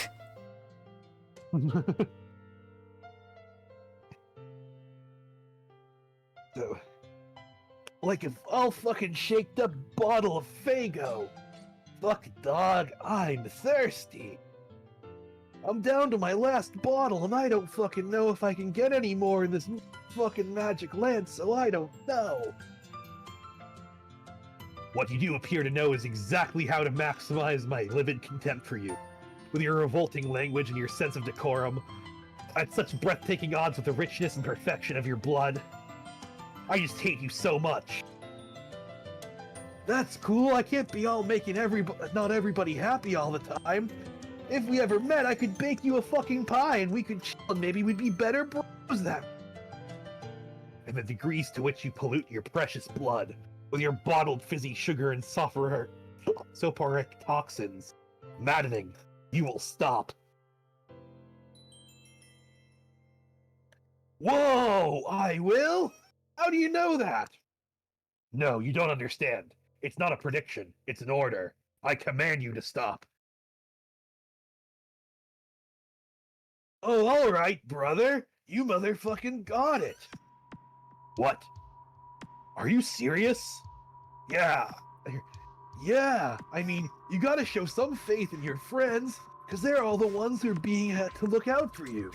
So fuck if you say I'm not doing the shit right, then what the motherfuck do I know? No, this is unacceptable. Okay, let's start over. I apologize. I was completely out of line, and I'm sorry.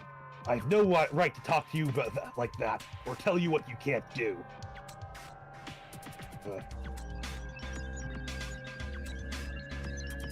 No worries! It's not my place. Your habits notwithstanding, I am lesser than you. An inferior. Haha, okay. Don't you understand that you're better than me? Can't you please act like it? That's not a command, it's just a polite request, I guess. Okay, I can try. But man, I don't know if I know how to be like a better motherfucker than any other motherfucker. Look, it isn't that difficult. Try to be cognizant of your desires and needs. And attempt to regard those around you as simple vehicles meant to bring about your gratification. Wow, what? What are you doing? Right now, it sounds like you have begun playing with the red team. Is this true? Yeah! Fuck yeah! I'm all up in the fucking shit of this wicked mystical motherfucker. I bonked an imp on the head with a club. And then a little later I scared one with a horn. Goofy clown face! Good. This is very good. It really pleases me to hear tales of physical subjugation. I assume these were lesser beings toiling in the lower ranks of some hierarchy. Well yeah, they're underlings, and there's some subjugation involved for fucking sure. But now we're kinda settled down and me and the imps are sharing some pie. These motherfuckers are pretty dope, actually. I like them. Okay, it pleases me considerably less to hear things like that. But I've already stated I have no right to be disappointed by your conduct, so I will try to control myself. Ah, shit, bro! I don't want to be all like to disappoint you! Oh, Subjugation. Subjugulation! So you can hear that in his voice. What can a brother do to make... What can I do to make a brother fucking shape his shit up? If I could make you smile, it'd be the best fucking miracle I ever did part of. Honk, honk, honk.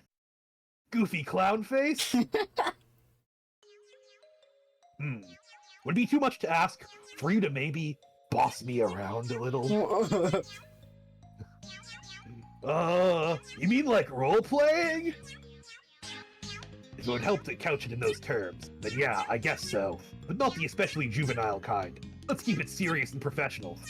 I'll try, but I'm not much fucking any good at it, I think. Just... say anything. As long as it's authoritative. Okay. Hey you! Don't go near the motherfucking ocean, cause I all told you not to a bunch of times! Shit is straight up dangerous, and I'm getting my harsh on about it. Decent. I don't live near the ocean though, so it's hard to immerse myself in the scenario. Oh, alright, well what aren't you all not supposed to do? What kind of mischief do you get your bad fucking self up to? I do so many bad things. Just awful things. I'm incredibly impudent and a superior needs to put me in my place. Okay, well, don't be doing all those bad fucking things, bro! Yes, that's good. Like that. Cut that shit out! I'm all meaning this! Excellent. Now tell me this, High Blood. I've been roughhousing a little too hard lately. I've made a bit of a mess and anyone in a position of authority would surely be cross about it. Percent? Cross. Oh! What do you make of it? This wretched misbehavior. Fuck, man, I am so motherfucking salty about all that business you said. Fuck, it's like I'm all moving my mouth and the wicked noise is coming out in the frontiest way possible. And it's going at your direction, because that's the direction to be fucking angry at. Yes, so good. I am presently whipped into a state of contrition, one befitting of our class disparity, but I'm starting to perspire again, so it's best that we stop. Thanks for indulging me. Huh, no problem, bro. At school we can all up and motherfucking open up a bit to each other. Like bros. There's stuff you want to get off your chest, dude. Like I said, I'm fucking here for a motherfucker. Kinda like a miracle. How it's always there. It never goes away, you know?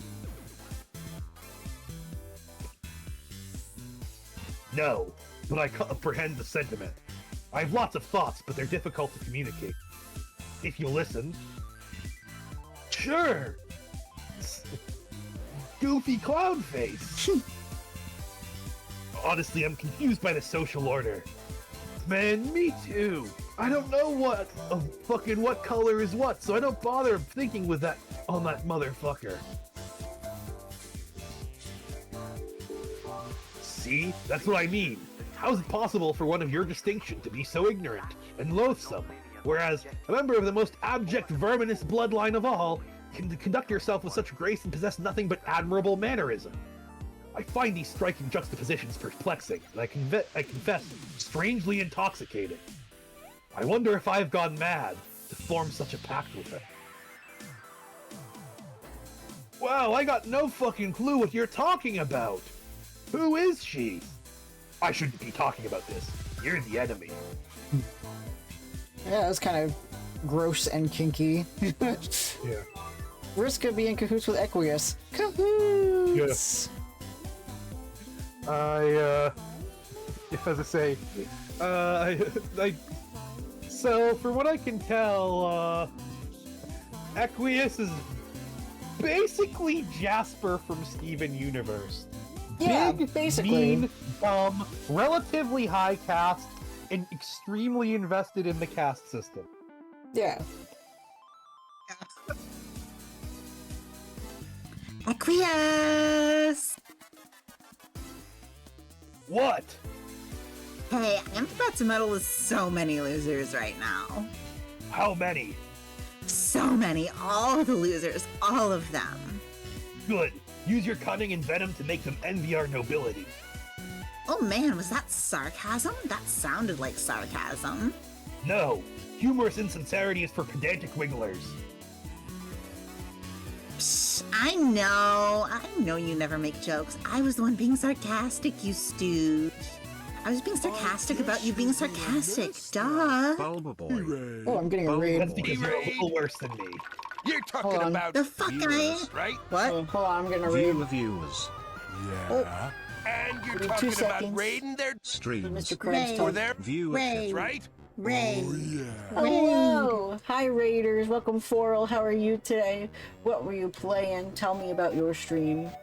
Today is, we're reading Homestuck. Me and Vlad are having our friend Orville read Homestuck before, because he's never read it. We will be ending in probably about 10 to 20 minutes or so. So thank you for coming in. We've been going pretty long with this one, so sorry if I keep it brief. Did some more Dark Cloud finishing up. Nice! Well, thank you so much for the raid. I truly appreciate it, man.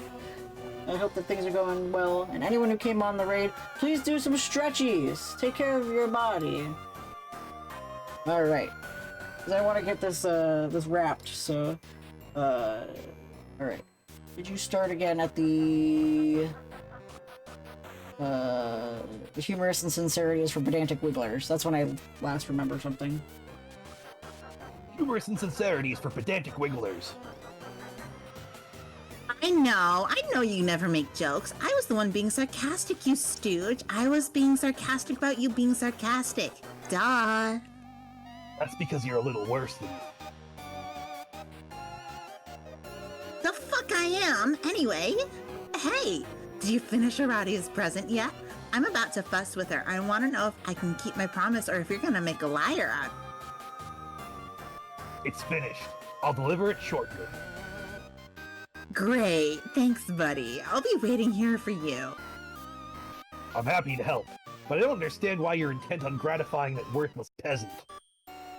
Because I promised I would, and it's none of your damn business, man. quit your prying. Always fidgeting and poking and prying. Fine. Let's proceed with the plan in a curt and professional manner.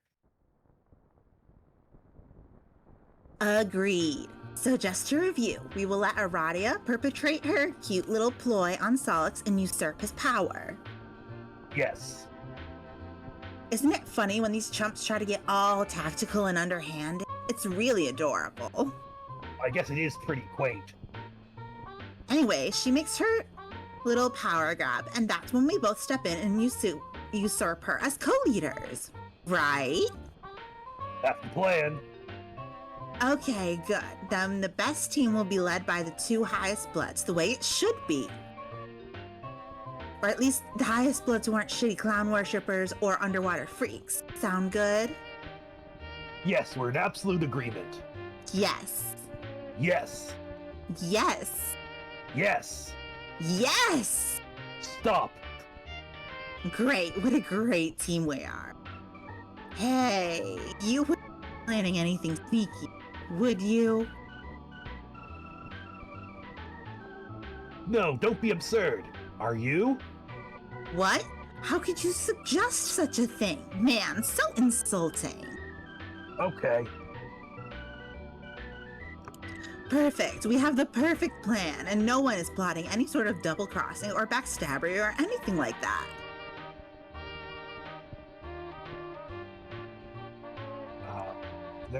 I'm not sure what the percent. Double crossings. Oh, yeah, okay. There are no double crossings up my sleeve. Also, I don't have sleeves. I'm as transparent as can be, and my word is my bond. I know. Don't worry, dude. I trust you completely. You know, I can feel you trying to read my mind. Bullshit. Probably just another one of your many daily rage aneurysms. Why don't you cool your jets and have a glass of gross muscle beast milk? Get out of my head, it's making me angry. Try to remember who built your arm for you. Oh god, don't you dare. Yeah, she's a girl bossing to enforce his racism there, so... Yeah. And basically jerk him off. Nice sound effect here. Yeah. Oboe slap. Aqueous, go check on Aradia's present. You delve deeper into your hive where you store many of your robotic projects. The layer doubles as the caged arena where you battle them. Under the tarp is a completed gift. You of course have no intention of delivering this to your neighbor as promised. You naturally will double-cross your accomplice just as you assume she has plans to double-cross you. You assume she is assuming the same of you. Business as usual for Blue Blood. You will deliver it to Aradia yourself to gain her favor and then double-cross her and take your rightful position as team leader. How ironic that someone of your blood purity must work to win the favor of the lowest sort of peasant. Humiliating. Strangely titillating even. But in the end, class order will be restored. Aqueous, remove tarp. You reveal her sparkling new chassis. You've paid a great deal of attention to quality and detail in this model. She is perfect. You don't know what to make of the feelings she stirs. For one like you to entertain thoughts of attraction for such genetic filth would be utter depravity. Exquisite, delectable depravity.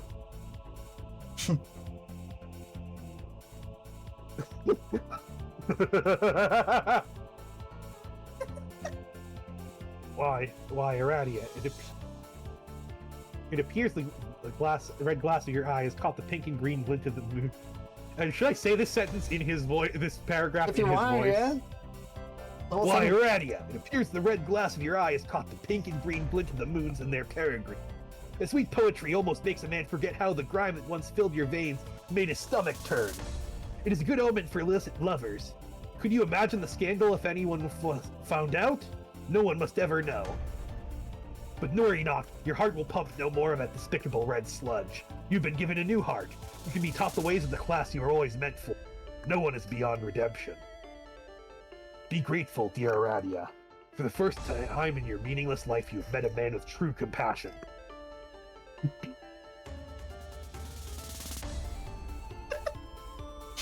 And just what do you think you're looking at? Keep your cold, mechanical judgment to yourself. As if your own record is so spotless. Don't forget who made you. Oh, what's that? My, that is a smart mouth you have. That was the last straw. An example must be made of this insubordination. Sound effect.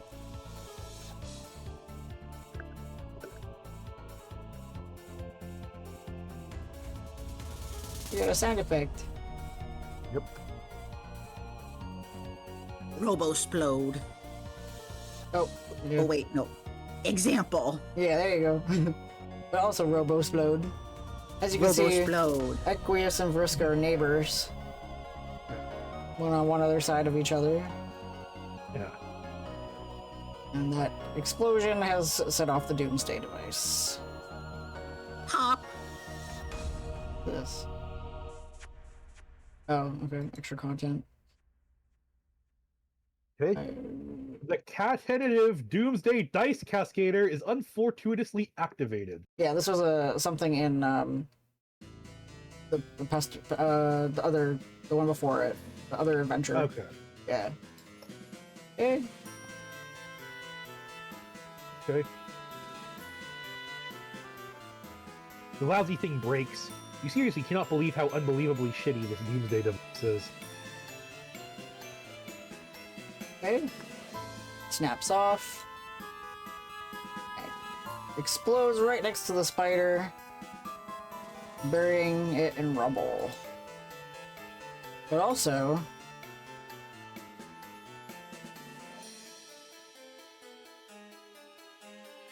Arthur! no. Moments earlier,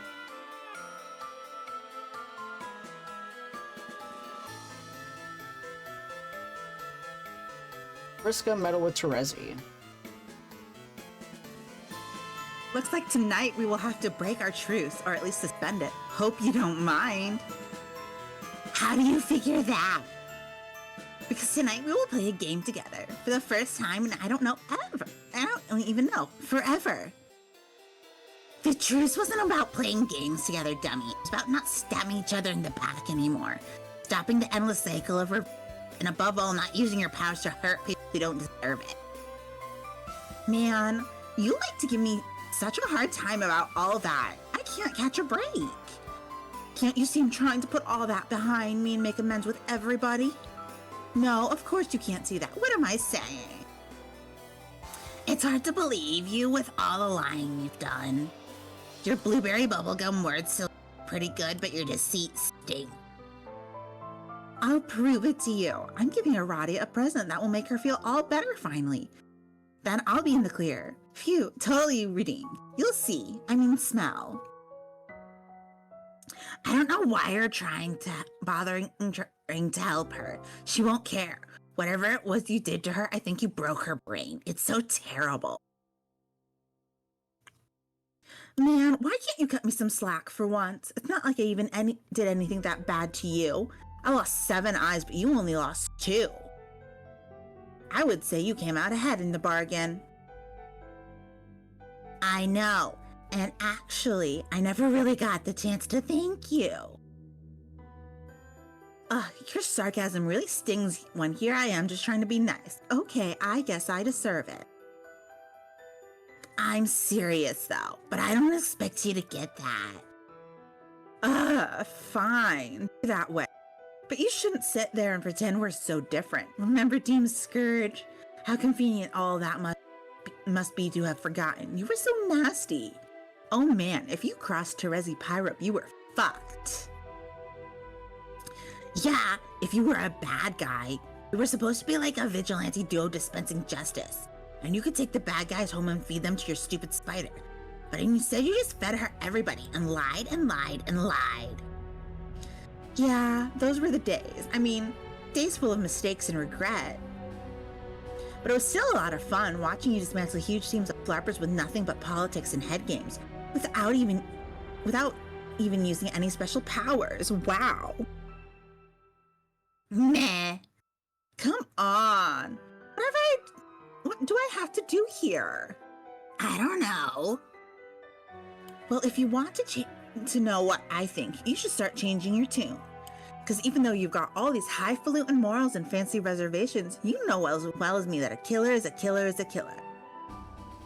There ain't no changing your ways for good. One one day, you're going to flail that silly little cane of yours and not find nothing to bump into, fall face first into the shit again. And then you'll work hard trying to win back their trust, and you'll try and try and try, and you'll see how hard it is. You'll see. I doubt it.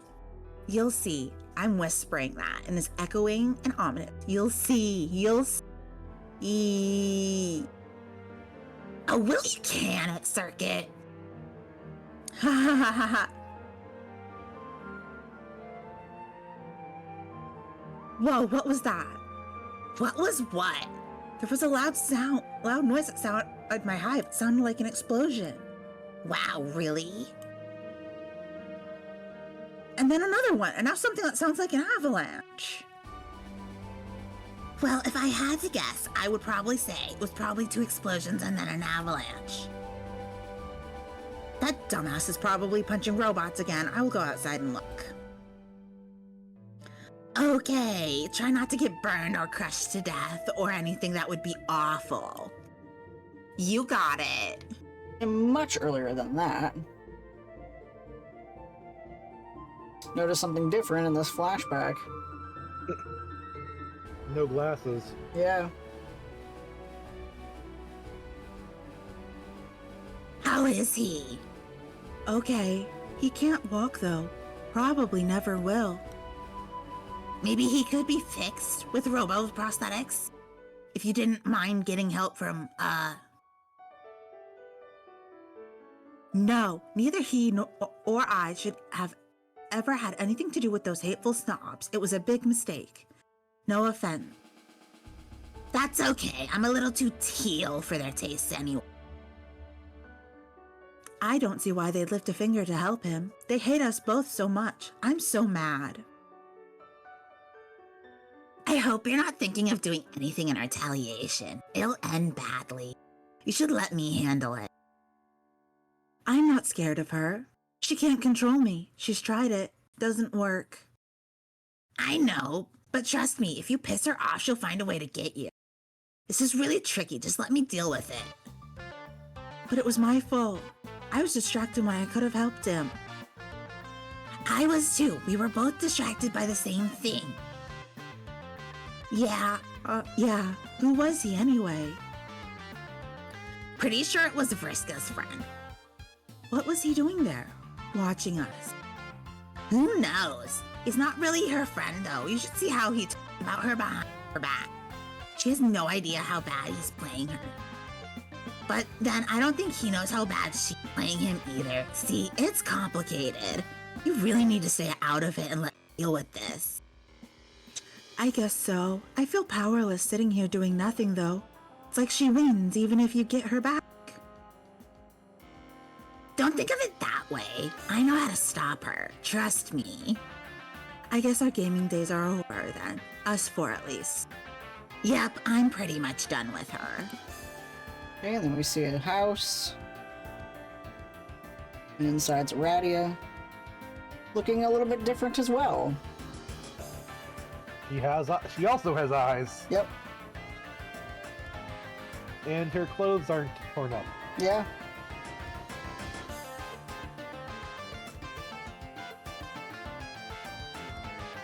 Okay. Not like floating. Yeah. It's probably best you listen to the advice of your friend.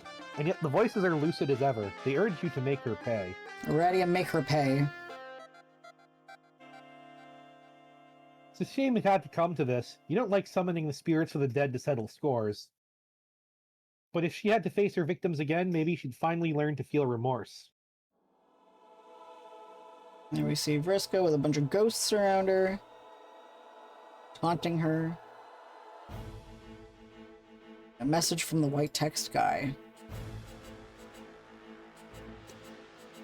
Well? Well, what? I'm surrounded by ghosts and kind of freaking out about it. I know. I'm asking what you intend to do about it. I don't know. I guess we'll just curl into a little ball and cry and hope they go away. Is that what you want to hear, you sick fuck? Aren't you going to kill her? Who? Your friend. The one who summoned the spirits. Will that make them go away? Does it matter? She brought them here to torment you. This obviously warrants revenge. You know you're going to anyway. You won't be able to help yourself. I don't have to do shit. Maybe I don't mind ghosts. Maybe they'll be great company once I get used to them. No, they're terrifying you. There's only one thing to do. Okay, so why don't you kill her? Be my guest. Wow, thanks for offering. What a pal. That's not how I work. Oh, really? Well, you seem pretty excited about killing Tavros, too. And you even helped. So I guess that is how you work after all. Not really. All I did was stand somewhere for a few minutes. I just gave you an opportunity to do something you wanted to do anyway. You hated him, remember? I know I did. I still do, I guess. I don't know. But I was never gonna kill these people. They were like off limits, I guess. These games were just supposed to be fun and serve no other purpose. They were serving a very important purpose. Yeah, okay, you getting off on talking a girl into killing her buddies sure is important, loser. Again, I didn't talk you into anything, nor am I doing so now. You were, and are, going to do this regardless. I only ever place myself into positions of tangential involvement with events that will bring about my employer's entry into... I oversee the events as they take place, and ever so slightly nudge them into motion when necessary. I've been getting to think you really believe that. So delusional. You're just a pathetic lonely gamer who buys his own character profile. BS. The omniscient have no need for beliefs and no room for delusion. Ha ha ha ha! You're the dumbest omniscient person I ever met. Sure, you know a lot, but I know for a fact there's stuff you don't know. That's true, but the gaps in my knowledge exist by design. They are the pillars of shadow on which my comprehensive vision is built. Necessary pockets of void meant to effectuate outcomes I've foreseen, and which will require my influence. Each dark pocket, in time, will be filled. But I wonder why I waste this nuance on you. Because you need to add more blatant lies to patch up all the holes in your sad cover story? I don't lie. Deception is only necessary for those like you to achieve their objectives. I play with my cards face up. Isn't it funny how during our various matches, I can tell what my moves will be in advance and still win? Yeah, but I'm getting closer to beating you. You'll see. Look at that. The short amount of time I have reserved for arguing with a child has expired. I will go, but maybe you're right. Maybe you are a person with free will and you won't kill your friend. What do I know? Enjoy your haunting. Look, Homestuck has like a 50% chance of free will existing at any given point. Yeah. It's like 50% determinism, 50% free will. It's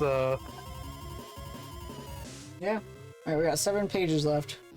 Vriska, make her pay. Of course he's right. Not much point in living with all these moaning spooks just to spite some guy you don't give a shit about. But how to go about it? Can't control her. It can be difficult to manipulate the mind of the psychically gifted. Let's see, who else is there? Terezi? Forget about it. What about that guy? Nah. Her? Nope. Not him either. How about this guy? Unfortunately, you can only control him about half the time. Then again, that should be all the time you need.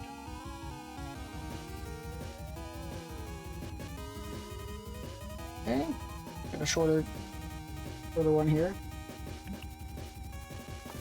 Aradia! What? Nice trick with the ghosts and all. Man, you got me pretty good. I'd rather not talk to you. Fair enough. Just wanted to say I'm sorry, that's all. I'm not the one you should apologize to. Yeah, I know. I'll make it up to him someday. Don't... Anyway, hey, guess what? I've got a message for you from your boyfriend. He's outside your hive now. Not falling for it. Take a look. I don't see anything out there. Well, okay, I'm just the messenger. If you want to risk missing yourself. Well, later. It must be a trick. He surely would have told you if he was making the trip all the way out here from his hive stem. There we see him floating there.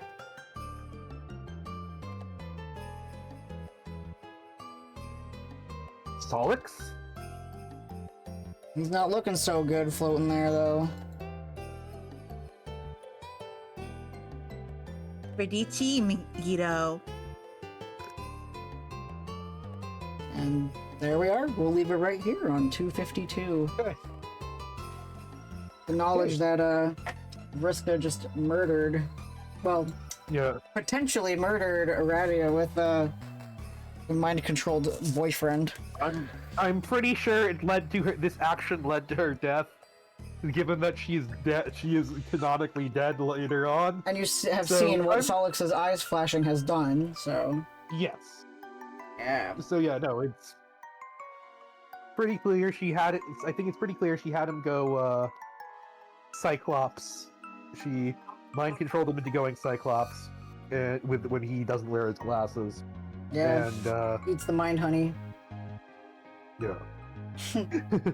Yes, she's definitely an innocent baby. Vriska is every bit as innocent as Senator Oliver from Fire Emblem, who just Alright. So we've been up pretty late. We did this for about 4.5 hours. I think we all deserve some bedtime. yeah. Oh yeah. You all put an amazing amount of work here. We met 10 trolls today.